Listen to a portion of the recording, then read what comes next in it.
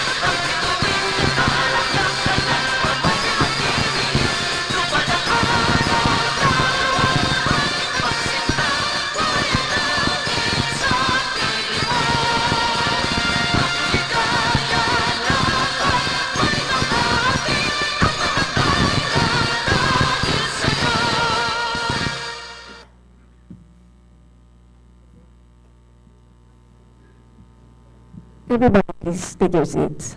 Thank you. Good morning and welcome to the orientation meeting with state universities and colleges on building the capacity of local government units in developing their local climate change action plans. Senator, good morning, Senator. To formally welcome everyone and open this event, we would like to call on stage the chairperson of the Senate Committee on Climate Change, Senator Lauren Lugarda.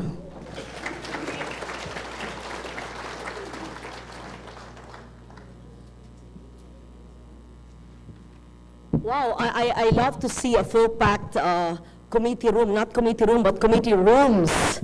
And does it show that you love the Senate? Or you love me more? Or because I'm the chairman of the Committee on Finance, and all state universities and colleges should know that we have an across-the-board 5 million pesos for capital outlay for all SUCs. How many SUCs did not know about it until I said that? See? That's the problem. Sometimes government agencies or maybe a DBM did not communicate it clearly. And last year in 2016, I think there was a 2 million across the board capital outlay. Kaya lang sa huli palagi, if you want it early, please submit it today.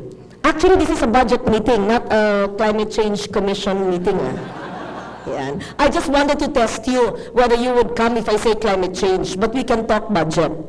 Okay. Now, but that's actually related, okay? I just wanted to catch your attention this morning, and I'm happy to see all of you. I apologize for being 20 minutes delayed, because I was expecting, it's Rachel, and she gave me the wrong schedule. Where's Rachel? Yes, because I was expecting a early morning call, which I waited. There was the time zone of VP Gore, Climate Reality, Mario Molina. There was supposed to be a conference call on carbon pricing. And the 7 a.m. call, which I waited till 8 o'clock, nagka-change of time pala because of the time difference. So I'm blaming Attorney Rachel Herrera for being late. Okay. But anyway, I'm happy to be here with you today. First, because I really like to work with our state universities and colleges, because you really form and mold the youth of our country, and you and your brilliance and your wisdom and your network and your grassroots base on the next generation, the youth of our country, is what we need to be able to help the people, local communities, and local governments to build capacity for local climate change action plan. I am not the expert. It's Yusek Panadero, who has been with me much, much longer in government. I think when I was in grade school, he was already in the DILG.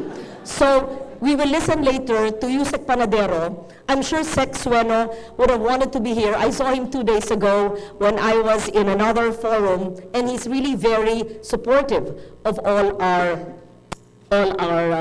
events. And I also am I'm very, very enthused and inspired this morning, because I think magpalakpakan tayo. Imagine we are able to ratify the Paris Agreement against all odds and despite, I'm sure there were those climate deniers or those who wanted to slow it down, or maybe just apathetic, ignorant, innocent institutions, people who may not agree with everything that we do. But in the end, what is important is that the President wholeheartedly supported it, especially with his elegantly written, give him a copy, don't think it's confidential, the one-page letter of the President where he fully committed to the Paris Agreement and said it should be well below 2 degrees Celsius and committed to the 1.5 degrees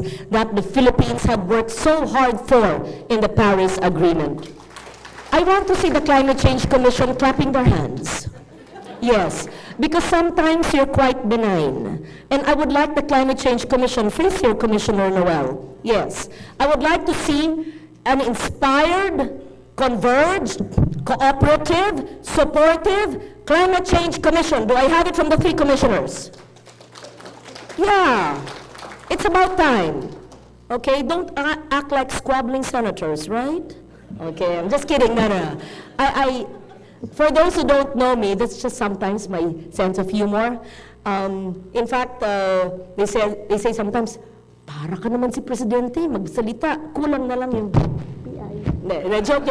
No, what I'm saying is that just to sometimes make people laugh, nagbibiro lang ako, wag po niyong mamasamain yung aking biro, ha? Climate Change Commission. Imagine, this is a commission I gave birth to. It was a dream in 2007, enacted into law in 2009, and operationalized in 2011.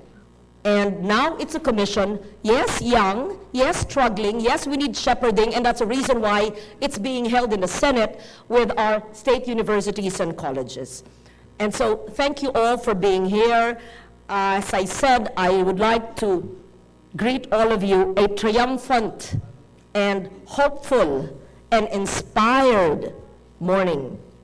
Triumphant because, as I said earlier, we have ratified the Paris Agreement following the President's signing of the Instrument of Accession. Sometimes I have to explain what is a process so simple and basic to me, since I have been here in the Senate since 1998. But sometimes, of course, I should not assume that everybody understands the process of ratification. So just allow me to go through it.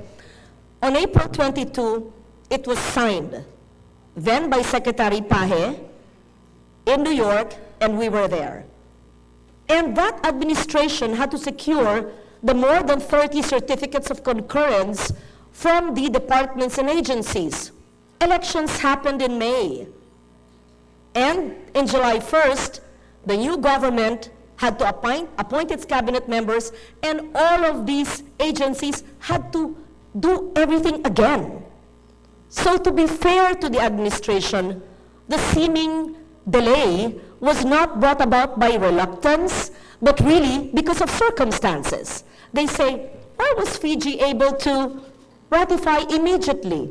Why were other nations able to submit their instruments of accession, and therefore they were not just observers in Marrakesh? Because we had elections in the middle and there was a new government. And the others don't go through the same process of ratification as we do. They don't have 33 certificates of concurrence that are needed because it's an internal policy. It's not even a law that the DFA had instituted so that there's a whole of society approach. So that wala magsabi, bakit yung pinasukan yan? Hindi namin alam yan ah. Hindi namin kaya yan ah. Ano ba yan? Hindi. Because all agencies, from agriculture to education, from health to foreign relations, from energy to local government. And so we are happy that we've been supported, we've had the cooperation, we were able to help secure the unanimous concurrence, not just of the Senate, but all the departments and agencies of government. And we are hopeful because through this gathering, we're taking a vital step towards achieving the goal of a climate-resilient country, thereby contributing to building a resilient Earth. Let me just go straight to the point. Our goal is to limit warming to 1.5 degrees Celsius to survive and to thrive. Yes, it's ambitious. And why would we not, right? Why should we gun for 3 degrees or 5 degrees, even if we are above 1 degree now? Because we have to gun for the highest, because we're one of the most vulnerable, so that we compel the industrialized nations who caused it all to be part of that 1.5 scenario. Whether or not we are a vulnerable country, but we are, the Philippines can significantly contribute to achieving that goal in terms of greenhouse gas reductions as well as adaptation. This has been said many times. Our GHG ambition is very minute at less than 1%. Even if we become 100% carbon neutral. In fact, others said, let's be carbon negative. I would like to be a carbon negative person. Not a negative person, huh? Carbon negative, okay? Or an office. Wouldn't it be nice?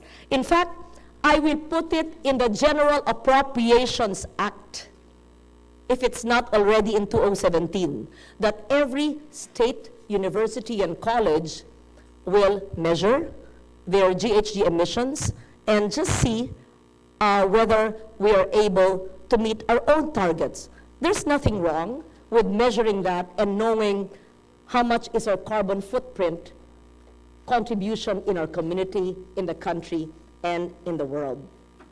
So it is also true that the world is watching our every move because we have become the face of climate vulnerability. That's very clear to us. We have become, for bad or for good, the poster boy of climate change. But we can actually seize that opportunity of vulnerability, of seeming hopelessness and helplessness, so that people will actually learn from us and help us. The Philippines is an important voice in climate talks, as we have. From a time of former Senator Alvarez, who's been very active in supporting us here, to the time the commission was created, and to the new commissioners. The world listens to us.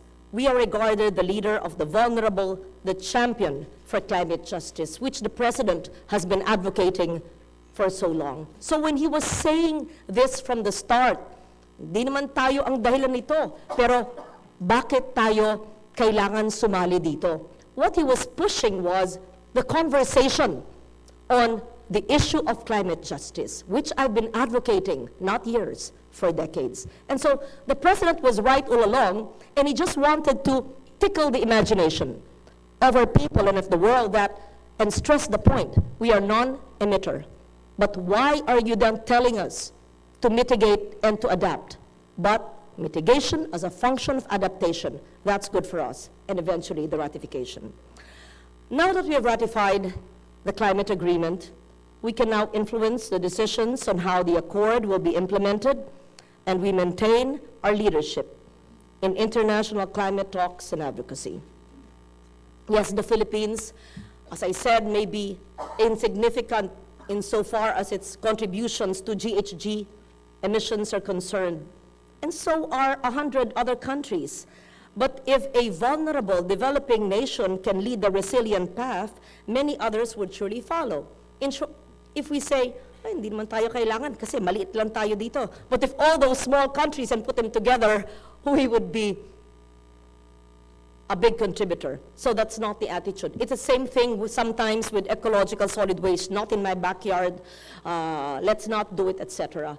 We're a small community, but if that's our attitude, then where do we put our solid waste? So regardless if we are a vulnerable, small emitter or not, this is the right way to go. We've already proven this when we enacted climate change law, which has been regarded by the UNISDR, along with the NDREAM-C, as model legislation in the world. And what we really need to do is just to prove that our laws work, to fund it, to provide the experts and the people and to operationalize all the good intentions of the law. We're also happy that we help in spearheading the Climate Vulnerable Forum. Not many people know the little story, which is not too little, on how the CVF started. Maybe not even the members of the CVF know. It was on a UN ISDR mission to Maldives in 2009, on my second term, where I met with then Maldives President Nasheed. His first name is Mohammed Nasheed. He is an environmentalist president of the small island state, beautiful but troubled. He even held a cabinet meeting amid corals underwater. Yes, I don't think the president would do that, right? Maybe he can do it in Tubataha. Yes. So I gave President Nasheed a concept note on how we, vulnerable nations, can actually have a voice. And we were thinking of another friend of his, Nobel laureate, then President, Timor-Leste President Ramos Horta. And he said, okay, let's create a group, Timor-Leste, billion people, Maldives, and then the Philippines. At the time, we were not 100, we were maybe at the time 85, 90 million. Okay, let's go. And I gave him a concept note, which was actually drafted by ISDR with Jerry Velasquez, soon joining the Green Climate Fund, and Manny de Guzman, who was with ISDR. We were with the UN group. And to make a long story short, I not taught them, gave them my inputs on legislation that can be done. So his cabinet was there, there were parliamentarians. He took it seriously and eventually created the Climate Vulnerable Forum with the UNDP as secretariat. So what happened to me? I was not part of the original group because, first, I'm not a head of state. Second, crazy me, I ran for political office in 2010. And that's when I always say privately, but I'll tell you now, politics got in the way. If politics did not get in the way, I was probably I would have been part of that, not even Troika, but Maldives and the Philippines founding or starting, because it actually originated from me during that visit. But never mind, he's very good. And he took it seriously and created it. And now, that talk and that UN visit created the CVF, which is 43 countries. How many are the members of the CVF now, Vernice? 47. Okay, 47? From 2 to 3 to 4 to 20, and now 47. So that's the little story there. Not to claim the credit, it's just the facts of the story. So 2009, and now in 2017, we have 43. And the ministers of finance were very excited about this. And we're talking about climate finance. And so the V20 was born with our former Secretary Cesar Purisima also embracing the issue of climate finance, and Secretary Dominguez also being very excited about it. And so they created the Vulnerable 20 Group of Ministers of Finance, or V20, which works to address climate change more assertively through innovative financing and technology, among many other initiatives. So why am I telling you all this? So that you, leaders and brilliant minds of our state universities and colleges, would really understand part of my climate journey. And that's not even a drop in a bucket of the whole story. One day I'll lock you in this, and I'll have a one microphone and just ramble. You can ask me all the questions, because it started way beyond 2009, way beyond 2007. It started way beyond, before 1998, when I became senator. Victoria was one of my staff when she started. She was a new graduate, and she knows part of that story. The test of true leadership is measured on the ground. It is not enough that we are the voice of the vulnerable in the global arena. It is even more important that our own people are climate engaged, and our communities are gearing towards the sustainable path. While Section 14 of Republic Act 9729, or as I said, the Climate Change Act of 2009, provides that LGUs will be the frontline agencies in the formulation, planning, and implementation of climate change action plans in the respective areas. Section 16 of the same law also calls for them to coordinate with various sectors, including the academe, in the development and the implementation of the LCCAPs, or the Local Climate Change Action Plan.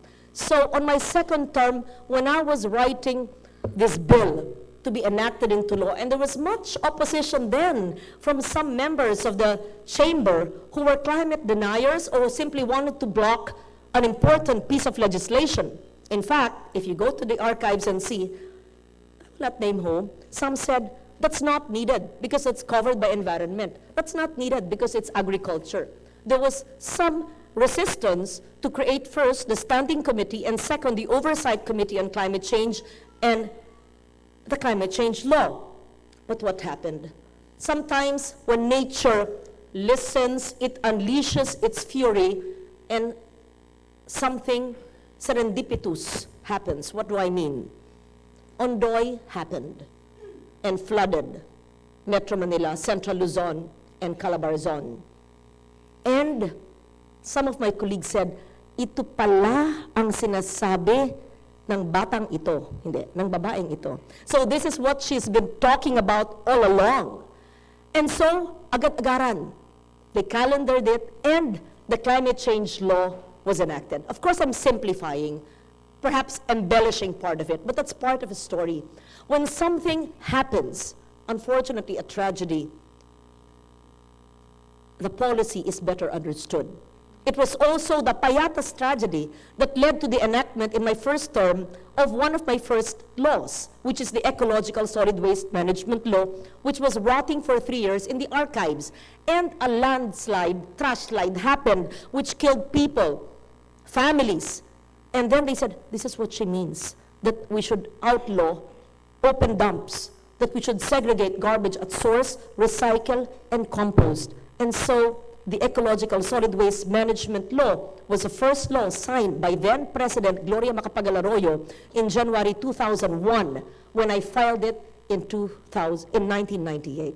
So the Payatas tragedy was the awakening of the Ecological Solid Waste Management Law, and Ondoy led to the awakening of minds to the importance of the Climate Change Act. So this is where the role of state universities and colleges becomes very crucial. We need to fast-track the creation of local climate change action plans of our cities, our municipalities, our provinces. In fact, I would like to add barangays, the smallest political unit, sitios, right? If we have energization of sitios, why don't we do action plans to the sitio level and use the network of the NEA and of the electric cooperatives, because we need to have resilient energy infrastructure as well. And we need the whole network of LGUs and of state universities and colleges. These LCCAPs can be the tools to access grant-based funding. Another law which I authored and then sponsored, it was Senate President Enrile then who was a principal author, was the People Survival Fund. There's a little story to this. It was a provision already part of the climate change law. Unfortunately, in some Senate deliberation, some senators wanted it taken out because they wanted to dilute the Climate Change Act. Pagbigyan ako, isa batas, pero walang funding. Sometimes, you really just have to fight the battle, but 2 steps backward and agree, and then file it elsewhere. Pumayag ako, it was enacted into law. And then I filed the People Survival Fund, that provision excised from the law, and then worked on it. And years later, it was enacted into law, okay, put it together, Siamese twins, it's complete. That's life. You can't get it all at one time in one blow, The Climate Change Act created a commission, the People's Survival Fund. It even turned out better, has a board with the Department of Finance. On the first year, they gave it 0 funding. Second year, 0. Third year, 500. Then 1 billion. And then another year, 1 billion. But I must, hindi ko kayo papagalitan ngayon, Climate Change Commission, even the previous group, please spend it. Of course, it's not for them to spend. It's for the DOF and the whole board to really assess the grants. Who's in charge among the three of you? It's Commissioner Noel, yes, and the DOF, yes. So just put it in your website. It's already there. It's already there. What is your website that they can go to? climate.gov.ph. Please go to, not now, you listen to me 2 minutes. Okay.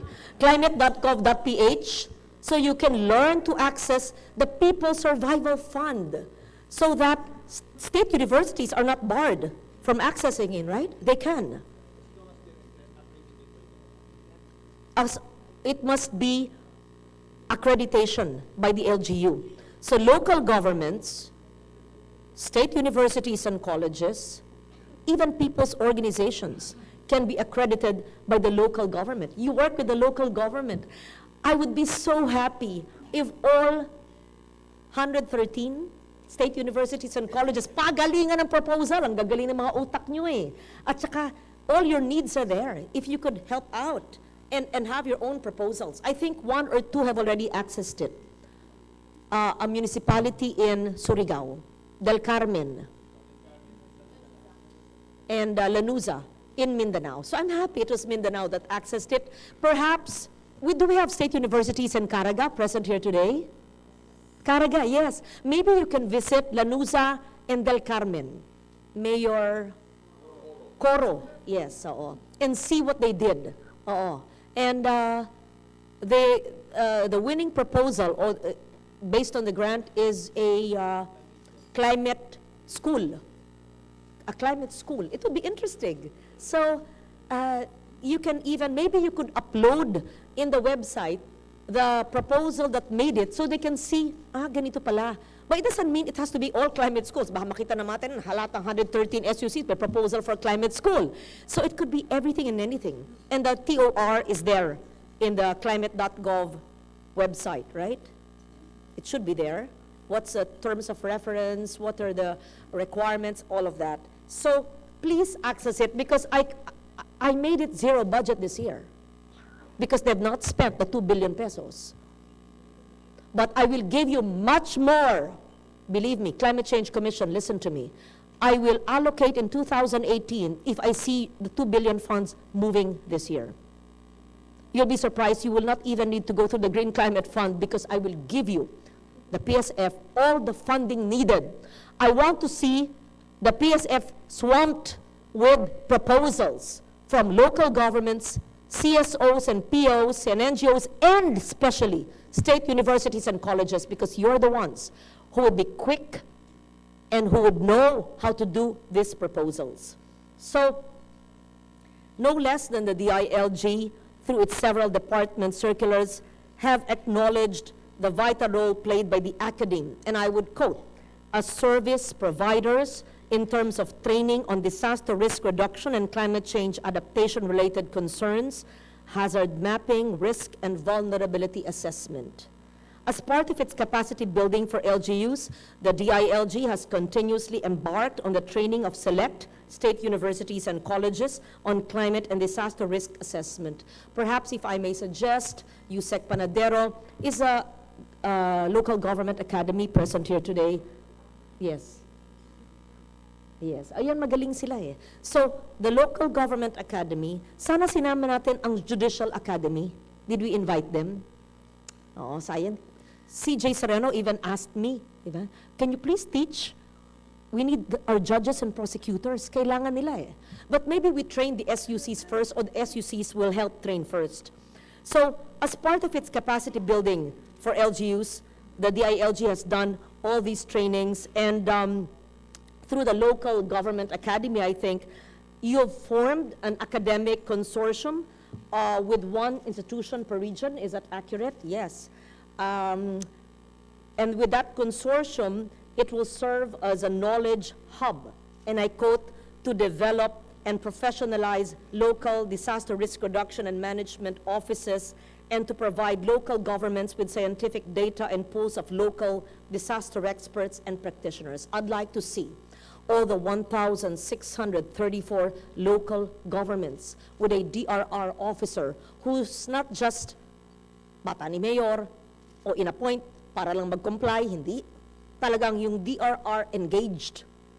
And if the SUCs can also help in the appointment of that person, or if the appointed person can be made competent or capacity can be built with the help of SUCs. Kaya pag climate genius ang mga SUC and you are all over the country, kayo na ang magiging viral na yan sa community. Kaya nga ang susi, SUC, kayo ang aking mga, hindi foot soldiers, eco-warriors. We know that the vulnerability and risk profile of each community is different. That's very clear. Yet we cannot disregard how the vulnerability and risk profile of a region, province, city, or municipality would affect that community. In other words, there are clearly no political boundaries when it comes to disaster risks and climate change impacts. Thus, the need for the intervention of the SUCs in formulating and enhancing these local plans. Hindi yan, alam natin naman mga ilog at mga lawa at mga bundok, bundok ng Sierra Madre mula sa norte hanggang aabot hanggang Marikina watershed. So hindi pwedeng political boundaries o distrito ni congressman o ito lang municipality ni mayor. And SUCs know that. With the available historical and cultural information that you already have and the technical expertise for research and development, you will give the heart and soul to these action plans. Wag lang nating gawing climate, environment, parte ng klima ay ang karunungan ukol sa kabihasnan, ang ating kultura. Especially that we're populated with a population of more than 10 million indigenous people. And many of you, Caraga, Cordillera, in every region we have our IPs. So cultural interventions is important in even doing our local climate change action plan. We have to work together. All of you, as I said, can become our climate warriors. Small towns around the world are already doing their share in the fight against climate change. You can just Google this. I'll mention, daldal ko nawawala na. Can I have my water, please? I'll just note, ay, si Yusek pa. Mabagal ang aking staff. Mabalis ang DILG. Thank you. Naunahan kanina. Okay. Greensburg in Kansas, built back better. It was flattened by a tornado in 2007. I'm just culling this. No, this is not first-hand info. It's now running on 100% renewable. How nice. In the village of Kalisari in Java, Indonesia, tofu businesses used to throw away the water they used to create tofu. The liquid used to contaminate local water supplies until they turned it into tofu biogas. How interesting. Which could replace 62,000 tons of fossil fuel a year. In the small British town of Ashton Hayes, residents are working together to make their community carbon neutral through lifestyle changes such as taking fewer flights, using clotheslines instead of dryers. Oh, yung back to basics, di ba? Sampayan. Hindi kailangan ng dryer. Hindi ako nag-dryer. Sampayan ako. And improving the insulation of their homes, shrinking their total carbon footprint by 40% so far. The Philippines has so many best practices to share. November last year, the Climate Change Consciousness Week, the Climate Change Commission announced the winners of the inaugural Climate Adaptive and Disaster Resilient Awards for cities and municipalities. Did you upload that on your website, Climate Change Commission? All the winners of the CLAD? It should be there. So that, you know, first, they're proud. Second, they could be the stewards or the champions in their communities. Third, ito assignment ninyong tatlo, tell your secretariat. All the CLAD winners, bilang pasasalamat naman sa atin at may premyo sila, they should choose a municipality they will mentor. Nanalo sila for something eh. to share the best practices among themselves. Kung yung isa bihasa sa agrikultura, isa bihasa sa early warning, hindi naman lahat eksperto sa lahat eh. So they share. So natuto si agrikultura sa early warning at sa reforestation at sa mangroves. So lahat yan. So pagsama-sama mo yung alam nila, yun ngayon ang isi-share nila at lahat dapat sila, at kung ayaw sumunod sa inyo, susunod yun sa akin. Kasi para sa kabutihan nila yan. I-mentor nila, pipili sila ng isang neighboring LGU. Tapos, dapat alam ng SUC na pinakamalapit sa kanila ang kanilang gawa. Ako rin, lahat. Although nandun naman yun, para ma-share. So the SUC can learn from the local governments or even the local communities and can make it a model. Because nanalo na nga sila eh. They've been doing it. I just remember it was, kaibigan ko, si Mayor ng Sorsogon, sa Bicol. Si kapatid, asawa ni Governor. Si Sally Lee, napaka-mapusok nun. Oh. Anyway, so these 10 local government units were awarded for implementing innovative strategies to manage climate and disaster risks in line with the environmental laws. Oh, these are the LGUs. Kanaman, Kamsur, Carmona, Cavite, Dumangas, Iloilo, Hinatuan, Surigao Sur, Legazpi, Albay, Malolos, Bulacan, New Lucena, Iloilo, Palompon, Leyte, Sorsogon City, yes, Quezali, at saka Tublay, Benguet. So all of these can share with each other and with the SUCs and gather what does Tublay know that Carmona can use, what does Dumangay, what can it do to help Legazpi and Malolos, can help New Lucena, lahat yan.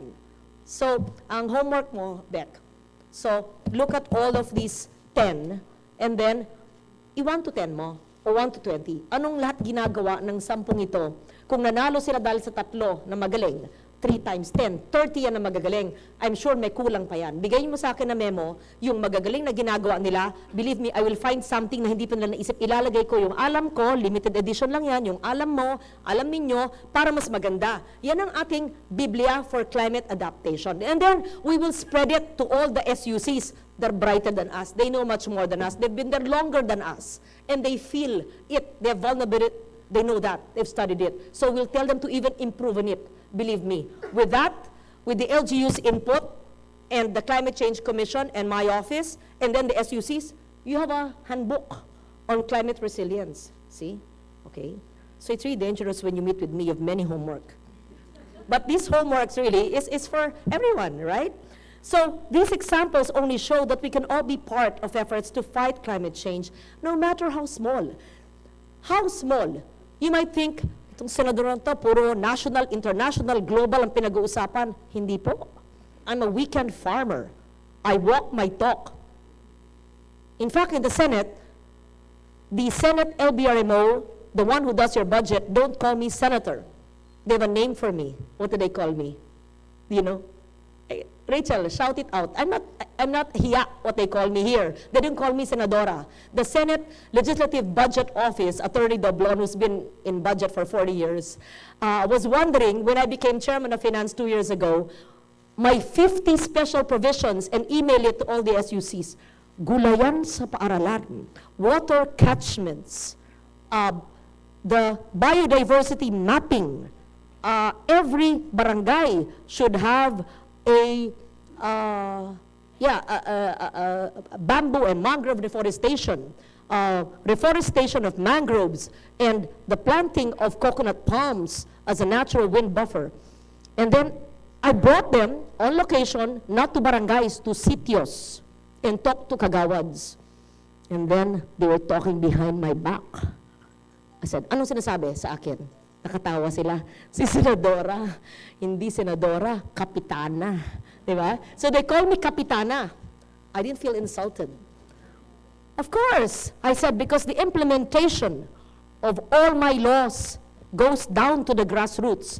If you do not understand the problem, not even of the governor and the mayor, of the barangay captain and kagawads and the local communities, you will not understand how life is in the provinces. For 35 years, I've been going around the country, up to Sibuto in Tawi-Tawi, up to the northest, up to the smallest, which is the smallest LGU in the country. Ayan, tingnan kung may alam. May premyo. The smallest municipality in the country, no senator has been there. I went there on a New Year's Day. I wish I could remember the name though. That's why I'm asking you. Huh? No? You should know.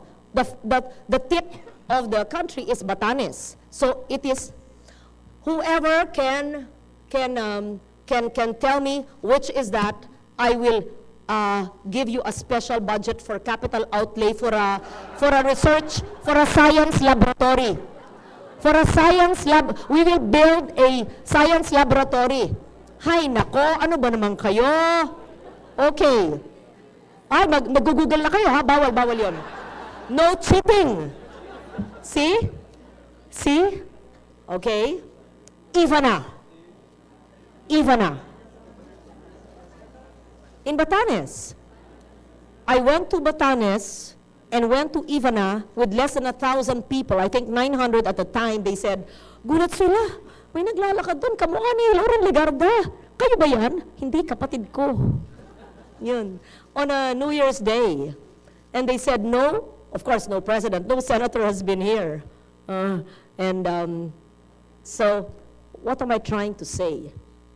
We have to go local. We have to go low, because they're the ones who understand the vulnerability, and they're the ones who understand and who know the, not the high-tech, but the very basic climate adaptation and resilience programs, traditional, from not just indigenous people, yung mga sinauna na alam ng ating mga pamilya, lolo, lola, at yun ang ating dapat i-perpetuate, di ba? Hindi naman kailangan palaging bumili ng makina. Sa Bangladesh nga, red flags ang ginagamit eh. Iba nga, cling, mga bell eh. So at the end of the day, it's not just technology, while it is needed.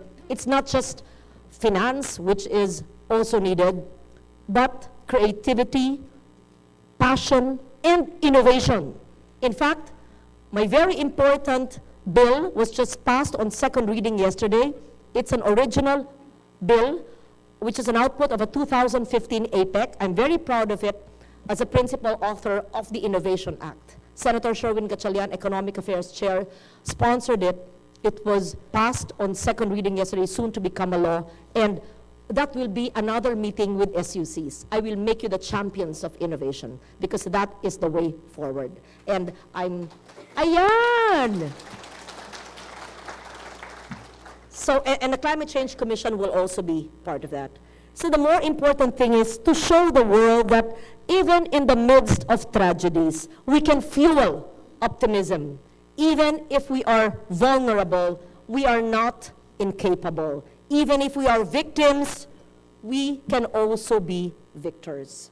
So let us triumph over this climate battle so that we ignite hope, not only for our fellow men, but also for the future generations. Pasensya na po, napahaba, maraming kwento, pero that means I'm inspired, because when I don't speak long, that means I'm in a bad mood or naaasar ako sa inyo. If I don't speak long, but if I speak long, that means I like the energy in the room. And because dahil pag budget hearing, di ba, daming senador, daming tanong. Oh, minsan nagagalit, minsan ganyan. Tapos I cannot really talk to you. But now, I'd like to listen to you. And I will give the floor to Yusek Panadero, who will also tell us how the DILG can work with the state universities and colleges. Ched is also here. Thank you for your patience in listening to me. I hope that I have shared with you. Sana na-infect na kayo ng aking passion. Okay? And yes? Are we all committed? Are all the state universities and colleges committed to help our local governments in climate change adaptation plans for LGUs? Louder.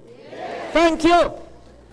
Is a Climate Change Commission one in supporting local climate action plan and will start behaving and and, uh, and, uh, and cooperating and fully supporting the, hindi pa ako tapos, yes na, o sige, okay, okay. Yeah, I'm your mother, so di ba? Parents can never go wrong, di ba? When I'm your mother, just follow me, and the path we will tread is toward the path of a resilient future. Thank you very much, and good morning to you.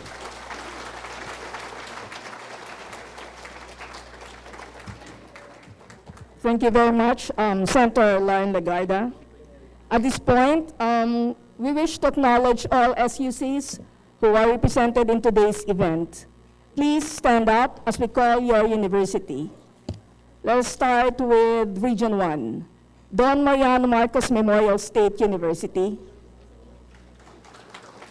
Ilocos Sur Polytechnic State College, Mariano Marcos State University, North Luzon Philippines State College, Pangasinan State University, University of Northern Philippines.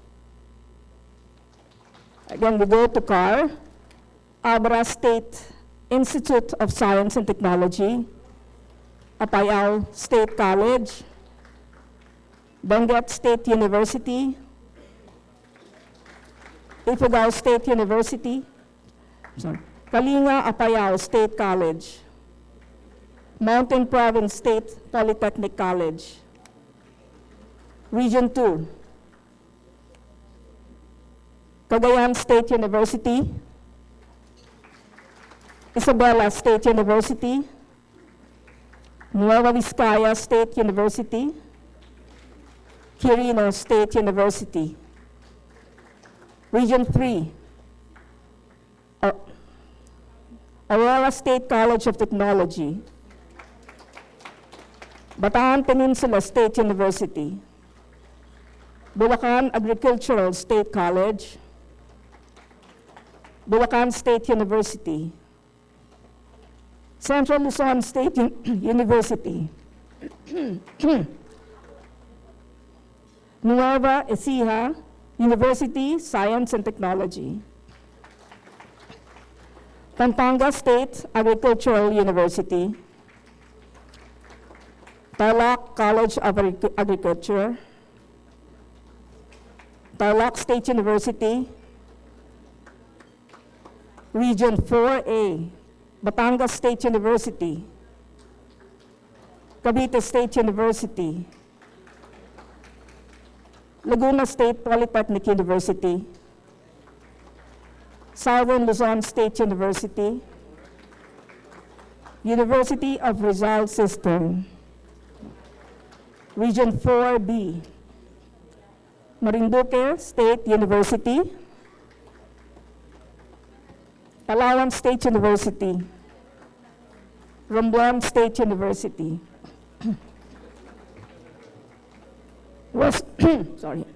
Western Philippines University,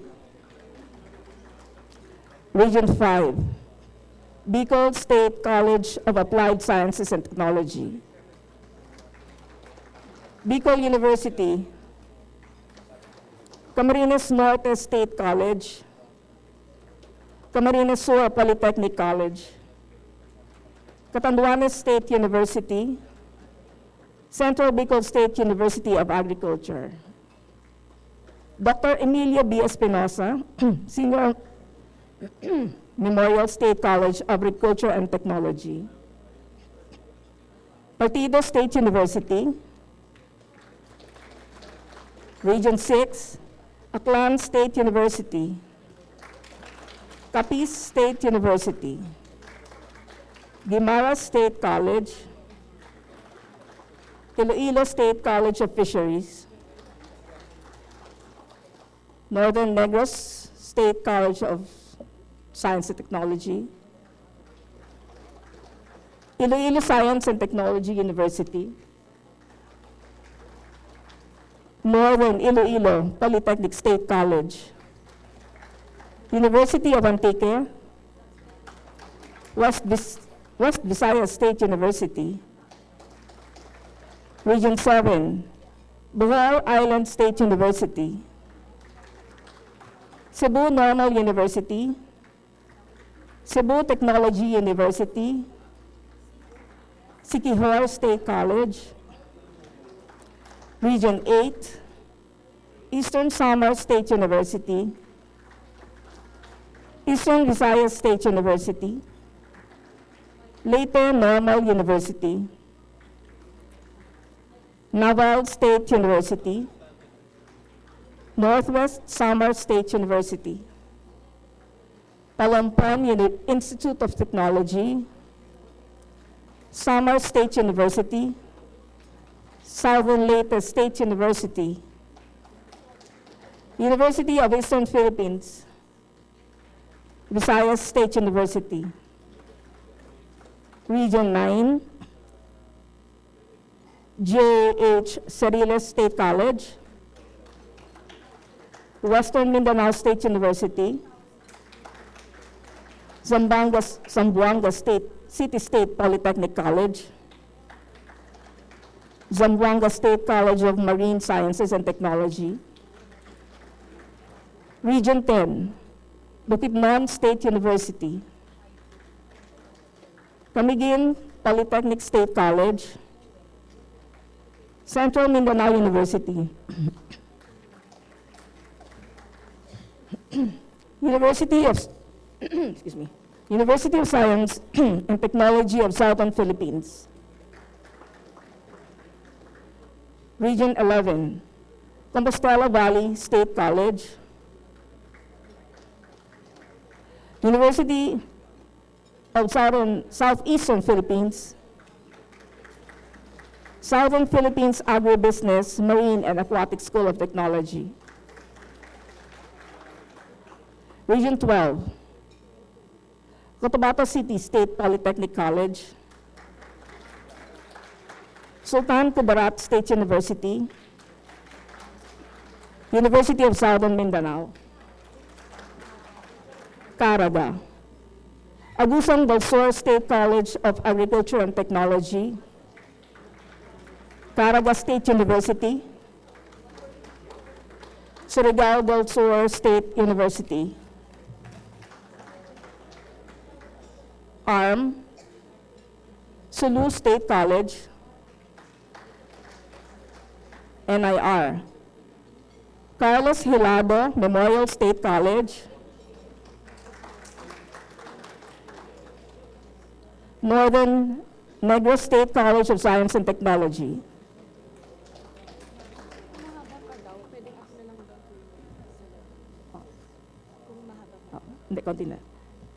NCR, last. Eulogio Amang Rodriguez Institute of Science and Technology,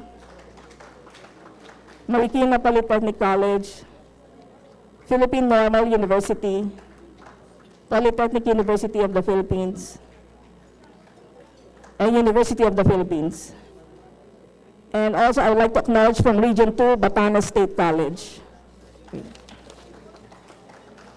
Oh, thank you. To give a message on the important role of SUCs in LCCAP formulation and enhancement, may we call on Vice Chairperson of the Climate Change Commission, Secretary Frances Veronica Victoria.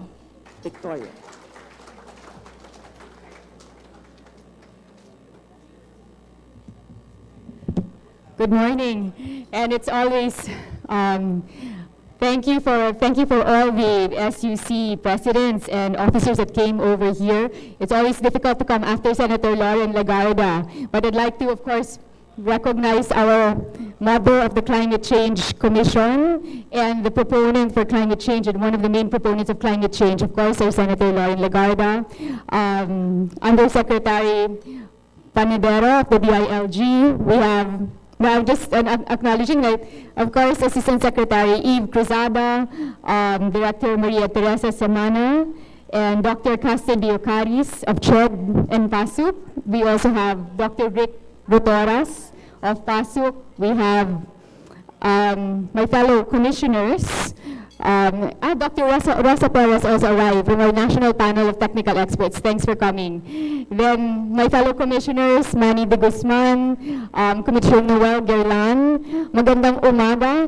Ang sinasabi ko nga kanina, naku, ang hirap na isundan si Senator Lauren Legarda with all of her passion and vision at matagal na po siya talaga dito with the climate change and we recognize her for everything she's done. Madami po siyang ginawa and also for really getting the Paris Agreement passed so fast. Ang bilis lang po.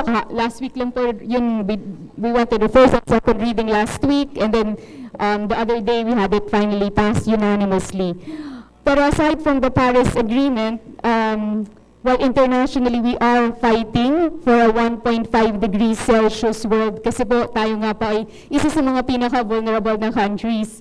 Ang 2 degrees Celsius nakalagay dun sa Paris Agreement that we're supposed to go for well below 2 degrees Celsius, pero tayo po ang nag-insert at nag-push na 1.5 degrees Celsius sana. Because at 2 degrees Celsius po, we're going to hit major typhoons and droughts. It will affect our crops. It will affect our water security. We'll have 20% less water available.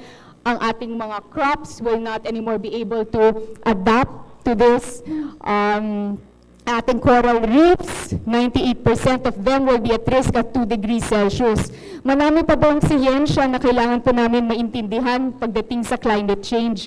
Ang IPCC will be coming up with a report on 1.5 degrees Celsius. Pero at this point, I don't think we can already wait. Even, that's why we're engaging with all of the SUCs right now. Sige, we have this global international information.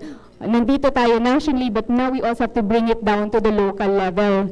So I will keep this short, but we're really pleased that we have such a great attendance and such from all over the country. At salamat po talaga for coming over and attending. We'd like to be able to engage with you.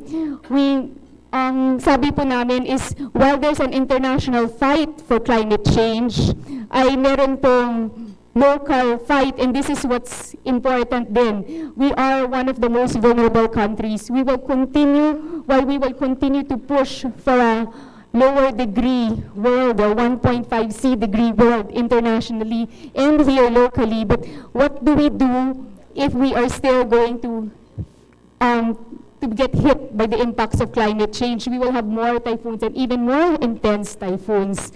We'll have longer and more intense droughts. Tayo po ay nasa 1.2 degrees Celsius na at this point, and we're expecting it to go higher and higher. We will try to control this, but it will continue to increase. So with this po, we realize ang SUCs are the mainstays there with the local government units. Climate change is a science-based issue. So we need to now work with everyone. Ang Climate Change Commission po, which of course the Senator Lawrence with all of her dedication helped create, the Climate Change Commission po is a coordinating body. So we are going to work with you. Climate change is also a science-based issue. So we want to be able to engage with you scientists on the ground, each local level, ano nga po ang mga issues there in your LGUs. So we have to bring that in, put it into a database, institutionalize this knowledge, so no matter what yung politics might be in the different LGUs, ay tayo po ay we will continue to make this knowledge, we will institutionalize this knowledge and make it prevail and continue forward, and we can continuously share this knowledge also with the local officials. And also an appeal is that we'd like to be able to make this knowledge, to promote this knowledge also among our students in the SUCs, and this is what we'd like to appeal to each one here in the SUC community. So with that, I am actually going to close this. I know we are running a little bit late, and I thank Senator Lauren for her inspiring speech. Thank you for the lecture, and I would also like to turn this over quickly to my fellow commissioner, Manny de Guzman, who has been also doing some work. He has worked hard last year on coming up with memorandum of agreements with the different SUCs. So he's going to give a brief background, tatlo po kaming commissioner, paikot-ikot po kung sino ang vice chair. So last year po, I'd like to recognize also the efforts of Commissioner Manny de Guzman, who has been actively working with the SUCs. Meron baka nakilala niyo na rin po siya. He came up with agreements for the work when it comes to this local climate change action plans. So with that, Commissioner Manny de Guzman, maraming salamat po. Thank you very much, Secretary Victoria. And to share with us the milestones of the Commission's SEC training program, may we call on stage Commissioner Emmanuel de Guzman.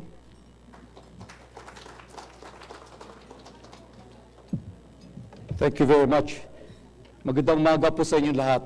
I would like to present to you the context in which the SUCs are actually challenged today. No? We are actually confronted with a very enormous challenge to build resilience amidst a fast-changing world, amidst the growing trend of disaster and climate risk. And the question is, how can the SUCs and the academia really play a major role as a game changer, as an agent of change? How can we ensure that they can make a difference for our country and for our local communities? Okay, now we have to be aware, next slide please. We have to be aware of this context, the global context that we are in right now. We are actually in a new era of development pursuits. And this era is what we call the post-2015 era of development. And there are actually right now 3 major global policy frameworks that we have accepted, and we are aligning our national and local development plans. The first is the Sendai Framework for Disaster Risk Reduction. If you're aware of the Yoga Framework for Action, which had the term of 2005 to 2015, this is now already succeeded by the Sendai Framework for Disaster Risk Reduction, which was adopted in Sendai in March of 2015. Another major framework is the 2030 Agenda for Sustainable Development. Let's keep that slide. And this agenda has the 17 Sustainable Development Goals. Are you familiar with these goals? Okay, that's good to know. And these goals superseded or replaced the Millennium Development Goals. And there are 169 targets in this agenda. Thirdly, we have the Paris Agreement that was adopted in December of 2015, and which we have recently fully ratified through the excellent leadership of Senator Lauren Legarda, and we have to be really very grateful to her for having shepherded the Senate to have it fully acceded to this Paris Agreement. Next slide, please. Okay. Now,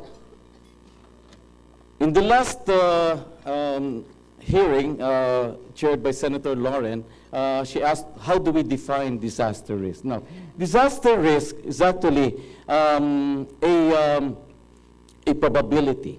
A probability that a hazard, which has a potential to cause harm, would translate to a disaster event. So it's a probability that a major loss can happen in a given point of time and in a given place, in a particular place. Now, a hazard does not have to necessarily become a disaster, isn't it? Do you agree? we can't prevent disasters from happening. Okay? That's why we need some science. We need risk-based analysis on how to be able really to reduce disaster risk. Next slide, please. And in a simple way, this is how it is. Okay? Now, risk is a function of hazard. We cannot do much about the hazard. How can you prevent a typhoon from coming over? You cannot do that. But we can do something about exposure and also vulnerability, as well as our local and national capacities. Okay? So in order to reduce disaster risk, we can actually do something about exposure, vulnerability, and capacity.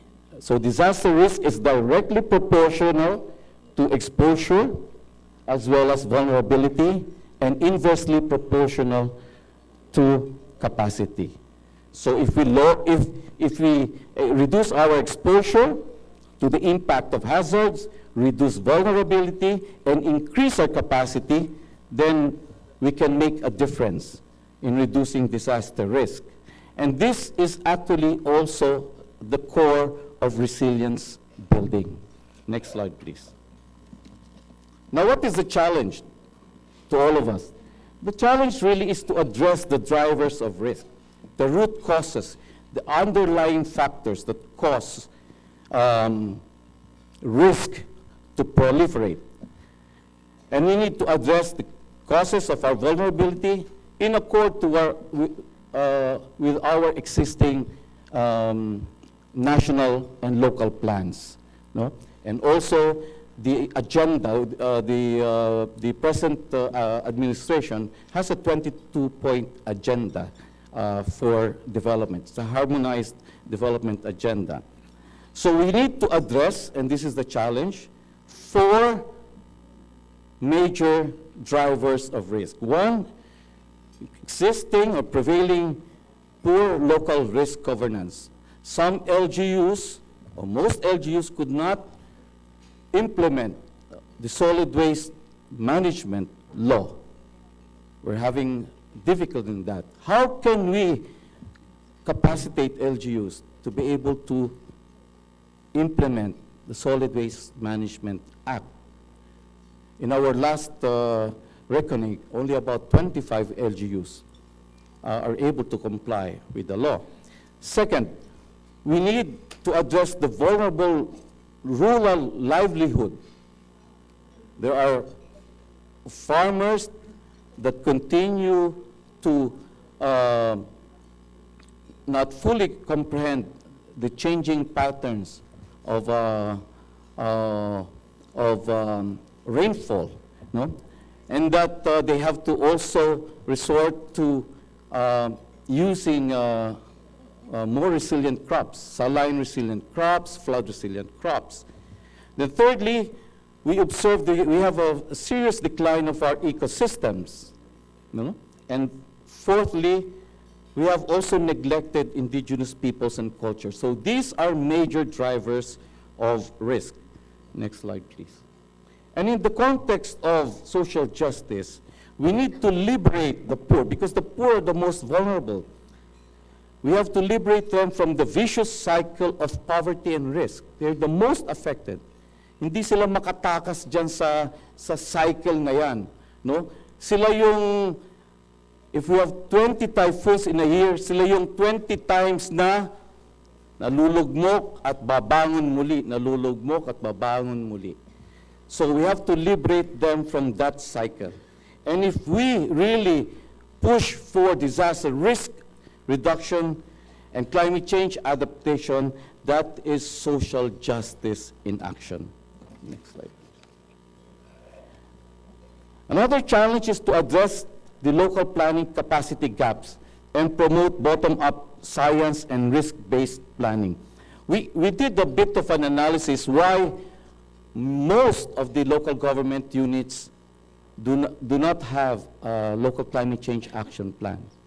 The reason they gave us, they are not capable of doing risk assessment. And risk assessment is the foundation of a risk-based, science-based, evidence-based local plan. If you cannot do it, you will really have difficulty. Dito po sana papasok ang SUCs, no? Because you have the technical expertise to support the local government units in this regard. And then another tool that they need is cost-benefit analysis. Because if you know your risk problem, having done the risk assessment, then you will propose interventions, strategies to reduce the risk, no, to address the underlying causes of vulnerability and poverty. Now, you will propose certain things, no, rainwater catchment, solid waste management, etc., etc. But we don't have the luxury or the abundance of resources, so we need to prioritize these interventions. And with that, you need cost-benefit analysis. Nasa ng expertise niya, nasa SUCs po. So kayo po ang tutulong sa mga local government units to be able to do this technical analysis and help them analyze, prioritize, and identify sources of support and funding. You can advise them this can be funded locally, this can be funded through People's Survival Fund, this can be funded by development partners, this can be funded by business sector, etc., etc. Okay. Next slide, please. Okay, so what we have rolled out, and this is what Commissioner Vernice was mentioning a while ago, we have actually rolled out as early as March of last year what we call the Convergence for Resilience Initiative. This is Communities for Resilience, or Communities of Resilience. And we adopted what we call the ecosystems-based development planning approach. And we tried to focus on major river basins. And we have 18 major river basins, and we have covered about 10 major river basins last year. Next slide, please. And this is how we started it, no? We embarked on Wave 1. Wave 1 is essentially awareness raising. So we have covered 10 major river basins, and we introduced them to the new global frameworks, the challenges, and the available assessment tools, etc., etc. Now, what we envisioned and what we tried to start also last year, was Wave 2. Okay, this is to network the SUCs and major academic institutions. And we actually envision as a next step Wave 3, which is the offering of institutionalized, standardized certificate courses for local government units in the SUCs. So you will be able to offer this training courses in the SUCs. No? Initially, and this was funded by in the present GAA through the support of Senator Lauren Legarda, funding for the training of at least 5 local government officials on local development planning, in particular LCCAP. And those 5 are the executive chief or the vice executive chief, the DRRMO, the NRO, the finance officer, and the planning officer. So how do we do it? Yan po yung pag-uusapan nila Yusek Panadero, ng ating mga SUC leaders. How do we roll it out? And Asek Eve is here. She could be of great help. Okay, next slide, please. And this is our progress since last year. We have covered in Wave 1, 10 major river basins, and actually sensitized about 147 LGUs with 807 participants. For Wave 2, which is orientation of SUCs, no, on this rollout and also on the training modules that we've started to develop and I know it's being finalized right now, there were 39 SUCs now with MOA, with the Climate Change Commission.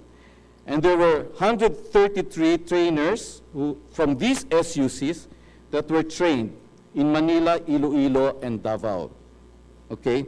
And this is some of our projections. They may change as more stakeholders get involved. Okay? Next slide, please. So you might see your SUCs in here, in this list. So these are the 39 SUCs with legal documentation, partnership, forged partnership with the Climate Change Commission. Okay.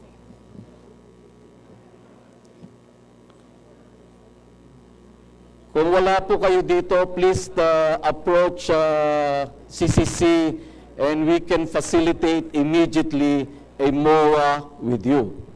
Okay, next slide, please. Now, we have these training modules. These are not new modules. These are updated training tools. Now, the problem we confronted last year, there are so many tools, methodologies, and they're not standardized. Okay? So we tried to harmonize and standardize all these approaches, all these methodologies. And we have 12 of them.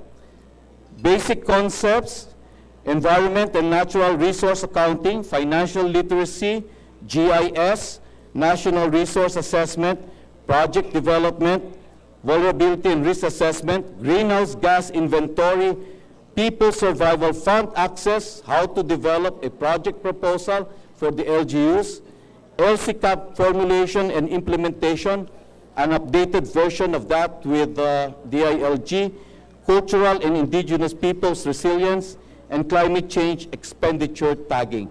So we have 12 modules. We hope that this will be housed in the SUCs.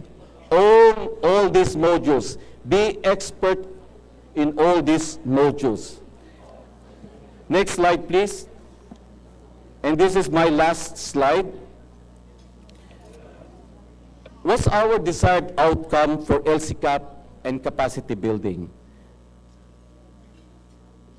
And these are our desired outcomes. We would like to see LGUs, local communities, with strengthened participatory risk governance. That's first. They're able to implement all our climate change and environmental laws at the local level. Second, we would like to see enhanced resilience of rural livelihood. Third, at the local level, we are able to preserve our ecosystem's integrity. Fourth, we're able to ensure the resilience of culture and indigenous peoples. They have already with them the titles to 5.7 hectares of ancestral domain. Sana hindi naman nila, ibigay na lang sa miners or sa, who would like to exploit their land. And lastly, but not the least, we want to see strengthened early recovery planning, learning from our experiences, particularly with the Yolanda tragedy. So with that, thank you very much at magandang umaga po sa inyong lahat.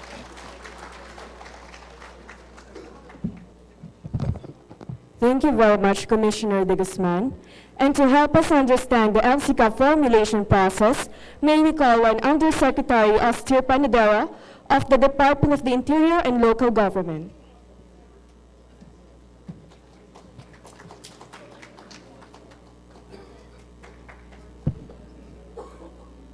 Magandang umaga po sa ating lahat at so to our Honorable Senator Ligarda, Coms Vernice Victorio, Manny De Guzman, and Noel Garland, sa lahat po ng mga kapwa lingkod bayan sa ating pamalaan, and the presidents of the universities. Again, pleasant morning to everyone.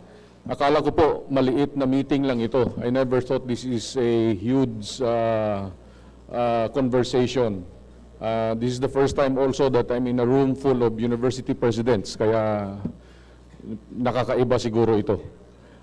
Ngunit ganun pa man ay malaking maraming salamat sa office ni Senator Lauren for inviting us and giving us this opportunity to start this dialogue, because I don't think we will complete everything today, but then at least start figuring out how to move forward in terms of our advocacy.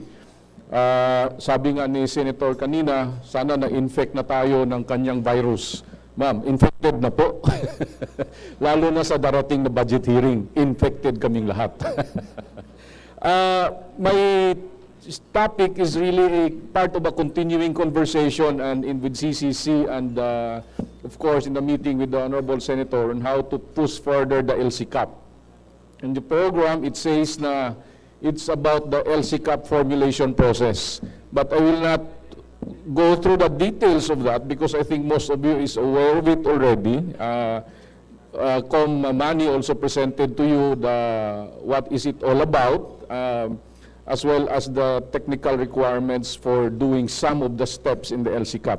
But I take off from what the Honorable Senator mentioned on how do we really flesh out and put on the ground our partnership to help local governments prepare LCCAP. Ito po yung buod nito, sapagkat siguro after listening to the Honorable Senator and Com Vernice and Com Manny, nakita na po natin gaano kahalaga ang isang dokumentong tinatawag na LCCAP at ano naman yung mga kailangan nito upang magawa ng tama at mahusay na paggawa ng ating mga local governments.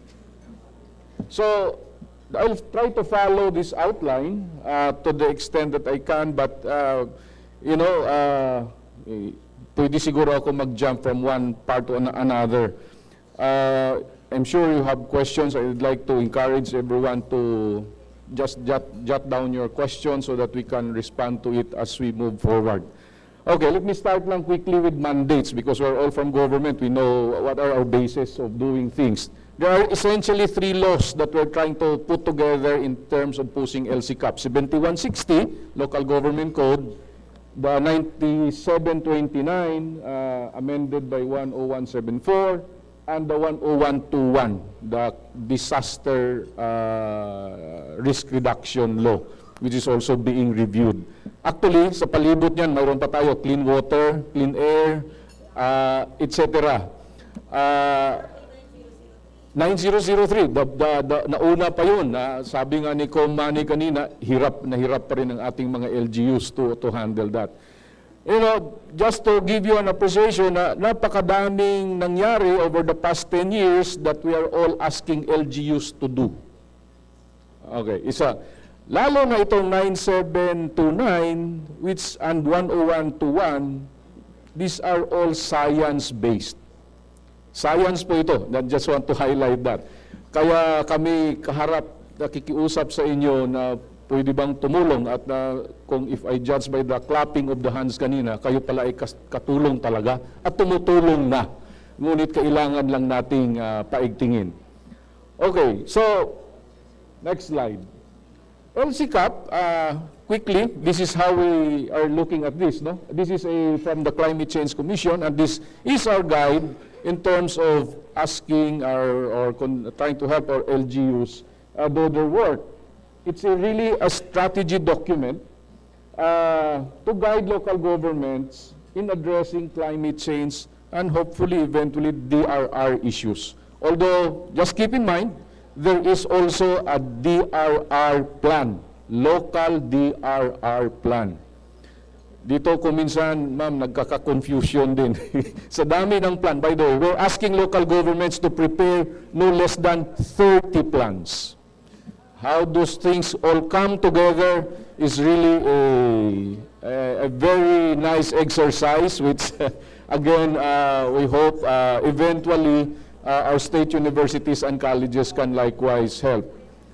Example lang, para iba po yung plano sa children. No? Example lang po ito. Pero yung children, iba ang plano sa early childhood, iba yung sa 7 to 12, iba din yung kay youth development, iba pa si juvenile. So, ang nagtanong nga minsan ng LGU, bakit ba natin pinahirapan ang sarili natin? Eh, ganun po talaga. Siguro focus lang. Okay, next slide.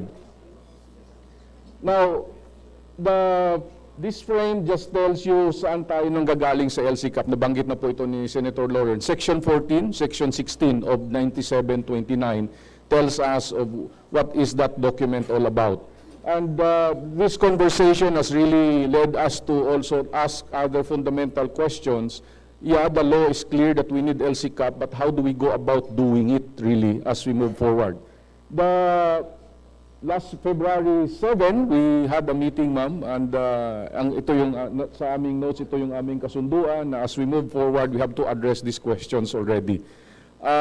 This is just to jump ahead. But essentially what we're saying is we have gone a long way also in this work already, and it evolves. So that's the next message. Hindi ho ito na ibig sabihin na pagka nakaroon ka na ng LCCAP, yan ay LCCAP forever. No way. It is an evolving document, an evolving strategy in every LGU, 1,489 towns, 145 cities, and 81 provinces. Again, just to give you the sense of magnitude so that SUCs can eventually decide how best to help which LGU in your areas. Over the past several years, the ILG tried to, can we go back to the Venn diagram? Ayan. Ito lang po yung aming inuna. No? We know there is so much to do, but we just have to have priorities kasi ang pondo po natin ay hindi naman limitless. Napakaliit po ng nasimulan ng ating mga resources. We give priorities to the following. The most vulnerable, and we go along with the presentation of Komani, the 18 river basins. Kasi tuwing annually, 22 typhoons, walang mintis po. Yung 18 ilog na yan ay binabaha palagi. Mayroon din naman tayong provinces in the coastal areas na palagi rin na nagkakaroon ng mga pinsala, and the eastern seaboard and the high poverty incidents. You can see your provinces there. There are those that, ang tawag natin ay, they've got it all. They are in the river basin, they are vulnerable, they have it all. And those are the 5 provinces in the intersection: Isabela, Cagayan, Zambales, Laguna, and Iloilo. We cannot do anything about their position in the map, no? So, hindi na natin sila maurong eh. Hindi din naman natin maibaba yung Pilipinas sa equator. Ganun lang talaga. So, dito kami nag-prioritize, and the work has been continuing. Next slide. Just to give you the context, the law was passed way in late 2009. And the work there of the department, together with the LGUs, and mind you, with some of you, and we'd like to thank those who have been with us on this since 2009, ito yung nangyari. We divided lang into 3 phases just to give you a sense that things have been evolving over time naman. Hindi ito naging, kuminsan kasi napakadaling magreklamo kung bakit ganito ngayon. Pero kung tingnan mo, saan ba tayo nanggaling?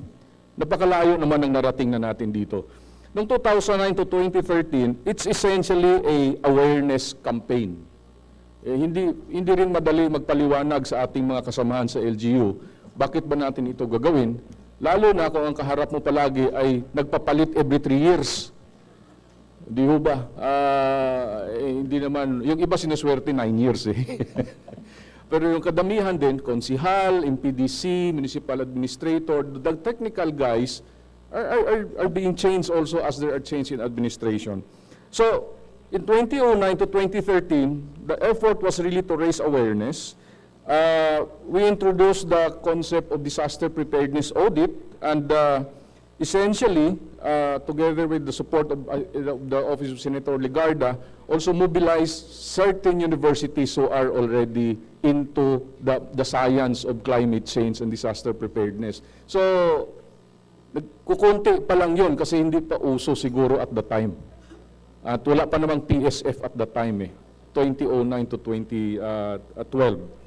2013, medyo lumalim na tayo, deepening capacity, expansion of targets, and institutionalizing the protocols. So if you notice, so far as we're concerned, the LCCAP training started around that time, and since the ILG, by the way, we're not science, no, we're not scientific agency, so we rely on our partners to help us put together. And at that time, we work with CCC, UPLB, UN Habitat, Tanggol, Kalikasan, and Manila Observatory to put together the LCCAP training modules of that time. And this is, I think, available in the website. It's LGU Guidebook in the Formulation of LCCAP. Ito yung buo, na kung saan ibalangkas at naipaliwanag ano yung exact steps. This is already probably the first generation design. Some of the state universities were with us in training some of these LGUs. And it resulted in this guidebook. Ito yung ginagamit po natin sa kasalukuyan din. But then with the 12 modules that Manny de Guzman has presented, we now have to move to another level of capacity building as we continue to help our local governments with your support. So, sinamahan din po natin yan ng GIS training. Ito lang isa pang gusto kong sana ay inyo ring mapansin. Nung nagsimula tayo ng 2009, ang mapa na available sa atin ay 1:50,000 pa lang. This is, you might be wondering, why is this map a big deal? Because you cannot really make sound, good analysis of your hazards, exposure, vulnerability, yung formula po ni Manny kanina, and risk, if you don't have those types of maps to guide you. Maps that will allow you to look at exactly what is the scenario or possible scenario in specific areas. It was only sometime in 2015-14 where we are able, and in fact nga, siguro last year lang talaga fully disseminated ang 1:10,000 maps for floods, for tsunami, for landslides, and there's a fourth one, baka earthquake. Na kitang-kita na natin ano talaga yung hitsura ng ating mga bayan-bayan down to the barangay. So, this is a big jump. DOST and I think we have heard about Project NOAA that enabled us really to look at in detail the lay of the land, so to speak, given certain scenarios. Okay. These maps are now with the LGUs. Just want to emphasize that because my next question really is, do you have it as SUCs? Mayroon ba kayong kopya ng ating mga 1:10,000 maps in your areas? If wala, please take that down, take note. That is the first source document or resource material that you should really have, because that is your basis for helping out our local governments. Therefore, flood, tsunami, landslides. Flood, tsunami, landslides. Ang tsunami, ma'am, kasama yata storm surge na doon. Parang they put it together. Earthquake. Flood, tsunami, and storm surge, landslides, earthquake. May ginagawa pa silang iba na pwede pa nilang tawag ay multi-hazard analysis. Kasi hindi pa yan, ma'am, naka-overlay. Yan ang, in fact, that is the big challenge to our planners. How do you put them all together to do a multi-hazard analysis? And it needs science. That's science.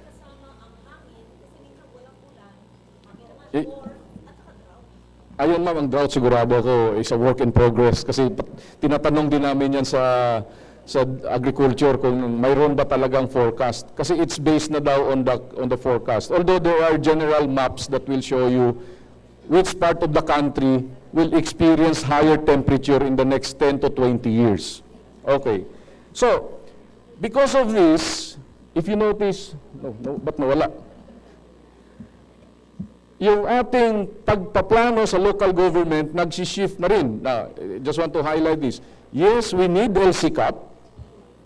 But in order to really institutionalize climate change and DRR planning, this has to be also integrated, and the term used was mainstreamed, in the preparation of the Comprehensive Land Use Plan, CLUP, and the Comprehensive Development Plan. Late in 2014, HLURD already issued the guidelines. Now, just bear with me on this because these are really regulatory documents that need to be really emphasized.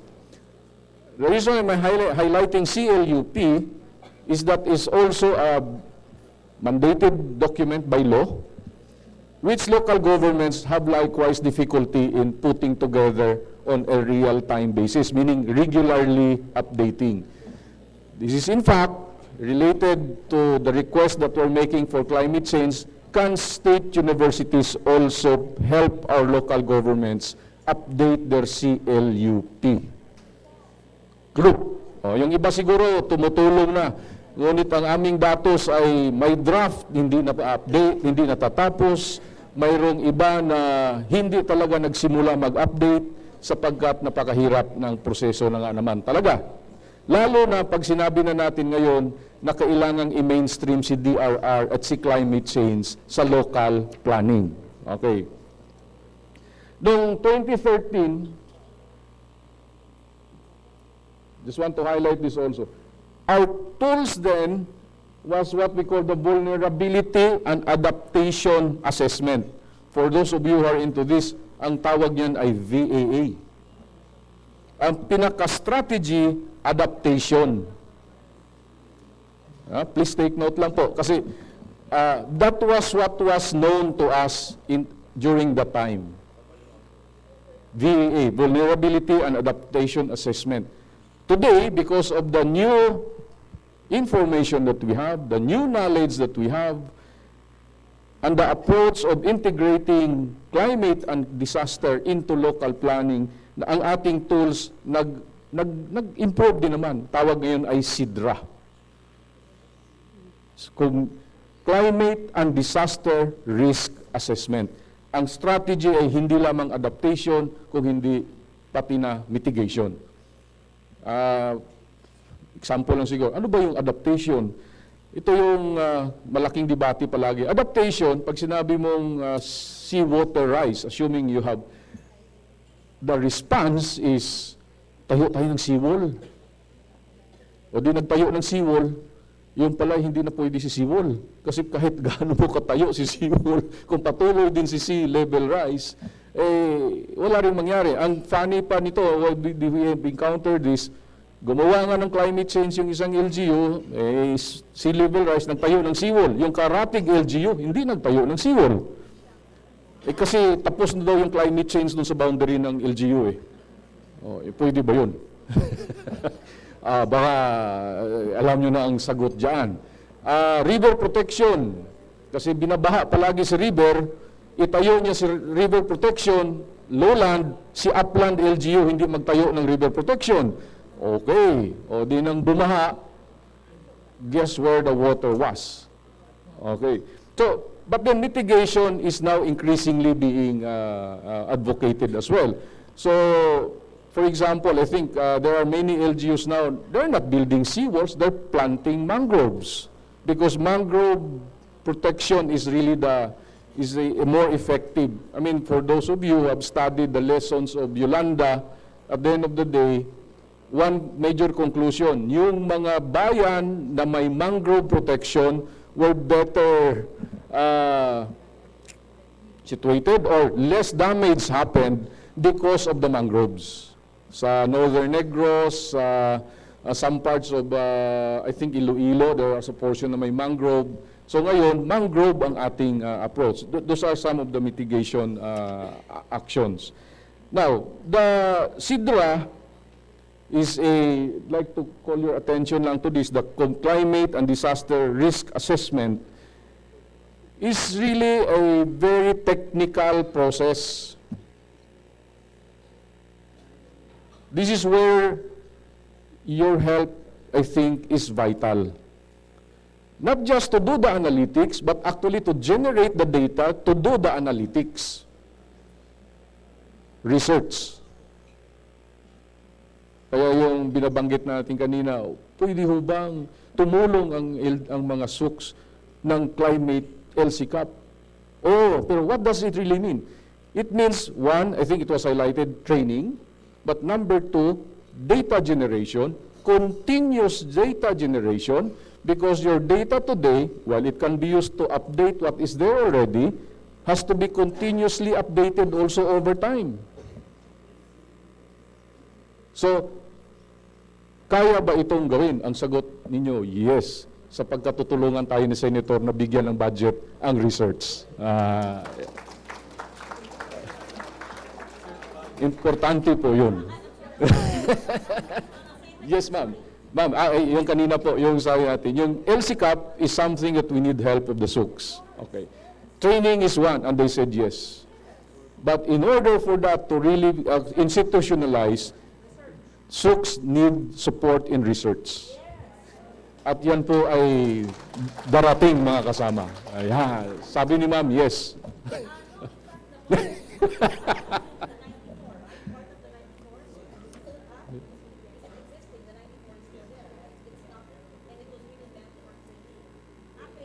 Oh.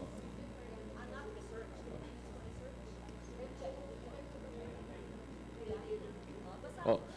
Maganda po yun, ma'am. Kasi ang nakikita po natin, and in fact, iba pa yun, ma'am. Oh. But I think this is, if the SUCs will now get into this process, I think our LGUs would really be helped a lot. Incidentally, before, baka hindi nyo na-realize, we're really requesting you to be helping planning at the local level already. Kasi mag-isa lang si MPDC, si Municipal Planning Coordinator. Mag-isa lang po siya.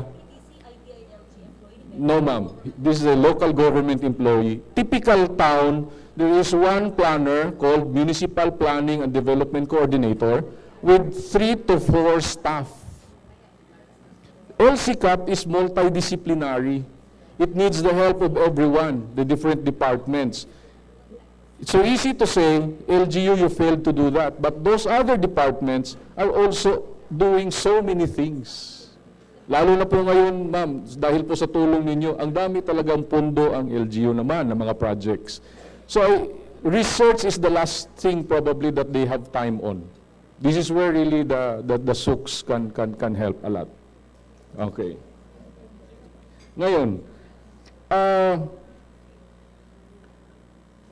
so yung SIDRA, as I like to repeat it lang, ang SIDRA, therefore, is a scientific exercise which needs research and technical assistance.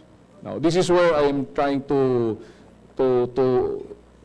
I don't know if how my colleagues from the CCC will react to this, but sabi and I was with a group of LGUs from NIR yesterday, Negros Oriental, Negros Occidental.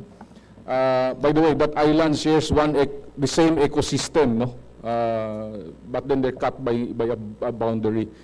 Sabi na, Yusek, okay naman yan gawin, pero given, by the way, most of our MPDCs are engineers.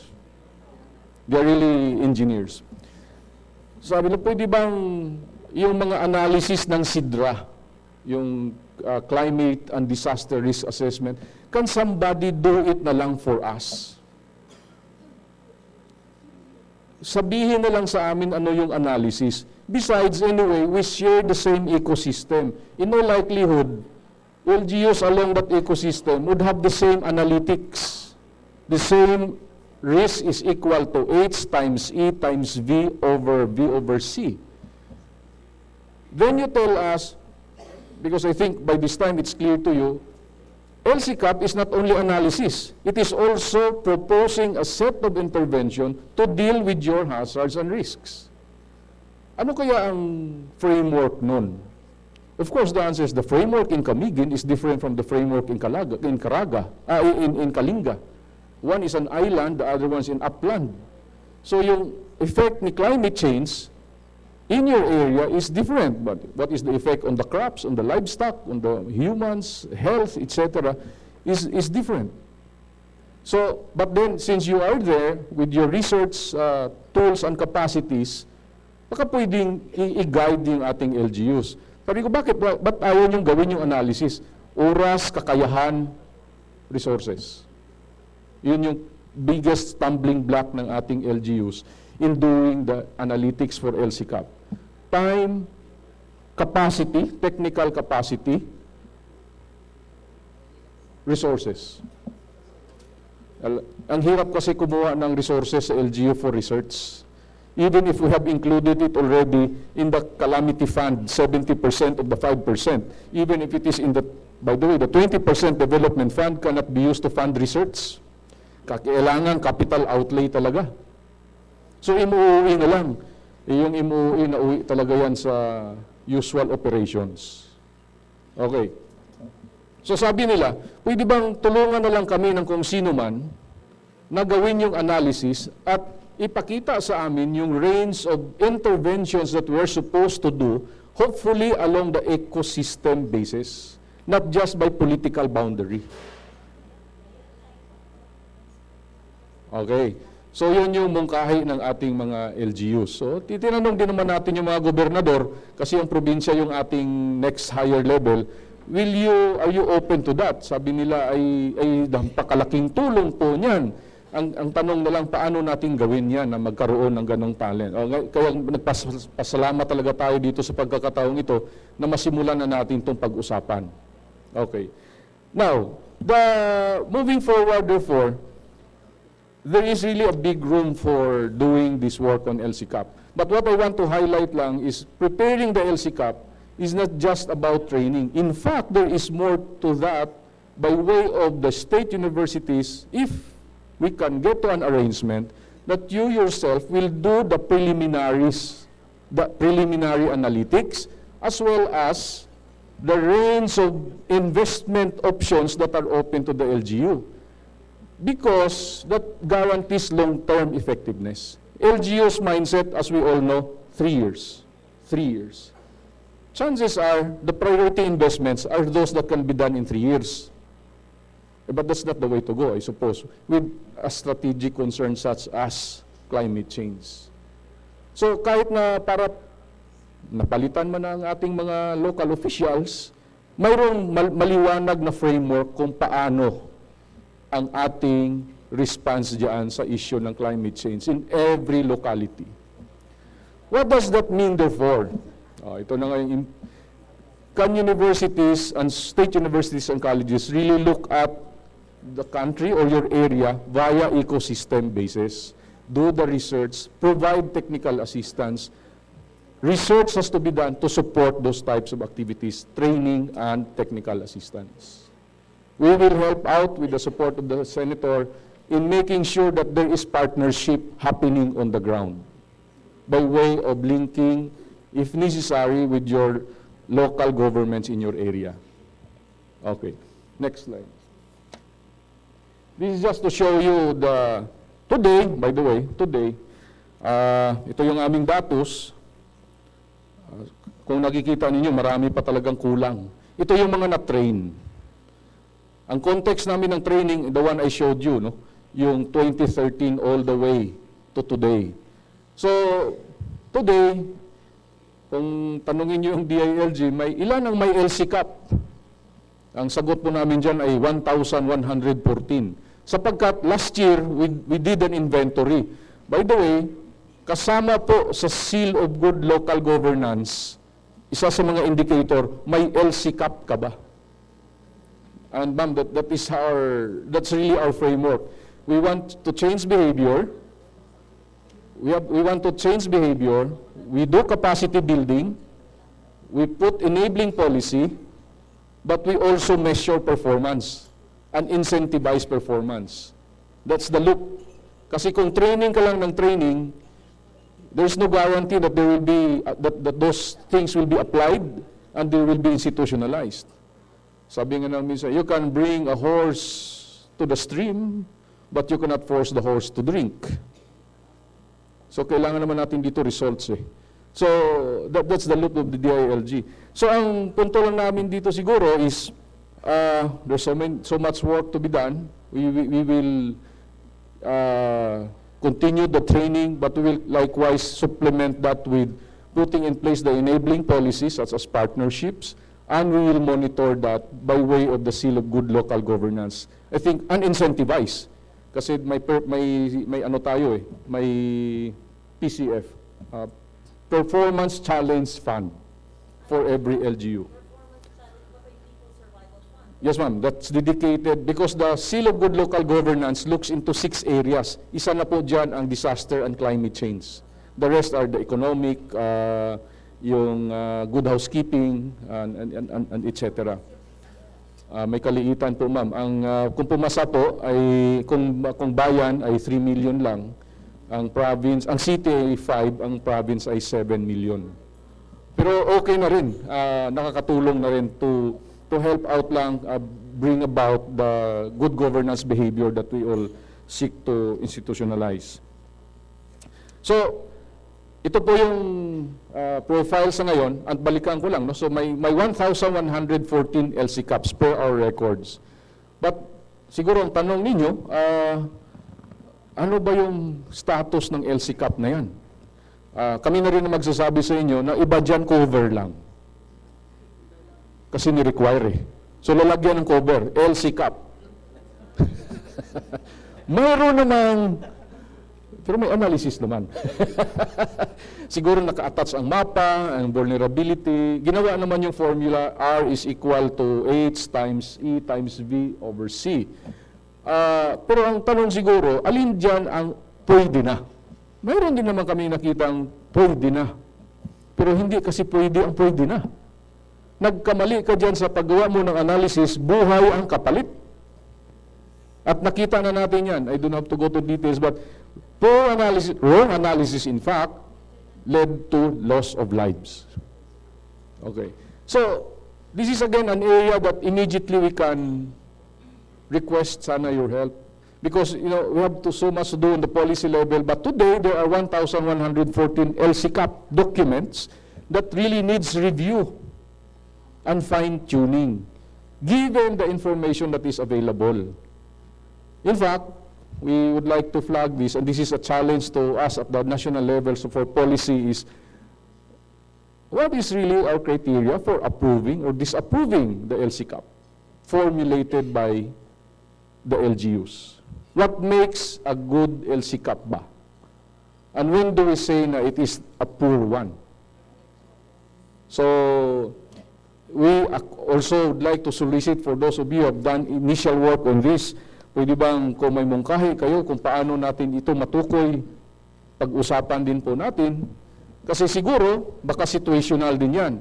LCCAP for a coastal is different from LCCAP for an upland, lalo na sa highly urbanized. Sapagkat iba din naman ang challenges ng isang highly urbanized cities. So, yun yung mga, as we move forward, there are still questions that we need to also all collectively address. Next slide. Okay. Briefly, sa training na ginagawa and the teams that we're helping, by the way, what we're trying to do at this point in time is after the training, there is a coaching. But we are really dependent at this point in time with the availability of our partners from other national agencies. The usual suspects would be under, the usual partners, I should say. The UST, NGB, yung mga kapasama nating NGO. Pero sa dami ho kasi nito, and LRIs, no? Local resource institutions, and some of the SOCs that have indicated their willingness to help, kulang pa rin. So it's not enough, I think. These are really operational issues that we need to deal with. Yes, there are those who are helping, but our coverage is not that significant kasi sa dami ng kailangan. Lalo na po ngayon, ang sabi po ng CCC sa atin, tapusin ng LCCAP by end of 2017. Jesus, patawarin. Pero sige ma'am, we will try to do our best with your help. Pero kasi we're delayed already. I mean, we need to really upgrade and improve our plans on dealing with climate change and disaster. So we need the numbers to help out produce these things. The teams on the ground and these are the partners at the moment that we're working with. But take, for example, DOST, si Pag-asa po yan, ma'am, kadalasan. Kasi sila yung marunong talaga mag-explain ng climate forecast, climate scenario. Isa dami ho kasi naman ng trabaho ng Pag-asa, hindi naman ho araw-araw silang pwedeng sumama sa mga konferensya at pag-uusap. So sanang iniisip namin ho doon, pwede ho bang ang Pag-asa ang magkwento sa bawat SOCs? And we hope, and this is what I told the President earlier, assumption yun, mayroon ding taga-SOC na nung una ay nandun yung puso niya sa usaping ito at nandun yung kanyang background knowledge on the necessary background knowledge to likewise understand what it is all about and explain it effectively. Napansin po namin kasi ang ating mga scientists, with all due respect to them, they're all bright, they're okay. But communicating it to the local is another story. We don't explain to them the science of it all. It is explaining to the point that you get the necessary action. Doon tayo nagka-problema. Yun ang sana ay, just want to highlight this because this is something I think that the SOCs can better handle. You know the area, you have the discipline, but since you know the area, you can communicate better to the local governments, especially the punong barangay. Profile on the average, second-year high school. 40% grade 6. Paano mo ito ipaliwanag? Yun yung, siguro yung mga, by the way, there are schools na they're using their students already to move around. And fantastic. So we need to support that siguro. Next slide. Okay, so let me just close this sharing with some of these issues that we have noted over the past years on how we prepare the LCCAP on the ground. And I think some of this we discussed already. Una, yung walang katapusang pag-uusap tungkol sa data. So maraming data sets, I'm sure national agencies have so much of this. The problem is, nakukuha ba ni LGU? So today, default namin, we are relying on CBMS in a way, community-based monitoring system, because it is the most, disaggregated by town, by area. Problem is, if you are going to be so statistically correct about the whole thing, sabi sa atin ng ating mga dalubhasa naman sa PSA, ay hindi po Yusek pwede yun. O video gulo na naman. Pero at any rate, that's what is there now in almost all communities. Ang climate is the weather forecast, yung temperature, climate forecast ni Pag-asa, mayroon na rin naman tayo kada bansa, kada area, but how do you translate it by town, by ecosystem and all that is really a very interesting process, I think, on how to localize it and make that understandable to the planners. Now, I mentioned this before, and our take in the DILG, but of course, we're not the science agency. Are we better off doing SIDRA by political boundary, or are we better off doing SIDRA by ecosystem? Kasi if we go by ecosystem, I think we can, our sense, it can be more holistic. Then we can influence the province to also to do something with their PDPFP. PDPFP is the Provincial Development Framework Plan. And strengthen the role of the provinces in overseeing the LGUs. Why is this important to our discussion? Because I think the initial partnership of the SOCs will have to be with the provinces. Tutulong din sila magpondo. Then the quality of the LCCAP produced. Now, this is definitely something to further discuss. But our question is, what are our mechanisms for reviewing it? next slide, did we include sandali, doon muna. Yung nabanggit ko lang, ang current system natin na that is in place is the review of the CLUP, the Comprehensive Land Use Plan. In every province, there is a PILUC, Provincial Land Use Committee. These are composed of the national agencies. So science yun, kahit pa paano science si PILUC. Pwede kayang CCC, ang Climate Change Commission, and the other agencies can work with that structure.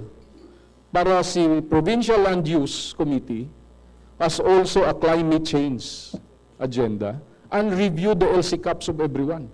Tuloy, tatlo na reviewin, si CLUP at si LCCAP and eventually si DRR. That's a transition lang kasi eventually naman kung maging successful tayo mag-mainstream kay disaster at kay land at kay climate change sa CLUP, saklaw na natin silang lahat. Creating another body at the subnational level to review LCCAP might just be too much. But tapping existing bodies with SUCs around and helping out might be a more doable option.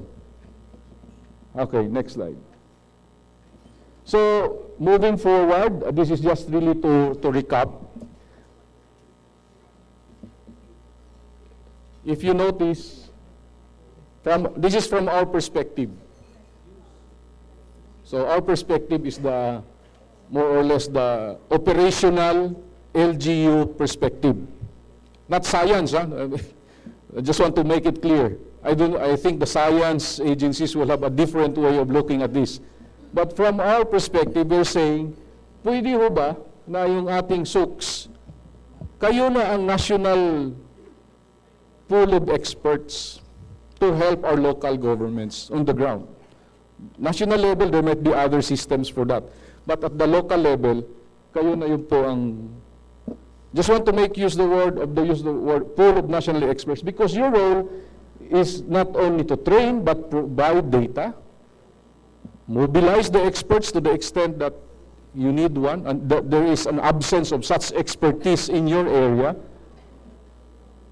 and help LGUs make and decide on investment decisions. Yun yung first.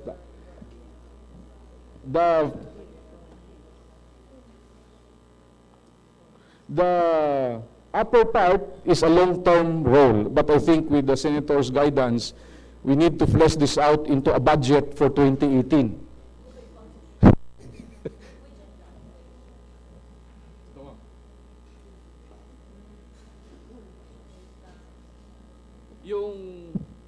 Yung sa baba naman po, that one immediately we can start doing na.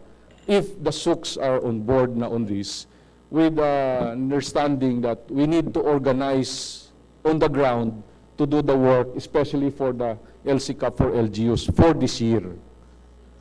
Kasi may resources ang CCC, may konti rin kaming may ambag. Ang LGUs naman ay willing din namang mag-ambag din. No? Hindi siguro lahat, pero karamihan naman ay tutulong, lalo na kung may balak silang mag-access kay PSF. Kung nabanggit na po kanina yung PSF na 2 billion na hindi pa naman nagagalaw, hindi pa nagagamit ng gusto. So, ito po yung ating, and the review process, if CCC is amenable, we will explore together with you the PILUC interface, because that is what is there at the moment. Or, if you want just don't want it to put under disaster, kasi Provincial Land Use Committee, ma'am. And the Development Council, and make it really an agenda for them. Okay. Next slide. Okay. Monitoring. Isa pa ito. Pwede kayang masimulan na rin natin yung pag-uusap din.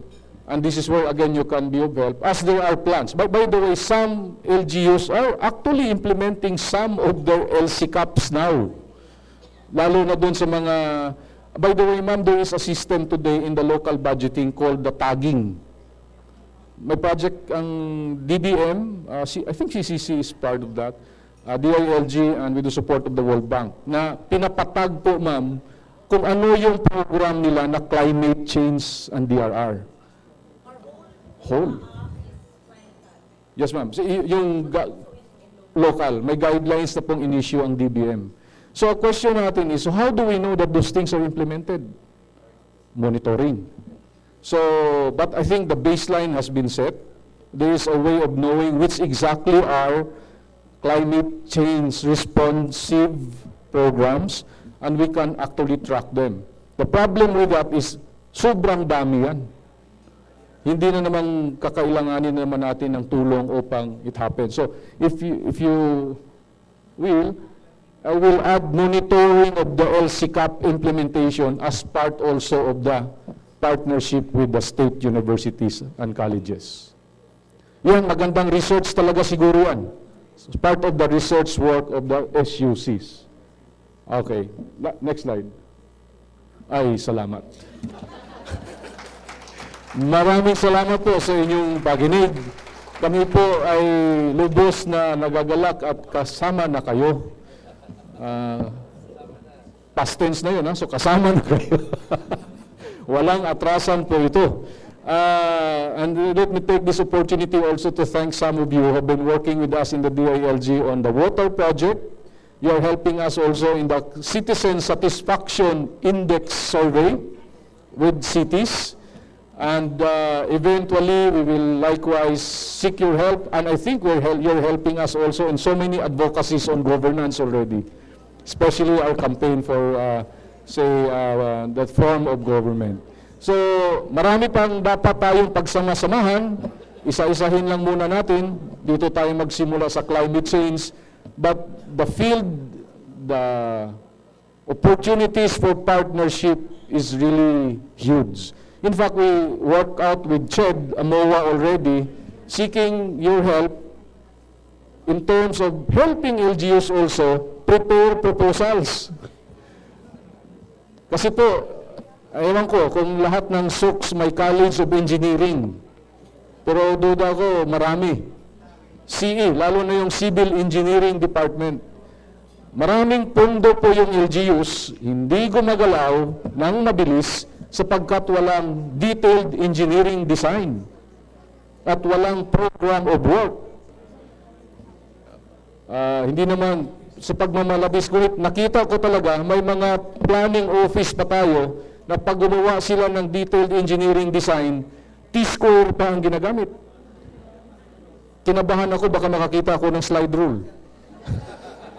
Yung iba hindi na tumatawa, hindi nila alam ang slide rule eh. Calculator na yung inabot ninyo. Pero kung makakita kayo ng slide rule, disgrasya talaga tayo dyan. Yung mga bago nating graduates, CAD-CAM na. So sabi namin sa mga MPDC engineer, ipagawa mo na lang yung design doon kay CE. Gagraduate na yan. Pirmahan mo na lang. Pumayag naman. Kaya bumilis ng konti yung mga project. But just to dramatize the need really for technical help. Okay lang noon kasi kukunti ang gagawin. Dumami yung gagawin. Hindi naman dumami yung staff ng LGU. So kailangan talagang pagtulong-tulungan ito. So I hope with your presence here, we somehow raise the awareness for the need to partner with you, with your local government, and your DILG will be always there to facilitate that partnership. Of course, in any partnership, you cannot force anything. Somebody has got to willing to work with each other. We just hope that in your own areas, we can forge that kind of trust and confidence in seeking the help of SUCs and the LGU to work with you as well. Maraming salamat po.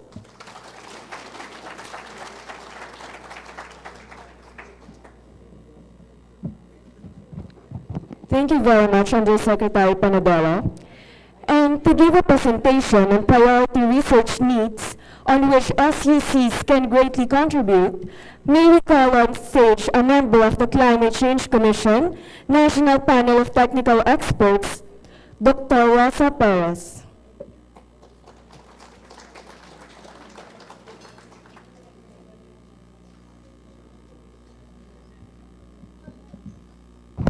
Magandang umaga po sa ating lahat. Good morning. Hello. Just to yung show first ng mga researcher, pwede ko po bang malaman ilan ang researchers sa room na to? Taas niyo lang kamay. Oh, marami, no? Okay, so bakbakan natin yan kasi yan ang backbone ng ating adaptation and DRR. Pasensya na kayo, kagabi ko lang ginawa itong presentation na ito, no? Let us see, let me share to you yung priority areas ng NPTE. NPTE is National, ano ba yun? National Panel, member ako, no? National Panel of Technical Experts daw. Okay, so meron kaming 10 na nilista na priority topics for 2017. Topics lang to, ibig sabihin, hindi naman kami ang gagawa. Pero baka meron kayong makuhang inspiration, no? So, number 1 is common DRR-CCA methodology. Nasabi na to kanina nila, Sir and Madam. Minsan kasi, kanya-kanya lang tayo kung anong method natin, yun yung gagawin. But, you know, as researchers, you want also to compare your results among others. Pero pag magkakaiba yung methods nyo and framework, you cannot do the comparison. So, it's important. Climate change modeling at regional and national level. Siyempre yung research natin, kailangan ng data. At kung ang research natin ay local, kailangan downscaled yung data. So, it's a gap, which I heard already being mentioned. And right now, there are only few organization or agencies who can do this. Siyempre, PAGASA is the official one. And then, some universities do this also, no? And including research institutions like Manila Observatory. Ito, yung number 3, napakadaling sisihin ng climate change, di ba? Pag mayroong nangyari, climate change yan. But are we attributing, no, correctly to climate change? So, isa rin tong area na pwede nating tignan, yung tinatawag nating detection and attribution. Talaga ba, for example, si Haiyan ba ay climate change? No? Yung mga damage na nangyari, is it due to climate change? So pag tinanong mo yung mga scientists na medyo conservative, hindi niya sasabihin sa'yo na yes or no. Medyo, there are indications, but if you do deep research, kagaya ng ginawa ng isang Japanese, gumamit siya ng mga satellite data na reconcile niya yung sa 100 meters deep ng ocean, yung center ng warming at the 100 meters deep sa ocean exactly matches the center of path ni Haiyan. And therefore, we can now say that Haiyan is due to climate change. So, yan yung detection and attribution. We cannot just say, climate change yan, no? Lumakas yung ulan, climate change yan. So, we need to do work, research work. And then we have the sectoral. Some of our agencies, mga national agencies, are already doing sectoral researches. And SUCs can also collaborate with them, or you do your own research on sectors that are important in your localities. Kasi kahit po naman ang climate change is a global issue, the impacts and vulnerabilities are localized. So, yun yung sinasabi kanina, sino ba ang makakaalam nito, kundi kayo na nandoon sa area. Next, please. So, yung mga adaptation natin, measures, depende yan sa findings ng ating assessment. So, you can do some risk-sharing mechanisms.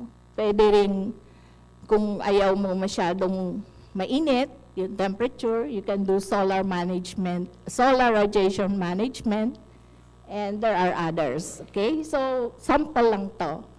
And I'm sure our SUCs, our people from SUCs will never run out of ideas. But now I'd like to go to a more technical aspect of the research. Next. So, kagaya ng mga ibang pagpaplano natin, yung adaptation planning should start with some kind of assessment, which is the risk or impact or vulnerability assessment. Etong mga terms na to, napapagpalit-palit natin, no? Risk o kaya vulnerability or impacts.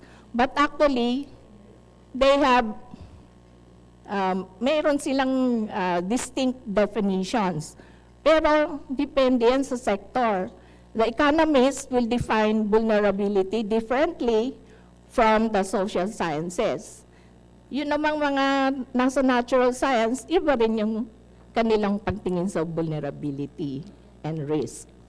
Para itong elephant at saka the six blind men, no? Yung risk, yun yung elephant, pero pag hinawakan ng iba-ibang parts, sabi niya, ito pala yun.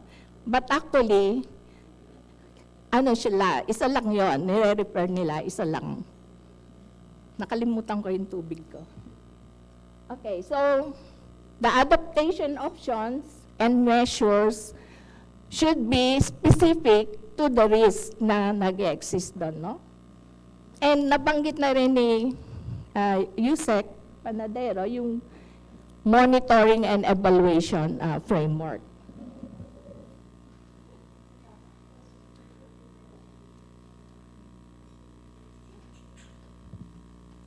Importante yon kasi kung gumawa ng measure ang local government na tinulungan nyo, gaano ba ka-epektibo yung mga measures na ginawa nyo. So it can only be known if you have in place a monitoring and evaluation system. So kahit ano pa yung, apat lang naman yung steps na yon, kasama yan dapat sa adaptation planning. Okay, yung word na vulnerability assessment, ito ay inintroduce ng IPCC. IPCC is the Intergovernmental Panel on Climate Change, no? And it is composed of there are three components, no? Exposure, sensitivity, and adaptive capacity. And as you can see from this slide, the impact is defined by the convergence of exposure and sensitivity. Kung walang adaptive capacity, the impact is the vulnerability. So, ganun lang kasimple yan, no? Kung mayroong adaptive capacity, liliit ngayon yung impact. And the impact that we're saying here are mostly physical, like vulnerability of an area to flood. How many areas are vulnerable to floods? Yeah. So usually physical yan. Or pwede rin namang sabihin natin na how many areas are exposed and will be affected. So mga ganon. Saan nandun ngayon ang hazard? The hazard ay nakapaloob sa exposure. So under this framework na vulnerability is a function of exposure, sensitivity, and adaptive capacity, the hazard is already within the exposure component. So, nandun na yung magnitude, yung frequency, and duration. nung hazard. Ang hazard na tinitingnan dito is only the climate hazard, meteorological hazard. Hindi natin tinitignan ang geological. So, hindi kasama ang earthquake, hindi kasama ang volcanic eruption. Ito yung vulnerability formulation ng IPCC. Okay? So, next. Saan papasok ngayon yung social aspects? Yung physical and natural environment and socio-economic environment, kasama yun sa sensitivity. Ano ang nakasama doon sa exposure? Hindi lang climate change, but also climate variability. Anong kaibahan ng dalawa? Climate change is a longer term change, no? More than 10 years. But the variability is the year-to-year change. So kung mas malamig ngayon kaysa last year, hindi pa po yung climate change. Variability lang yon. So, as a researcher, we should know the terms that we are using. Hindi natin dapat pinagpapalit-palit. And then adaptive capacity are only the ability to adapt. Hindi pa to adaptation. Okay, so ano po ba yung definition natin ng capacity? For example, yung ability lang natin to do something, no? The presence or absence of something that will enable us to adapt. Example is technology. Pwedeng meron tayong technology. So we will be able to adapt. Hindi pa siya adaptation. So doon medyo nagkakagulo, no? Minsan nakala ng tao pag sinabi mong adaptive capacity, we are already referring to adaptation. Adaptation itself is the adjustment. But the ability to make that adjustment will be provided by the adaptive capacity. Siguro may naririnig din po kayong terminology na coping capacity. Anong kaibahan nito sa adaptive capacity? Parehas lang silang capacity. Ang coping is usually applied to short period, immediately after an event. For example, nagkabagyo, paano nag-cope yung mga tao? Pwedeng umutang siya sa kapitbahay, o meron siyang kamag-anak sa abroad na nagpadala ng pera. So by this, the availability of some help, nakakope siya. Okay? So it's after the fact na nakakope siya. But the adaptive capacity is more long-term. Kailangan i-cultivate mo yon, yung capacity na yon, para in the long run, you will be able to adapt. So if you have technology, you need to have the ability to use that technology or information correctly, no? Kahit meron kang information, kahit meron kang technology, you need to cultivate the ability to use that information. So, may mga kaunting differences. Next. Ngayon, pinag-uusapan natin yung climate change adaptation, or I should say action, no? Kasi yung action po para sa climate change ay dalawa. One is adaptation, as you already know, and the other one is mitigation, which is reduction of emissions. So, usually, ang tawag ko na sa CCA is not only adaptation but actions. And then DRR. So, ibig sabihin ba, tutulungan natin na gumawa ang local government ng dalawang plano? Paghihiwalayan, kagaya ng nasabi na kanina. Hindi kailangan. Pwede natin pag-isahin kasi may relasyon silang dalawa. At talagang pinakasal na nga, di ba? They were married, yung DRR and CCA. So, isa lang dapat ang plan. Dito sa slide na to, makikita natin na parehas lang kanilang purpose, and that is to reduce risk. So, nag-introduce naman tayo ngayon ng risk. Nasaan ang vulnerability, no? So, medyo, teka muna. So, explain ko yan later. Yung dalawa na yan, ang purpose nila is to reduce risk, pero kung ano yung i-reduce, magkaiba. Okay? So, disaster, look at geophysical events, ecological events. Ano ang example ng geological events? Earthquake. Ecological event. May example ba kayo? Ecological, fish kill, red tide, no? Yung mga ganon. Hindi pa siya climate change per se, pero nasa disaster rim siya. And then, syempre, other events like terrorism, conflict, they are within the realm of disaster risk.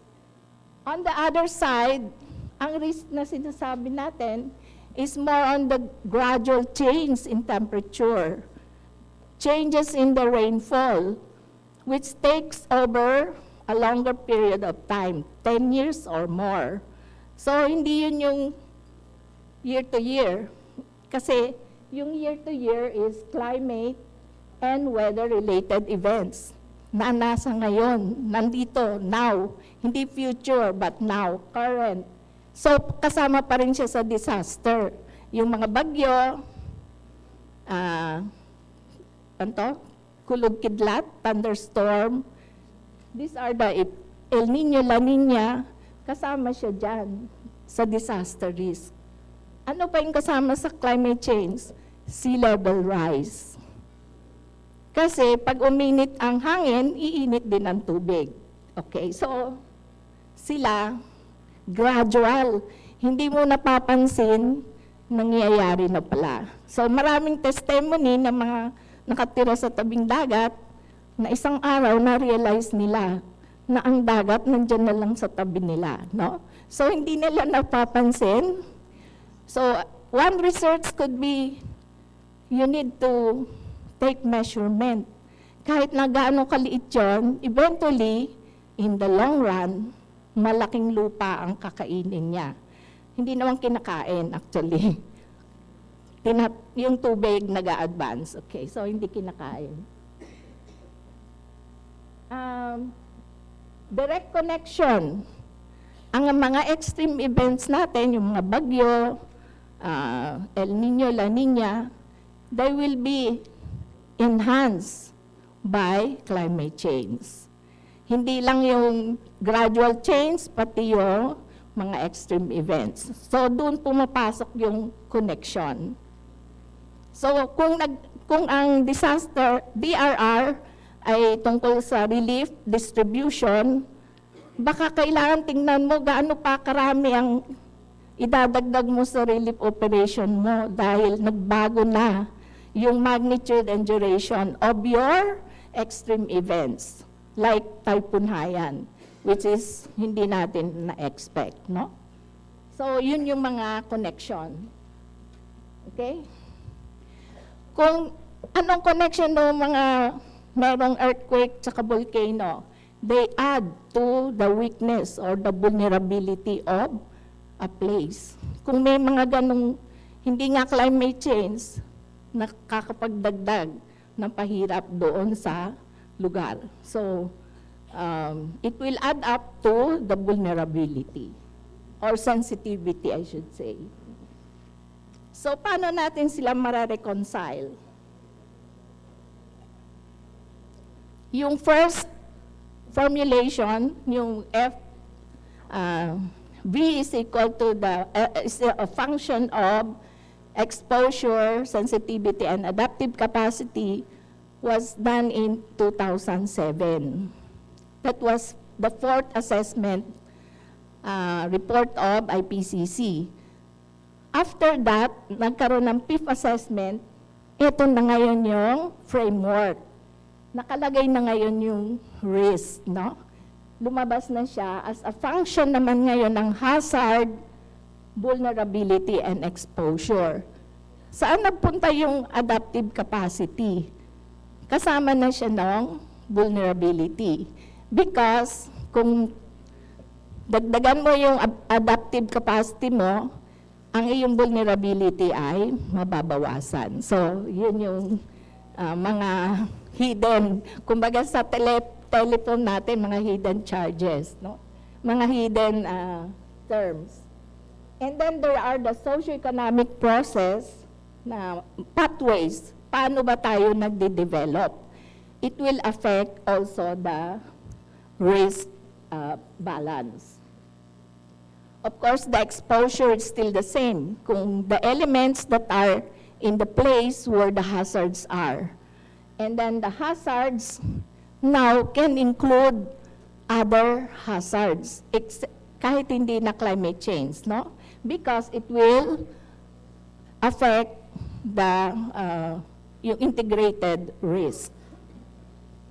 So, makikita din natin na ang climate hindi lang anthropogenic, hindi lang gawa ng tao yung pagbabago. It is also natural. So, lahat yan kasama na sa analysis. Next. And that was 2014. So, just to summarize what I have said, ito yung generic scheme, yung pink. We consider climate variability and change as the stressors. State of the system concern, nandoon yung kanyang status, ano yung sensitivity, and the harm to the system, ito yung kanyang impact or the risk. And then the IPCC AR4 assessment, fourth assessment, nag-introduce siya, pero actually, yun din yun, no? Meron lang siya mga in-introduce na terminology. So, ang message ko dito, na we should not be maliligaw dahil sa iba-ibang terminology. We can find the relationship ng mga terms na ginagamit. So you, as a researcher, you need to be able to follow kung ano yung terminology na dapat mong gagamitin. So ito na yung gusto nating puntahan na unified risk assessment framework, which is risk is a function of hazards, exposure, and vulnerability. So, yung vulnerability encompasses sensitivity and susceptibility. So, nag-introduce naman tayo ng bagong term. Anong kaibahan ng sensitivity sa susceptibility? Okay? Ang sensitivity, pwedeng maganda o masama ang epekto. But if you are susceptible, usually, we refer to the negative. So, yun lang yung, like, this area is susceptible to landslides. Ang ibig mong sabihin na it will be affected negatively. So, eto na po yung ginagamit natin. So, sa LCCAP, this is the framework that is being done now. For now, just for now, kasi the sixth assessment cycle of the IPCC has just started. So, kung mayroong mga pagbabago, malalaman natin ito after 4 years, kasi yung cycle of assessment ay 4 years. Ano pa ang kasama doon sa assessment na yon? Yung mga model sa pag-generate ng climate change projection. So, wag nating sabihin na meron tayo ngayong projection, ito na yung gagamitin natin hanggang kailan, no? It will change kasi science is evolving and we have to be alert kung ano ang nangyayari, no? Okay, next. Sunod po, next. Okay, anong significance nito sa pagpaplano natin? Yung climate variability at saka climate change. Kung ang tinitingnan natin ay, kasi yun yung problema ng iba, wala po kaming projection na pwedeng gamitin. Eh kung ang tinitingnan nyo naman lang ay yung pagtatanim, mga crop weather calendar, you don't need climate change information. You just need the variability, the year-to-year, the seasonal, which are available from Pag-asa. So, hindi siya mahirap kuhain. Habang lumalaki yung years, dumadami yung years na kailangan mong gawin yung isang bagay, for example, we're setting up a new irrigation project. That will definitely need climate change projection and climate variability information. Ano yung kaibahan ng forecast and prediction sa projection? Yan din yung isang pinagpapalit-palit, no? So, the forecast, ito yung naririnig natin sa radio. These are determined by equations of continuity, etc. But the projections are estimate of a future state. Nagbibigay ka ng assumption na kapag ganito ang situation, what if you have this situation, what will happen in the future? And that is scenario building. Because climate change has high uncertainty. Okay, so pag tinagalog niyo yung uncertainty, ang sabi, itong mga scientists, hindi nila alam kung anong ginagawa nila. Kasi uncertain ka di ba? So, yun yung interpretation ng mga common tao na pag sinabi mong uncertainty, hindi mo alam kung anong ginagawa mo kasi uncertain. But for scientists, when we say uncertain, there is a range of possibilities, no? Pwedeng mangyari from A to C, A, B, C. Pwedeng mangyari yung tatlo, pero meron tayong percentage of probability. So, yun yung uncertainty na tinatawag ng scientist. So, ngayon, sinasabi natin na isi-simplify. We need to have the jargon of the scientist and the jargon of the commons. Kailangan i-translate ito. Because kung hindi mo ma-translate ito, there is a gap, hindi tayo magkakaintindihan, no? I mean, the research output will be useless because you cannot communicate this now to the user of the information. So, pag mas malaki yung like bridge design, kailangan mo na ay projection. 50 years, nandiyan pa ba yung bridge mo? Because of mas marami ng rainfall, baka may scouring. So, yun na yung sinasabi ni Sir na ang mga engineers natin, the civil engineers, should be informed about the projections and use this into their design. Yung materials, baka kailangan palitan natin yung material. Yung medyo resistant, no? Sa tubig or sa crack sa init, no? So there are ways of adjusting. And you wouldn't know how to adjust unless you know what are the issues, no? And that is the realm of the research. Next. Next po. Okay, so yun na yung sinasabi ko kanina na as a matter of policy, adaptation also includes mitigation as a co-benefit, no? So pag sinabi nating adaptation, nakakaintindihan tayo na we also wanted to limit our emissions, no, as much as possible for other reasons other than negotiation internationally. Like, for example, we wanted to reduce emissions because that is good for our health. As, say, NOx or SOx can be pollutive, no? So, kung ayaw natin na hindi naman tayo magre-report sa kung saang UN bodies, we only wanted to clean our air, and then in the process, we become healthy, Yun yung adaptation natin, and yung mitigation is the reduction of emission. And we can have a combination of both. Next. So, there are complementary strategies. So, yung LCCAP natin, hindi lang po puro tungkol sa adaptation. It could also have mitigation measures. Next. So, in reality, pag sinabi nating adaptation, these are linked to more than one category, no? So, hindi lang yung mitigation, it is also linked to development. Next. So, apat na ano yon, no?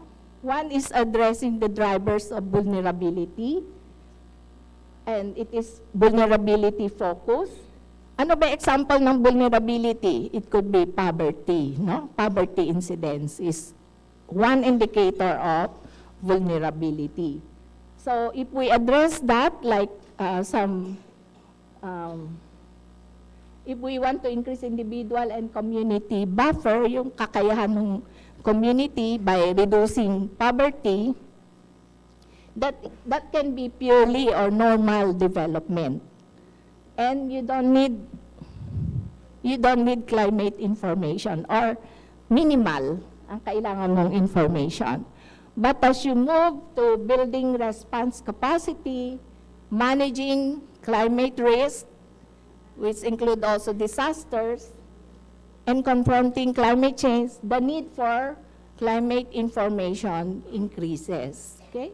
So, this number 4 is the transformative stage. Ano yung ibig sabihin ng transformative? Talagang kino-confront mo na yung climate change. You're not thinking of development, but you're already trying to combat the direct effects of climate change. So I will give some examples. Next. There are 4 types of efforts, no? Serendipitous adaptation. That means those activities that are undertaken under development. And the adaptation components usually go unnoticed. Yun nga yung, sige, unahan ko na yung susunod kong slide. When we look at livelihood, for example, of people, we try to increase, to diversify the source of income. We're really trying to address development problem. But where is adaptation there? We are increasing the adaptive capacity because the more wealth, the more information, the more wealth, tumataas yung adaptive capacity. Hindi natin nakikita kaagad-agad yun because this is done under normal development. And then, meron na tayong effort when we do climate proofing. Ito na yung tinitingnan natin yung mga plano at nilalagyan natin ng climate change concern. No? So,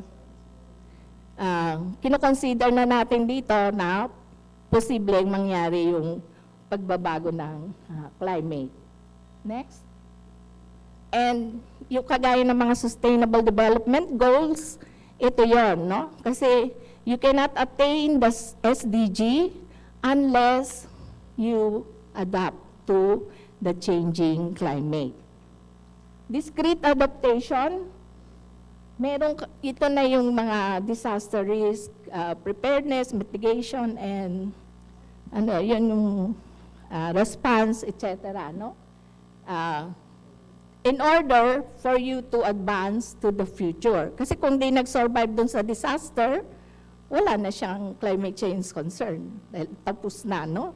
So, it has to be done. And then, confronting climate change, ito na yung tinitignan mo talaga, ano yung magiging changes in the future. Like, is there a big source of emission? Reduction talaga yung kailangan mong gawin, no? Binabaha na yung lugar mo dahil nagbago na talaga yung pattern ng rainfall. You need to do some engineering or non-engineering solutions. Okay, next. Ito yung mga example. So one example, the first one, ang example natin ay the diversification of livelihood. The second one, reforestation. So yung NGP natin can be part of building an adaptive or the response capacity in order that we will solve the problem of the future. In the third one, we make use of climate information in decision making. No? So like farmer climate field school, we teach our farmers to observe the weather and record and then look at the climate information in order to increase their productivity. No, so yun na yung third. You manage climate risk. And the third one is confronting climate change. Like, we know that for every 7 years, at most, our climate changes from El Nino to La Nina. And every El Nino, we have drought, and our corals bleach. So, something has to be done para hindi mag-bleach yung coral. You strengthen your coral. So, kino-confront mo talaga yung problem. And, mapapansin din natin na the coral bleaching, for example, in 1999, in 2010 is widespread and more intense than the coral bleaching of 1999. So, yung observation natin will support our actions on this. So, kailangan mo na yung mga projections, no? Next. How about detection and attribution? Ang detection is getting the evidence. Medyo malabo ito, but this is a part of the working group 2 assessment in the AR5, the PIP assessment report. Tapos na. Dalawa na lang. Human system and natural system. Yung pula, yun yung anthropogenic. So, dun sa study, dun sa assessment ng IPCC, they found out that there is a connection between the natural system and the human system, lalo na yung dependency, and the climate system, no? So, meron siyang connection. And this is the anthropogenic. Yung natural, okay lang yun, kasi natural na nangyayari.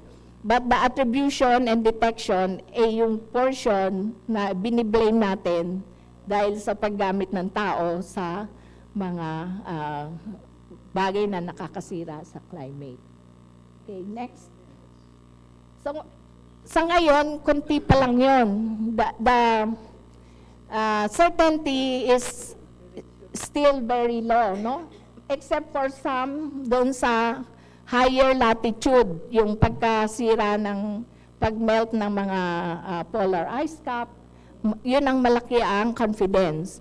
But as you go down to yung landslide ba ay gawa ng climate change ba yun o hindi? Mababa ngayon yung confidence. Pero hindi ibig sabihin na hindi mo na-detect na walang epekto. So, kaya kailangan talaga ang research. And we need more local knowledge because people at the community knows. So, very important yung traditional ecosystem-based knowledge or TEK because they know, napapansin nila na nag-shift na yung weather. Hindi na sila makatanim. Nagbago na yung tag-ulan, yung tag-araw. So, you need also to get this information. So, ang mga SUCs, I consider you first as messenger because you will bring the information to the local government. And then, you become an agent of change because in the process of your research and helping the LGU, you want to achieve change in the community. And the last one is you are becoming a transformer. No? Yung ibabago mo na yung behavior ng community because of your research and activities. And that is the essence of mainstreaming, to transform, no? So transformer. So first as messenger, then second as agent of change, and then as a transformer. Okay? So yun lang po, and thank you very much.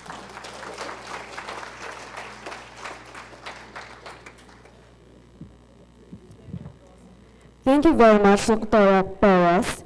To give a response from the Commission on Higher Education, may we call on stage Director Maria Teresa Semana.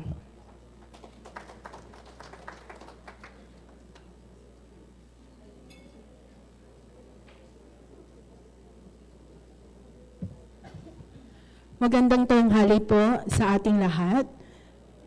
In behalf of our chairperson, Dr. Patricia Lecuanan, we would like to thank the office of Senator Loren Legarda for inviting the commission, Madam. So maraming salamat po. The commission is always supportive on the government trusts and initiatives, and particularly the contribution of higher education to the government initiatives that actually involves higher education. Now, particularly, the Commission always delved on the tripartite function of higher education. To start with, we have delivery of education or instruction, and particularly in our program standards and guidelines, the climate change requirements are already included in the science, technology, and society, particularly those programs that involve the science, technology, and society. And on research, we have heard the presentation of Undersecretary Panadero of the ILG, Commissioner De Guzman of Climate Change Commission, and also Dr. Perez. Indeed, the research has a lot of opportunity for higher education. And everybody knows in this room, particularly the SUCs, that in our National Higher Education Research Agenda, even starting from 1 in 2004, climate change is already included. And the Commission now is working on the version 3. Particularly, it will be released by next year. And again, the climate change is included. Annually, the Commission has 75 million funds to support research proposal for all higher education institutions, 2,388 of them. With 75 million annually, we are amenable that we can only support 10 project proposal, which means 7.5 million each. And annually, we are receiving 200 plus proposals. And again, I would admit that when it comes to climate change proposal, medyo maliit po ang nagsasubmit. Okay? And gladly to know from the Secretary of Climate Change that they have funds. Maybe we can explore on that, okay, particularly. And on extension, it's not always training. I heard earlier that the research is there. We cover the climate change. The extension is also there, but it's more of training. But we would like to emphasize that the extension program of higher education institution is not only for training. It also involves application of research and even using their own resources to adapt it to the community or even adapt the LGU. And again, thank you, Yusek Panadero, for mentioning that the DILG and SHED already has a MOA to assist the LGU in a lot of initiatives. On the productivity, this is an additional portion for the SUCs. We have tripartite function, the research, the extension, and delivery of learning, plus productivity, wherein we are using this, the resources of SUCs for entrepreneurship purposes. Now, to give the details of what I have mentioned, I would like to call on Dr. Castor Deocaris, our division chief for the research management.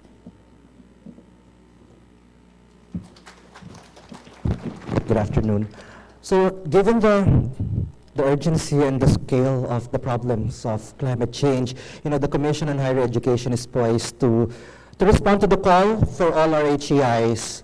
And you see, now with the Paris Agreement that we are going to be implementing, kailangan na natin ng really synchronized and comprehensive sector engagement. And I think the sector of higher education will play a very critical leadership role in terms of managing the climate adaptation and mitigation. Why? Because higher education is the wellspring of brilliant ideas and idealistic people. 88% of all scientists with postgraduate degrees. This means PhD, MS, they're all in higher education. 88%. And if our dear senators looking for eco-warriors, we have 4 million students who are enrolled in higher education just last year, which we can convert into eco-warriors. And we have a total of 1,934 HEIs, and 112 of which are the SUCs, and most of them are here in this room, the presidents and the board of trustees of these universities. So therefore, higher education will be playing a very big role. Aside from this, ang weapon natin, ang secret weapon ng higher education is the three-headed dragon. This three-headed dragon represents the philosophical construct of higher education. One is the research and innovation and productivity, the head of research and innovation and productivity. The second head is teaching. And the third head is community engagement and extension. Ito ang nakikita namin pinakamalaking impact ng higher education para tumulong sa climate action. Let's go to teaching. At the basic level, higher education is there to provide climate and environmental literacy to our people. And how can we do that? Or how does CHED do that? Now we're training around 7,000 faculties on science, technology, and society. Kailangan natin hindi lang sa STEM courses ang introduction ng climate science. It has to be in the core courses. So therefore, these 17,000 teachers are now being trained. They're using modules on science, technology, and society. 1/4 of the module, guys, is all about climate change, disaster risk and reduction, and sustainability science. So we expect that our next generation, hopefully, will be more appreciative and be more aware of what's happening. Now, we are also developing, hopefully, modules on disaster risk and reduction and climate science. Similar to the project that was carried out by CHED together with the Department of Agriculture na kung saan gumawa po tayo ng modules on biotechnology, which we can do with climate change. By providing the cutting-edge scientific and even social scientific research, higher education has been the biggest contributor of fundamental knowledge on climate science. We know that. At CHED, we can only do so much.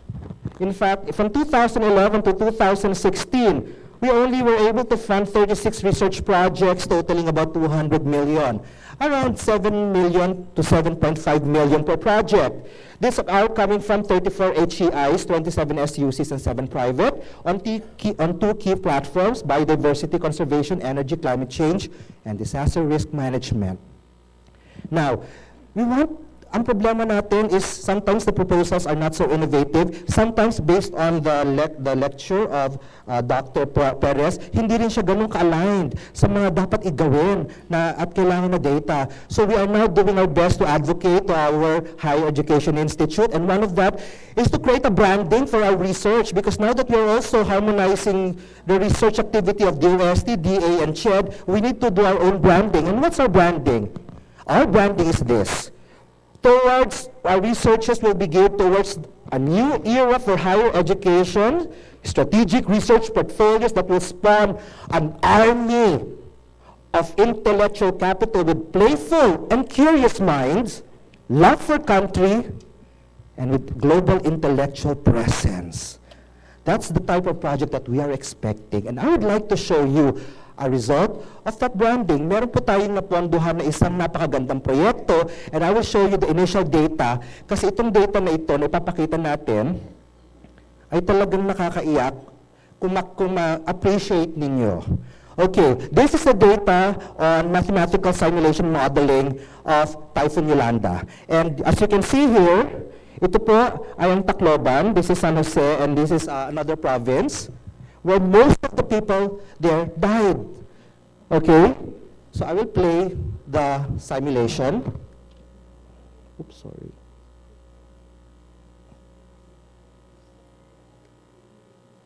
Okay. Now, makikita nyo, ito po yung storm surge. At yung mga nasa pink dito, these are the areas where there are so many people. This happened from 7 o'clock to 9 o'clock. Ito yung height ng Typhoon Yolanda, and this is the height of the storm surge. And nakita natin that the entire municipality was underwater, and we can just imagine how many people died.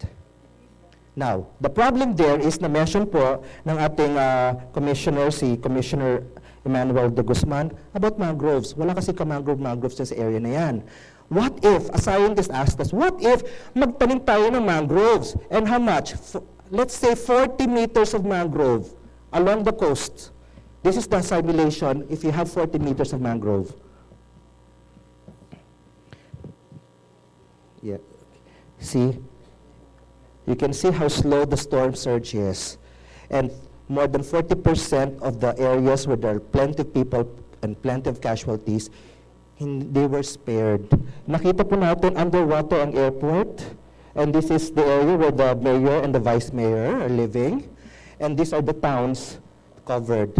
So we would have saved a lot of lives only if we have enough data to show. And this group is now coming up with a big project that will make it nationwide para po ma-simulate kung ano ang mangyayari once we have another Typhoon Haiyan. Just imagine, this is 40 meters. According to Georgine Primavera, the expert on mangroves, we need 100 meters. So I asked the project leader, bakit hindi mo gawin 100? Because based on my simulation and based on the topography of the region, we don't need 100 meters of green belt. We need only 40 meters, and that will cut the cost of creating mangrove belt in the region. So ganito po ka-importante ang role ng science and technology. And since this is research, our HEIs are also tasked to extend and give back to the community. So gagamitin po nila ang mga results ng research nila, lahat ng talents nila para makatulong sa ating komunidad. We have a CMO called CMO 57 or CMO 52, which now redefines what extension is. It's an institutional deliverable. Ibig sabihin ng institutional deliverable, hindi ito pabebe, hindi ito selfie moment ng isang estudyante, but the entire institute, the entire HEI would have to work to come up with a deliverable for practical, evidence, and science-based solution that will address real-world social and economic environmental challenges of the community. Ito mga HEI natin ito, you're located in the community, you know the problem and you know how to approach it. Now, another point by which the higher education can help is with the NSTP program, the National Service Training Program, because it can harness a tremendous amount of volunteerism. 4 million students will have to work for 2 years in the community. What is included in the modules are citizen training, DRRM awareness, environmental protection, community exposure, and they have to have 32 hours of community service. Ngayon, kung hindi guided ang ating community service, what will happen? In some cases, nagtatanim po sila ng mangrove sa seagrass beds. Sabi ng mga experts natin, that's genocide. You cannot plant mangroves in the seagrass beds because that will destroy the seagrasses, that will also kill your mangroves. And that's happening. So what we need is to come up with a science-based approach in terms of extension, and that's what CHED can do.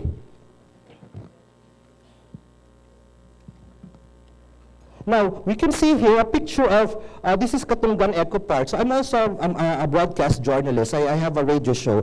And we have been covering the Katungan Eco Park in Liganes, Iloilo. Ito po, na-wipe out dito ang mangroves. But thanks to higher education institutes, volunteerism, the place is now teeming with mangroves 200 meters from the coastline. Ito po isa sa mga wonderful success story ng extension program ng mga universities.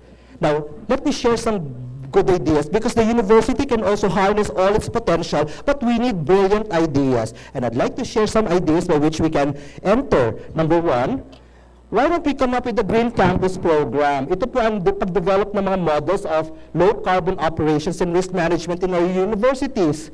We need to have, as our dear Senator said, a GHG inventory down from the city down to the CTU. But why not in the university, in your operations?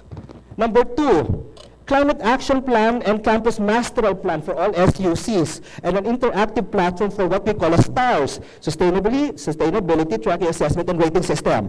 Ano ito? Lahat ng gagawin, dapat ang kada campus meron tayong isang plano para mapababa magkaroon ng climate adaptation and climate mitigation. And this will be evaluated based on a known metrics, which I'll show later. Number three, create a climate adaptation mitigation research and extension fund. Ang problema kasi, we only have 75 million with 6 or 7 platforms. Napakakonti po ang nagsasubmit sa amin tungkol sa climate change. How can we shepherd the best intellectuals in the universities to come up with programs? Number four, why don't we harmonize it with gender and development? Climate change, the problem of climate change is not gender neutral. Ang mga kababaihan po ang pinaka-naapektuhan ng climate change. And why don't we harmonize it with extension, since we already have CMOs on gender and development for our higher education sector? Now, if we do that, probably we can put women as a central warrior for climate change.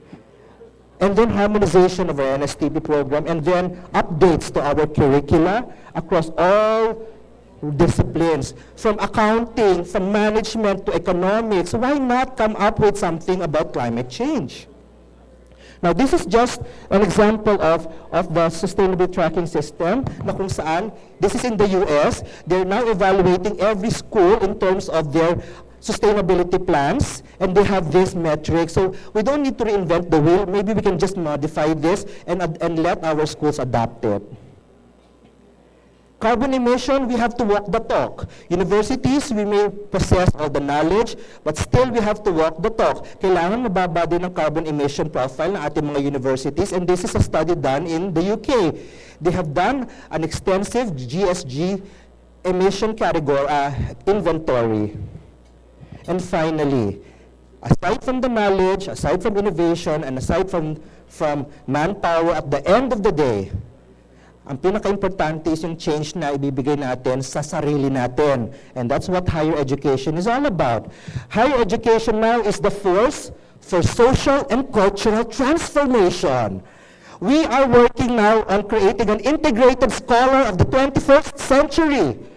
We want a scholar that will be seeking the truth and creating new knowledge. We want scholars that can propagate culture and values. We want scholars that have solid disciplinary foundation. We want scholars who can communicate.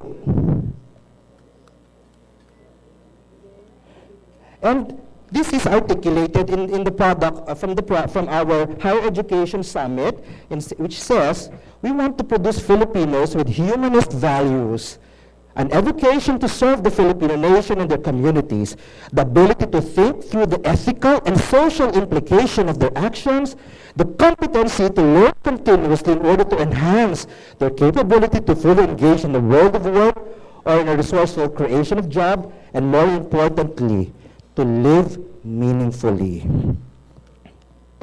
However, there are some obstacles, and one of that, we lack the intellectual capital in science. In fact, we only have 149 researchers per million inhabitants as of 2011 based on UNESCO Institute of Statistics report. Talong-talo pa tayo ng Thailand. Vietnam has 1,178, kaya naman palang nalampasan tayo ng Vietnam in the coming age ASEAN in terms of economic performance. Talo pa tayo ng Nepal, and buti na lang, natalo na rin natin kahit pa paano ang Nigeria. So we need to work hard to create more scientists in our higher education institutes. To summarize, we need to tap the wealth of our intellectual capital and engage all academic disciplines that will take leadership in climate change mitigation and adaptation. Number two, we need to develop and implement our climate response actions across all fields, teaching, research, extension, and even operations. And third is the responsibility of universities to lead by example. Now, you see, ito yung one of the recent news. I found it in my Facebook, so I pasted it here. We have already at 400 parts per million CO2. Nung ako po isang environmental advocate 2 to 3 years ago, during my environmental advocacy with the Meatless Monday campaign, we always say 390. Come on, let's do something because we might reach the tipping point. 400 parts per million. Turns out, September of 2016, we've already achieved or reached 400 parts per million. It cannot go down. And according to scientists and scholars, that may be permanent. And the 400 parts per million means probably we'll achieve 2 degrees Celsius increase in global temperature if we don't do anything about it. So what are we going to do as higher education institutes, SUCs? We have 2 choices. You can be dinosaurs. Dinosaurs looking at the comet in the sky and nonchalantly looking at each other, questioning, what is the implication of that comet to our future? Or we can be this dragon that we talk about. Because in higher education, we can see beyond the horizon. And universities has this insatiable yearning to understand ourselves and the world. And we can make minds of innovation because we can imagine a world different from the one we live in. So thank you very much. I think that will be the best contribution of our education to the call for climate change mitigation and adaptation.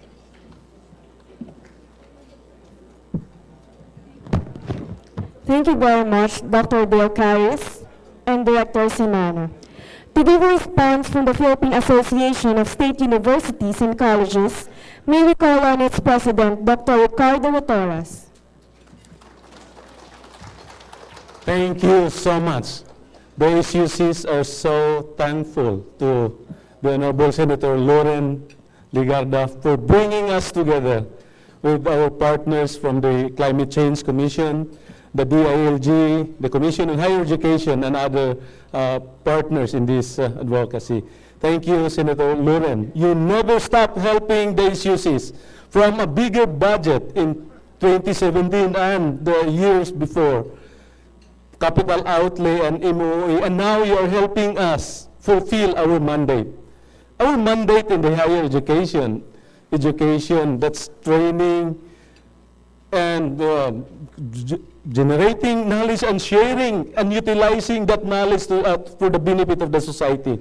You help us fulfill this mandate by having this activity today. It crystallizes our strong resolve to really join in your advocacy. Climate change is very close to our hearts. We feel it very much often. We observe it. We experience it on a regular basis.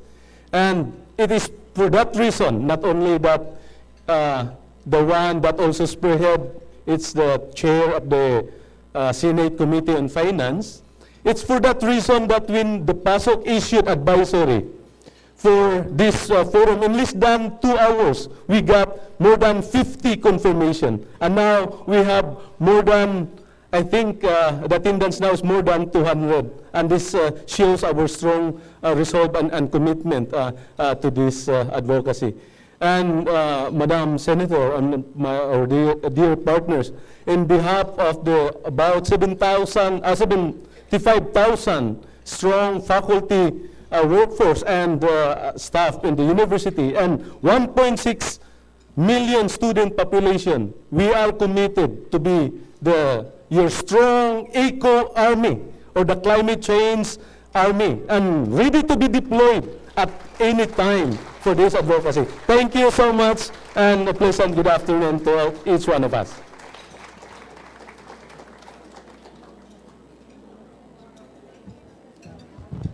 Thank you very much, Dr. Rotoras. At this juncture, we will open the floor for your questions and comments. may we request Senator Lauren Legarda, Secretary Victoria, Undersecretary Panadero, Dr. Perez, and Dr. Torres to be seated on stage.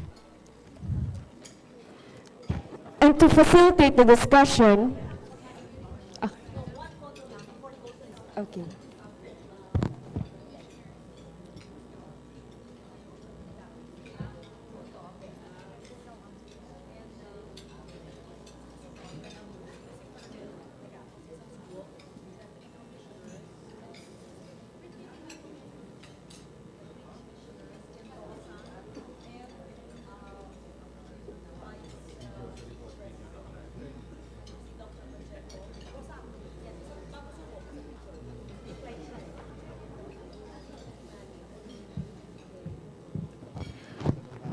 We will first have group photos of our speakers.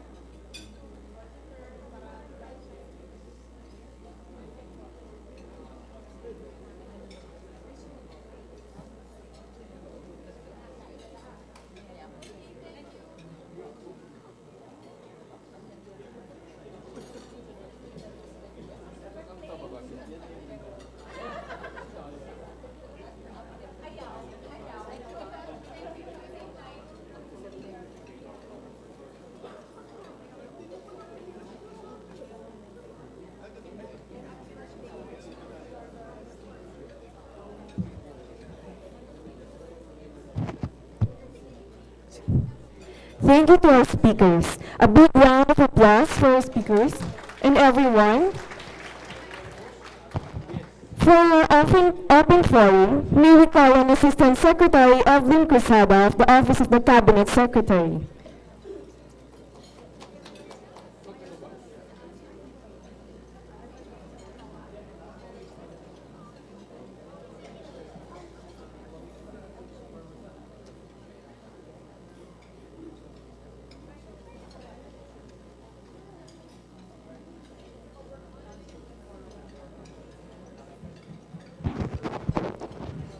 So even if everybody is eating, we will proceed with the open forum. They've requested me to handle the open forum because according to Secretary Bernice, you are my colleagues since, as you all know, until 2013, I was one of you in the Philippine Association of State Universities and Colleges. And right now, in the Office of the Cabinet Secretary, the Climate Change, Adaptation, and Mitigation Cluster is directly one of the clusters that I am coordinating and facilitating in terms of meetings, programs, and projects. So after our speakers, the Senator Legarda, we had Commissioner De Guzman. We also had our chair speaker. We also had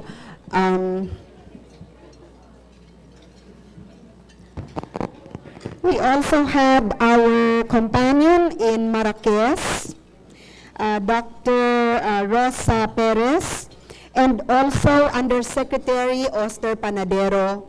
They gave us all the background of why you are here. I am partly responsible for this also because every time there is any government project or program where the SUCs would be able to profit from, I would always suggest that the different agencies could work with the SUCs. Are there questions that you would like to raise? And please, when you do that, please say your name and then tell us to whom is the question being addressed? Yes, ma'am? Magandang tanghali po sa ating lahat, lalong-lalo na po kay Senator Lauren Legarda. I am Dora Sisoleta Nantes. I'm with the Aurora State College of Technology. And just to give a context on the question that I will raise, I'm coming from the, ako po ay isang hazards geographer and a disaster risk reduction researcher when I was still in UP and in another university outside of the country. And I'm very, very encouraged, okay, that this is now being mainstreamed. And my friend Rosa is there, and that's why I'm so happy to see you again. Kanya lang, meron lang po akong tanong, kasi while I'm listening to everyone's encouragement, lectures, ma'am, I have an operational question, because I really want to implement this in Aurora. Everyone is aware that Aurora is one of the most disaster-ridden provinces in the country. In fact, our school is suffering at least a minimum of 3 million in pesos in relation to destruction, okay, of our school buildings and other property. And this is the reason why I am very, very interested, okay, about this. Ma'am, ang question ko po is in relation to we really would like to do research extension and involve our faculty members, researchers and extension workers dito. Ang isa ko lang pong agam-agam, I'm really worried about the magnitude, okay, of the things that we're going to undertake, because I'm trying to map out the things that we're going to undertake in Aurora already. Ang isang context po na gusto kong maunawaan din, at alam ko pong mag-agree sa akin ng ilang mga official dito, ma'am, kulang na kulang kami sa faculty members. In fact, we're really very grateful that the Senate, the Congress, and also through PASUK and SHED, we were given 35 additional faculty items last year, and we have filled them up. But we needed at least 67 sana po ideally. So yung first question ko po is, dahil po kulang-kulang kami ng manpower, or shall we say human power, I'm thinking that for this to be very, very effective, we would need at least a minimum of 5 persons, okay, to undertake this. I have already noted down the need for a social scientist, because we will be dealing with communities and with the LGUs. We will have to involve our natural and biological scientists also, and geographers and geologists. Some of the SUCs, we do not have the expertise of these scientists. We also need a GIS expert, because in order to utilize also the maps that are produced, that have been produced, say for example by NAMRIA, and are ready for utilization, we need to provide yung barangay and then local maps, which we can use really for mapping the local hazards and the shall we say resources that can be used by our partners. I made some computation, ma'am. We would need at least about 1.8 million to 3 million in order to hire a very good team, okay, to do this. Because as I mentioned earlier, ma'am, most of our faculty members are already overburdened, okay, by doing the 4 functions that are expected of us. The other thing is sa research, ma'am. I'm sorry. Sandali po. While this is a working lunch, the questions are very important because everyone else present may have the same questions in mind, and it can help. And Yusek Panadero and I, and perhaps Dr. Rosa and others may answer. In fact, we are not limited to answering it. Anyone can answer, just state your name. So we would appreciate perfect silence and listen to each other. Sorry, I'm like that when I hold my hearings. I really tell everyone to be quiet. I know people are really engaged, and I know that the noise is not empty noise, that these are discussions. We can have that later Let's respect the ASCOT. And I'm sure that many of those at the back eating, drinking, discussing can learn. Help me answer the questions. Thank you. Thank you, Ma'am Lauren.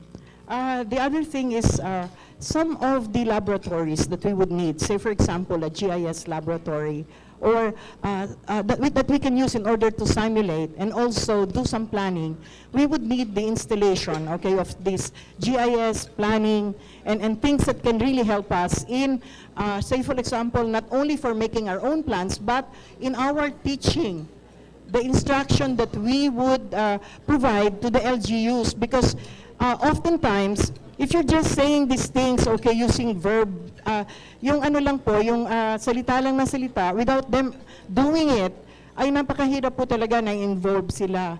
And I think that to cut the story short, I did some computation in relation to undertaking research, and the areas that I have identified are really involving the LGUs to have an idea of their ecosystems. And that would mean having a good physical mapping, social mapping, which are really oriented towards the climate change adaptation and disaster risk reduction concerns. We have done some research before, which I mean, when I was not yet with ASCOT, but it was funded by an international agency.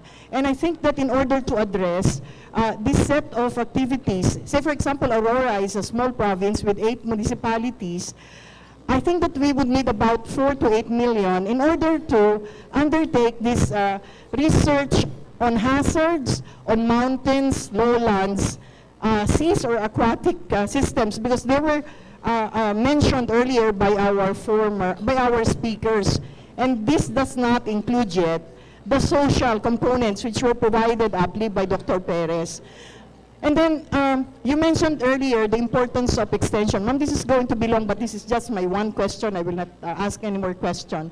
Yung extension training of provincial, town, and barangay officers, we would need to, say for example, produce materials, plan with LGUs, and the scale of operations differ.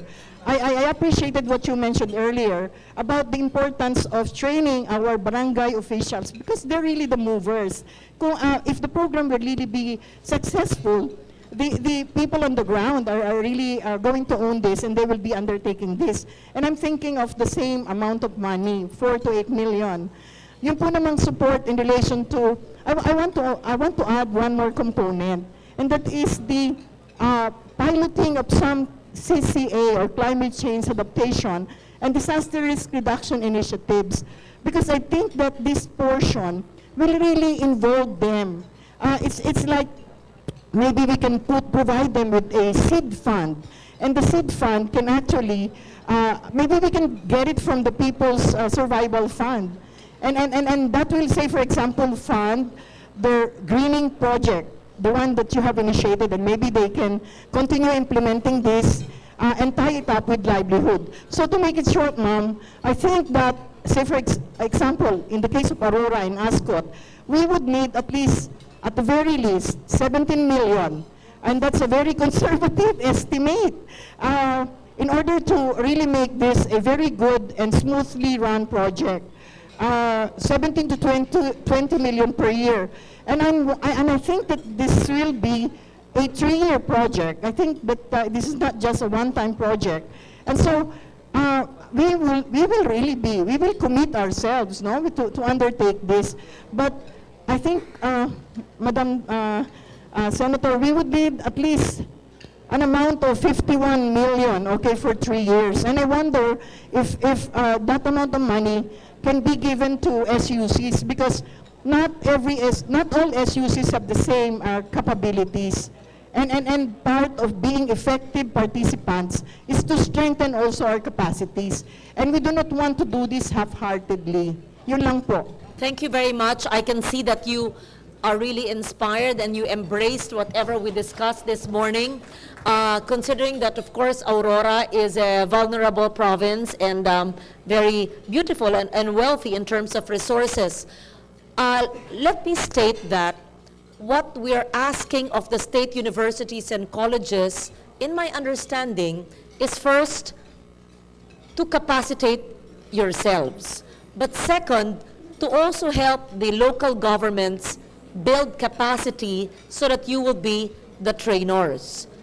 It is correct that all of you may not have all the facilities, science laboratories. Second, may not have all the personnel who are equipped with the science, the experience, and the knowledge to do all this. Now, you named everything you need.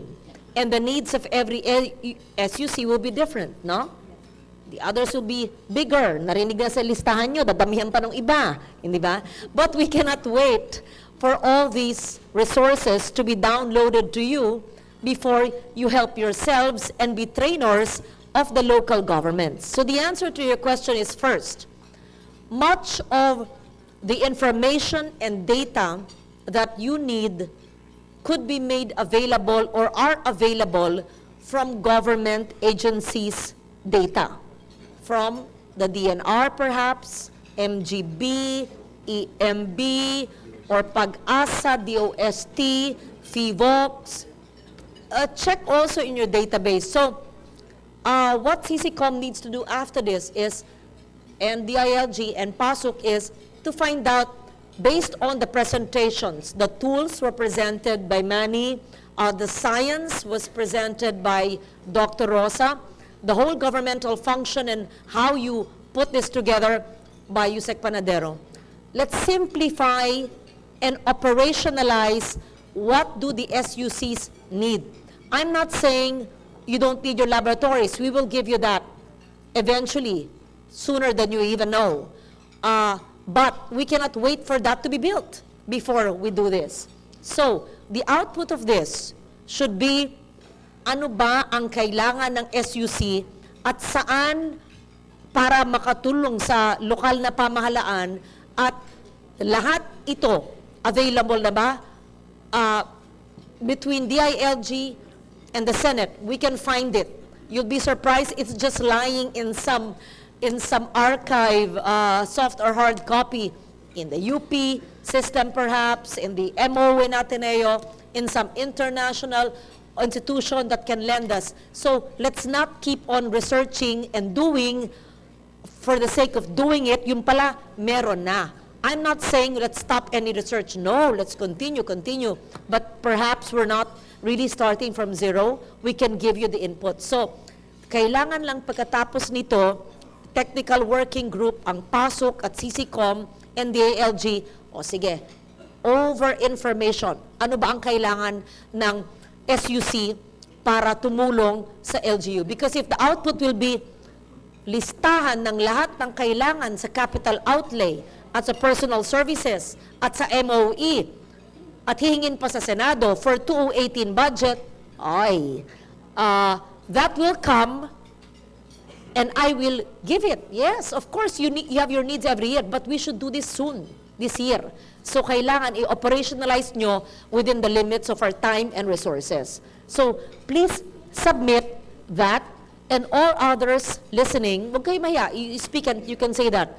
But what you need to do is, let us harness and inventory existing data, resources, knowledge already available, because there are a lot.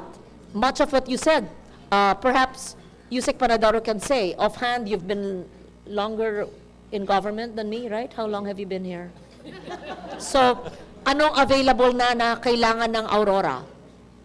Yung GIS, I know there's already a stock somewhere, largely DNR. Yun, i-extract lang natin and put that together with the maps of NAMRIA as well.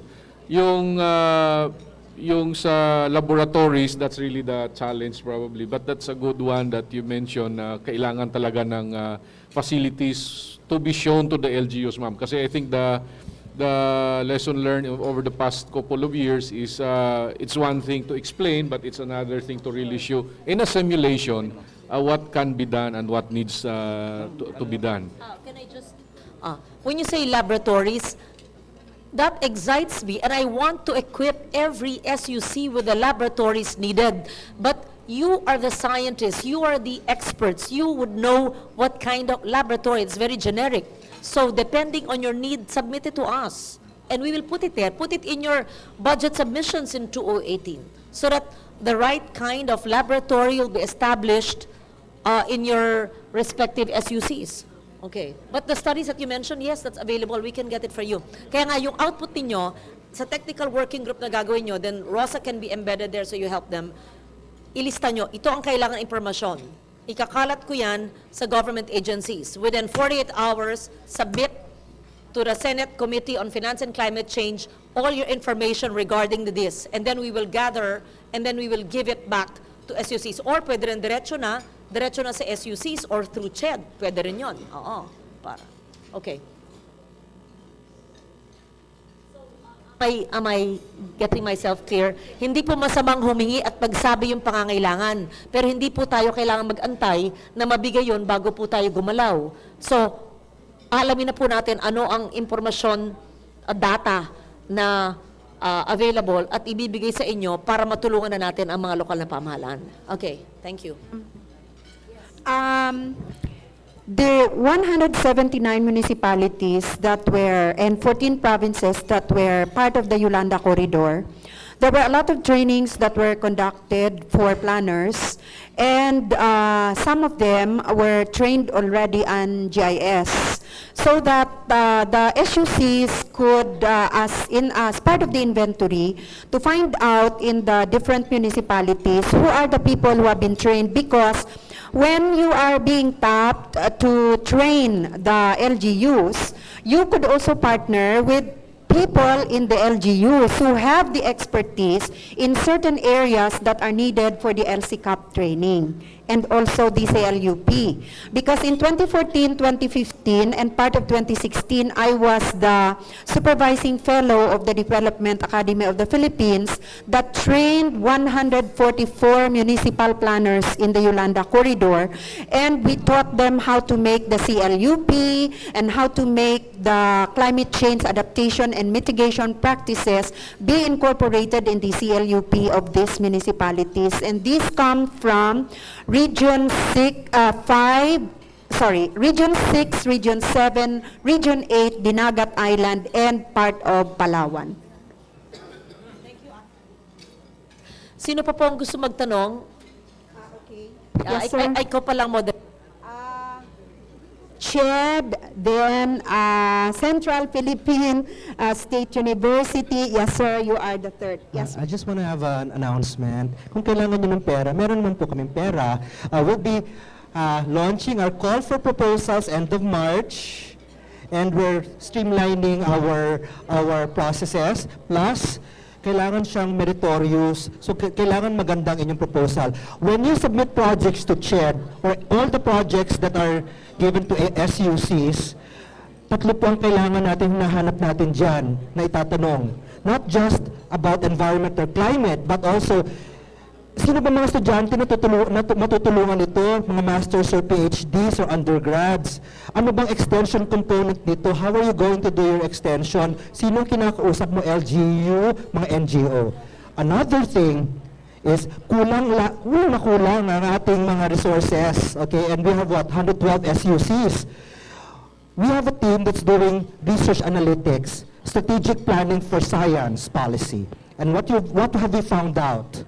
Based on scientometric and bibliometric analysis, ang mga SUCs natin na hindi nagtutulungan, the interdisciplinary and the collaboration rates are very low. So probably, each of us will not be asking for the pie.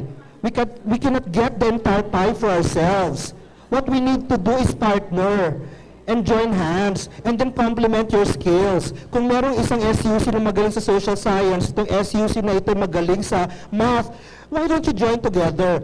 The grants of CHED now are focused on interdisciplinarity and interagency collaboration. If you have friends with other universities and if that gets reflected in the proposal, then malaki ang chance yan na matatanggap. thank you, Dr. Deo.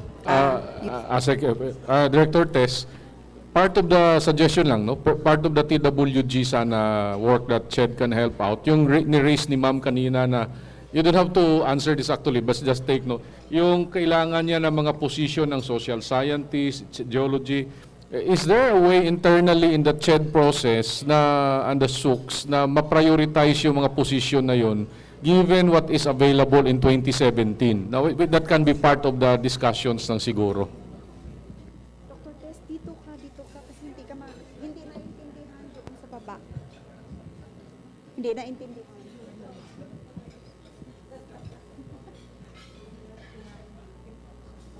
Good afternoon po, ma'am. Yes, good afternoon po sa ating ulit lahat. Particularly for the budget 2017 USEC, it's already done, given na po yun. And particularly the positioning, napag-usapan na po yan ng PASOK, CHED, and DBM. But it's a work in progress. So sabi nga po ni Madam Senator, we don't have to wait, we have to act now. So sinabi rin po ni Dr. Deo Clarice na you can submit proposal, but Madam Senator, our budget is only 75 million annually. At yun po ay pinaprioritize pa sa seven priority areas, hindi lang climate change. So perhaps we can have a joint effort with DILG and climate change, particularly to increase the research budget, particularly for climate change, and we can work it out. And yes, CHED and DILG already have a MOA. We can place additional area there, sir, particularly on the climate change. So, next. Good afternoon po. I am one of your one of those recipients of your training on last core climate change last year. This is just a follow-up of our direction, since I think many of us are also recipients of the training for training of trainers of core climate change. As what we have agreed last year, we are going to finalize our module because we need that module for us to have a uniform material when we do the training on the ground with the LGUs. As of now, we are still waiting for that final module, and shall we now be given the go signal to already contact the LGUs, because there are already many LGUs contacting us to help them in the training of their people. So I think my question is, we would just like to have a direction. Are we still going to have more trainings to enhance more our skills on training the LGUs, or are we already going to the field and do our what we have trained with the core climate change? Because as of now, Madam Senator, we are already, I think we have been given training, and I think many of us are still asking if we can have another follow-up before we can go on the ground, for us to level off all the things, especially the modules, so that we will have the same language to all LGUs. So I think that's the question that I would like to throw. But before that, Madam Senator, I would like to thank you, because the tree that you planted in our school is already very, very big, and we are taking care of that. Which school can you repeat? Which school? Central Philippine State University. In And Iloilo? In Kabangkalan, Negros In Island Kabangkalan. region. In Kabangkalan. And your tree is within my building. Maraming salamat po. My first term, 98 pa yata yun, o 2001? Yes po, ma'am. Yes po. Yes, good. Thank you, ma'am, for raising that. I think the ILG and Climate Change Commission are moving towards that direction na ma-finalize na yung module. In fact, kung Manny showed kanina the modules, no? Yun na po yung ating maging gabay kung paano natin ito maibaba. Now, I understand this is just being printed and disseminated soon, so that everyone can be familiar now with that. So, yun yung ating maging basihan sa ating lahat na pagsasanay.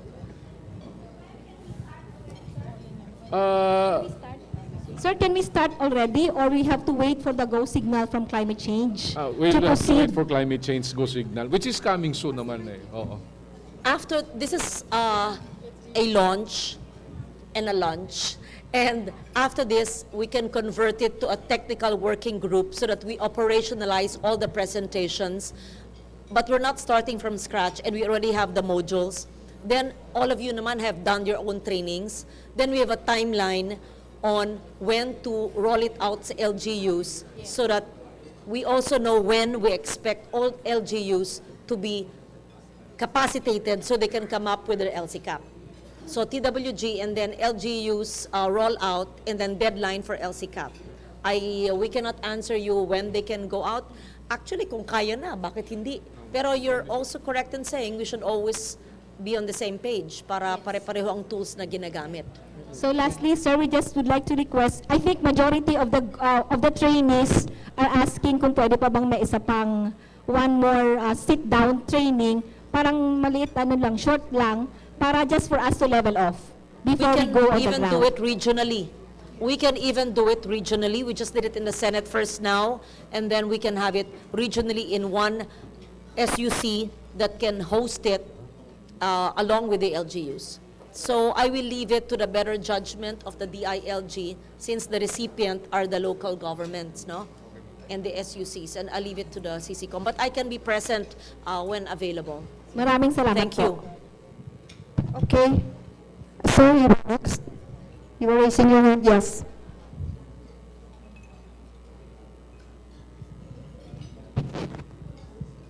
Good afternoon to everybody, especially to our Honorable Senator Lauren Legarda, ma'am. I am George Pono of Central Mindanao University. I would like to start my question with the introduction of what CMU and other issues in Mindanao are doing in terms of research in relation to climate change. We involved in the LIDAR project, as we know it. It is a big project. Field LiDAR 1 project, which its output is to produce a high resolution maps involving the 257 river basins entire the country. Of course, nandiyan na yung 18 major river basins. And these maps, high resolution maps and data sets, which are, I believe, important to the LGU in their plans, for example, comprehensive land use plan, including yung local climate change action plan, or even the watershed management action plan, and so on. Then this project has ended already, particularly in CMU, has ended last February 28 this year. Now, since the performance of ISUCs in Mindanao quite good, in fact, the funding institution, the PSER-DOST, is very much impressed with what we're doing. And these maps are used, as I've said, used by the LGUs. We were suggested to expand our project, and we are now proposing for the 91 river basins in Mindanao alone. Of course, with the other ISUCs, we are 5 in Mindanao: CMU, Caraga, Zamboanga, UPMIN, and MSU IIT. And my point is, PSERD signifies support of that expansion project to a tune of 200 million. And provided that there would be a counterpart financing from the LGU, because there is we did our expansion proposal because of the claim of the LGU that there are a lot of rivers in our area which are also critical in terms of flooding. Why not include this? Because at the start, on the previous project, we have only around 100 or less than 100 river basins for the Mindanao alone. Then, around 71 to be exact. And now we propose for another 91 based on their claims and demand. But I would like to ask on the counterpart financing scheme, and it is 20% as suggested by the PSERD, the funding institution. Now, talk about 20% of 200 million, that is around 40 million. Now, my question is, can LGU, can the CCC or the CHED DDLG particularly, can support about that counterpart financing. Thank you. There are facilities to deal with that. So if I got you right, no, 20% counterpart, is that the 80% shared will handle, then that's 200 M. So ang 20 mo mga 40. Okay. If you say the entire Mindanao, I suppose all the 25 provinces in Mindanao, or minus Basulta. So there are 20 or so provinces. What we can do is to work it out na ano ang cost per province and charge it to their 70% preparedness of their calamity funds, because that's allowed. So we can work together, tell us the breakdown by province, then we'll talk to all the governors there. The counterpart is only 40, divided by how many? 25 province, 22 province, kayang-kaya yan. Yes. Just so that you know, ang daming pondo. First, every province, every LGU has their dream fund, Disaster Risk Reduction Management Fund, which is now allowed to be used for preparedness. Second, there's the National Dream Fund. 15 billion ang linigay ko this year under the National Disaster Risk Reduction Management Fund. Last year, hindi nagamit, ang dami. By the billions, again, not used.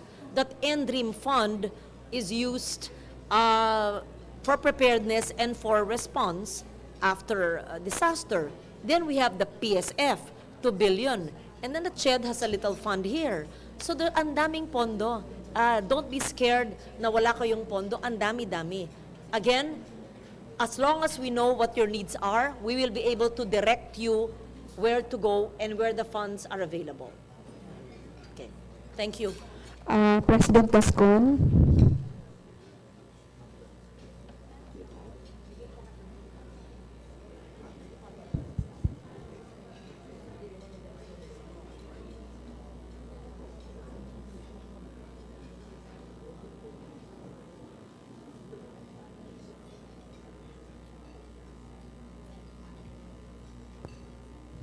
Magandang hapon po, Senator. Good afternoon.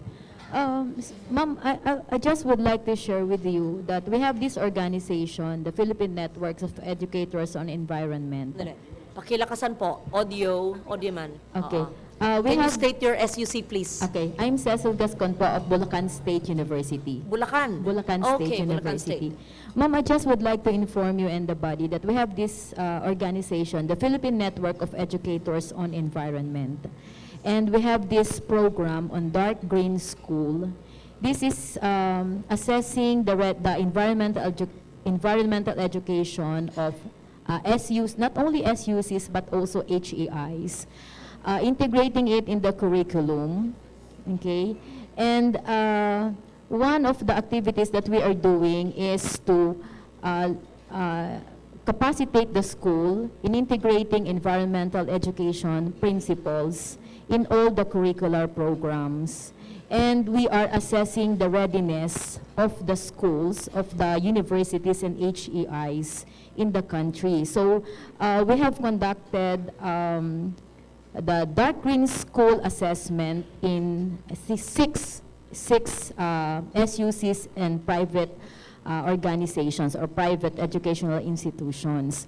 I have presented this to CHED because I think that all HEIs, not only state-funded universities, has to undergo this kind of assessment because this will evaluate the readiness, and of course, hindi lang po ito sa instruction pati po sa procedure ng university. Yung sinasabi po kanina to reduce our carbon footprint, to evaluate the greenhouse gases of the universities, malalaman po ito doon sa instrument that we have formulated. So ang question ko po dito, specifically to CHED and maybe Senator Legarda can help, how can we institutionalize this to require SUCs and HEIs to undergo this Dark Green School Program assessment? Kasi po kung hindi... What do you call it? Dark Green School. Dark? Dark Green School. dark green school, because that would be the category of the school. If they pass the assessment, they will be categorized as a dark green school. Apo. So, is it possible po? Because we will be reviewing not only the curricular program, but also the entire process of the university, instruction, research, extension. So with that, we can do intervention programs. Kung nakita po natin, hindi pa dark green sa university, we can do some intervention program. And I think climate change is can be one of the components of that dark green school program. Madam Senator, Madam President, thank you for that question. Particularly, ma'am, we will look at your document. Saan niyo pong particular office sinubmit? Actually, I discussed this matter already with Chairperson Licuanan. I presented this to And then you her. submitted the document. So we will get that document, madam, Apa. and Yes, ma'am. we will check on how we can act on that. It would be interesting to see that document. Is it a proposal of Bulacan State U or is it the educators network? Ma'am, it is a proposal of the Philippine Network of Educators on Environment. Okay. It's probably similar to the law that I enacted, but this is for the DepEd schools, the Environmental Education Awareness Act, to mainstream environment. That's very basic. Ito naman, it's for all higher education institutions. Maybe give CHED and give us a copy. We'll see. It would just mean probably a department order of CHED or circular. Yeah. Yeah. Doesn't even have to be a law. Maybe we can, if it's interesting and good enough, we can even enact it into a law. We'll see. But in the meantime, it can be adopted immediately if good. Thank you very much. Bakit lang dark green? Ma'am, that would be the category of the school if they pass the assessment. Kasi merong light, merong dark green. Yes. Hindi lang green. Okay. Next question, then you are next, then you are next, and this one is the fourth. Okay? Please. I hope the questions will focus on the LCCAP and what the SUCs are supposed to do to help in the formulation of the LCCAP.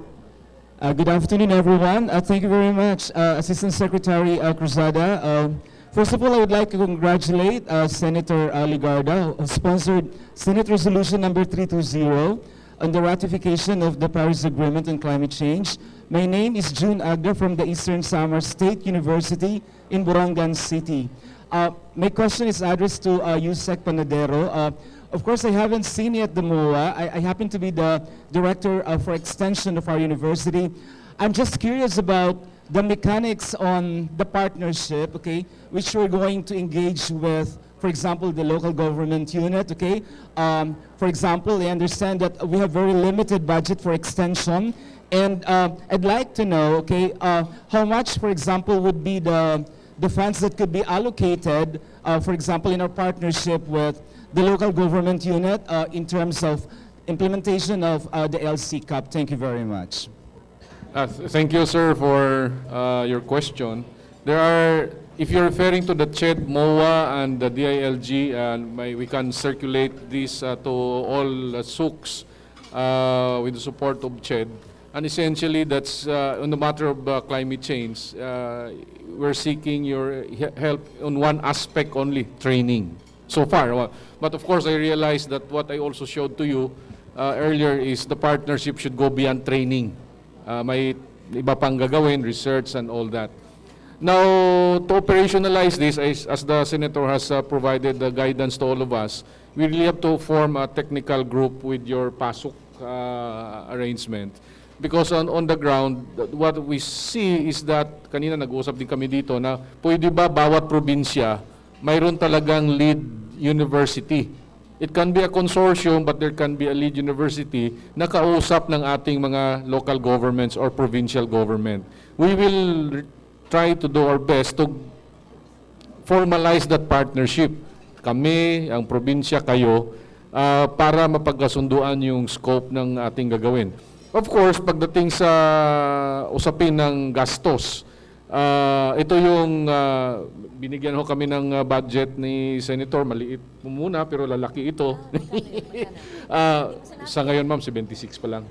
So, but plus the 2017 ma'am. Plus the 94 of CCC. So I think we're confident we can cover the initial 2017 requirements for capacity building. Now, research is definitely a good question to address and tackle together with the LGUs. And this is where we often, for now ma'am, ang sense ko lang is then we can really discuss this with them and use their pre-disaster preparedness budget for studies. This depends actually on your sort of project ideas in that particular province. So iba yung kay Central Mindanao State, LiDAR mapping of all the rivers. Iba din sa Aurora, it's more of the profiling. So magkakaiba ng cost yun. So we'd rather deal with that on a per LG or per province basis. Mahirap naman talagang i-adapt ang isang standard cost. Depende sa pangangailangan. What that means really translated is we will work this out in every province that that is ready to engage. So, yung aming mga field staff will talk to each one of you and discuss this with every province and the local governments in the area.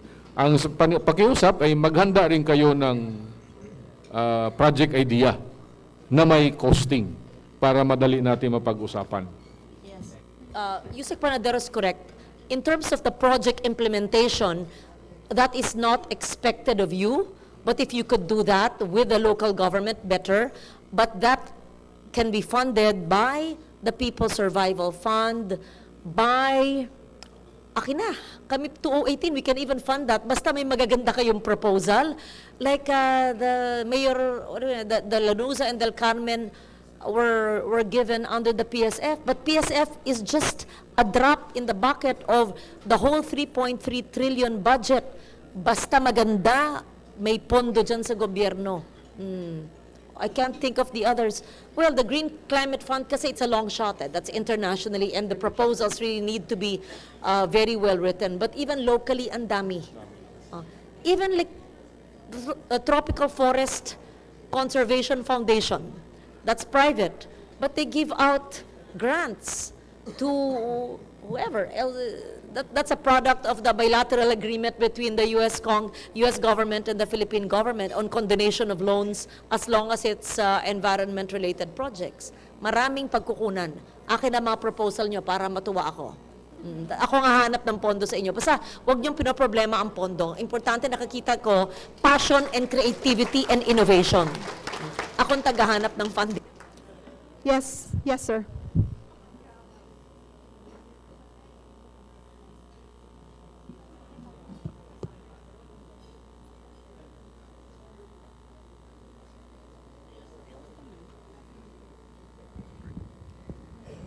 Good afternoon na po. Hindi ako makatiis kanina. I'll be asking a question as a researcher. Ako po ay BS Environmental Science, MS graduate doon. And we have been doing researches on watershed management, vulnerability assessment, halos lahat na.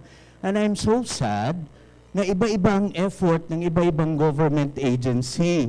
Kanina, I was looking for a DNR representative here, because most of our researches are funded by DNR. By the way, I'm from Cavite State University po, sa Cavite. We're doing watershed vulnerability assessment funded by DNR. Ako'y nang hinayang sa mga pondo na ang dami-daming binigay, pero ang aming mga results sa researches ay baka nakashelve lang somewhere. Thank you for that. Give us please all the researches you did with DNR, and we will ask them to submit it, to share it with all SUCs and to share it with the Senate, assuming it's not yet with us. Yes po. Yes. And hindi lang po yun, we were given by CHED a laboratory fund for geographic information system sa university. We are offering this sa mga local government.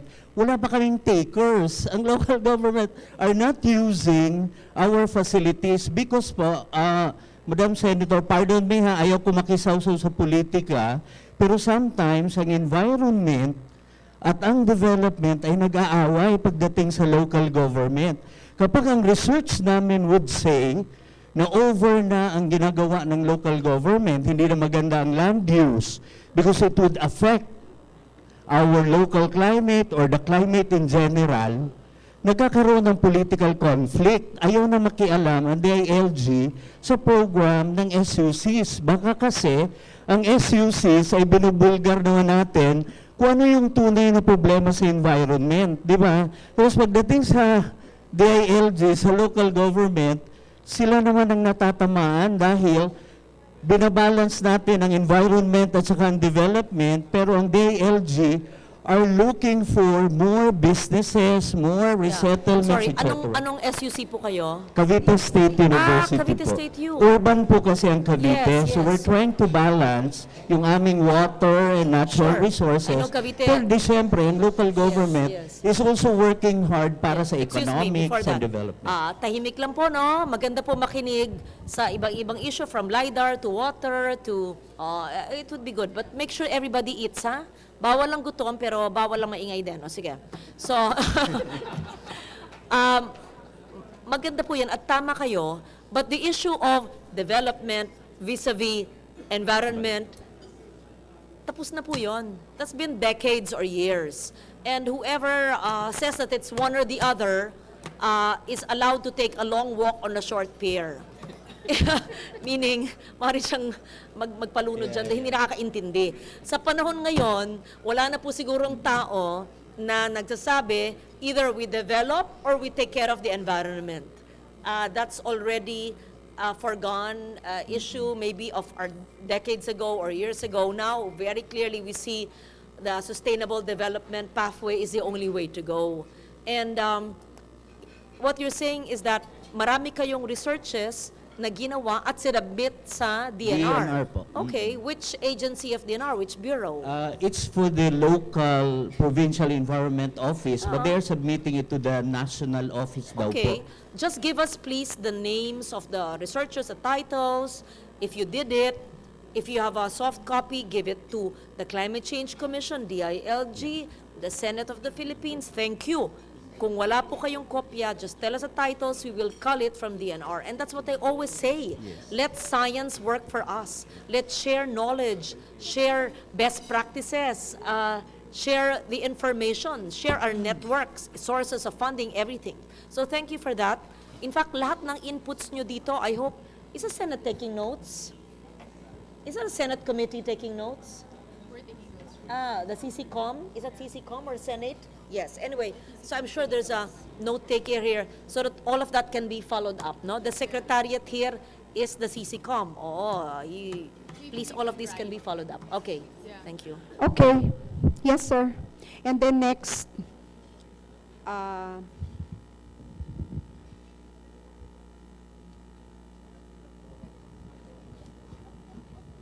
Marino Romero po from Isabela State University.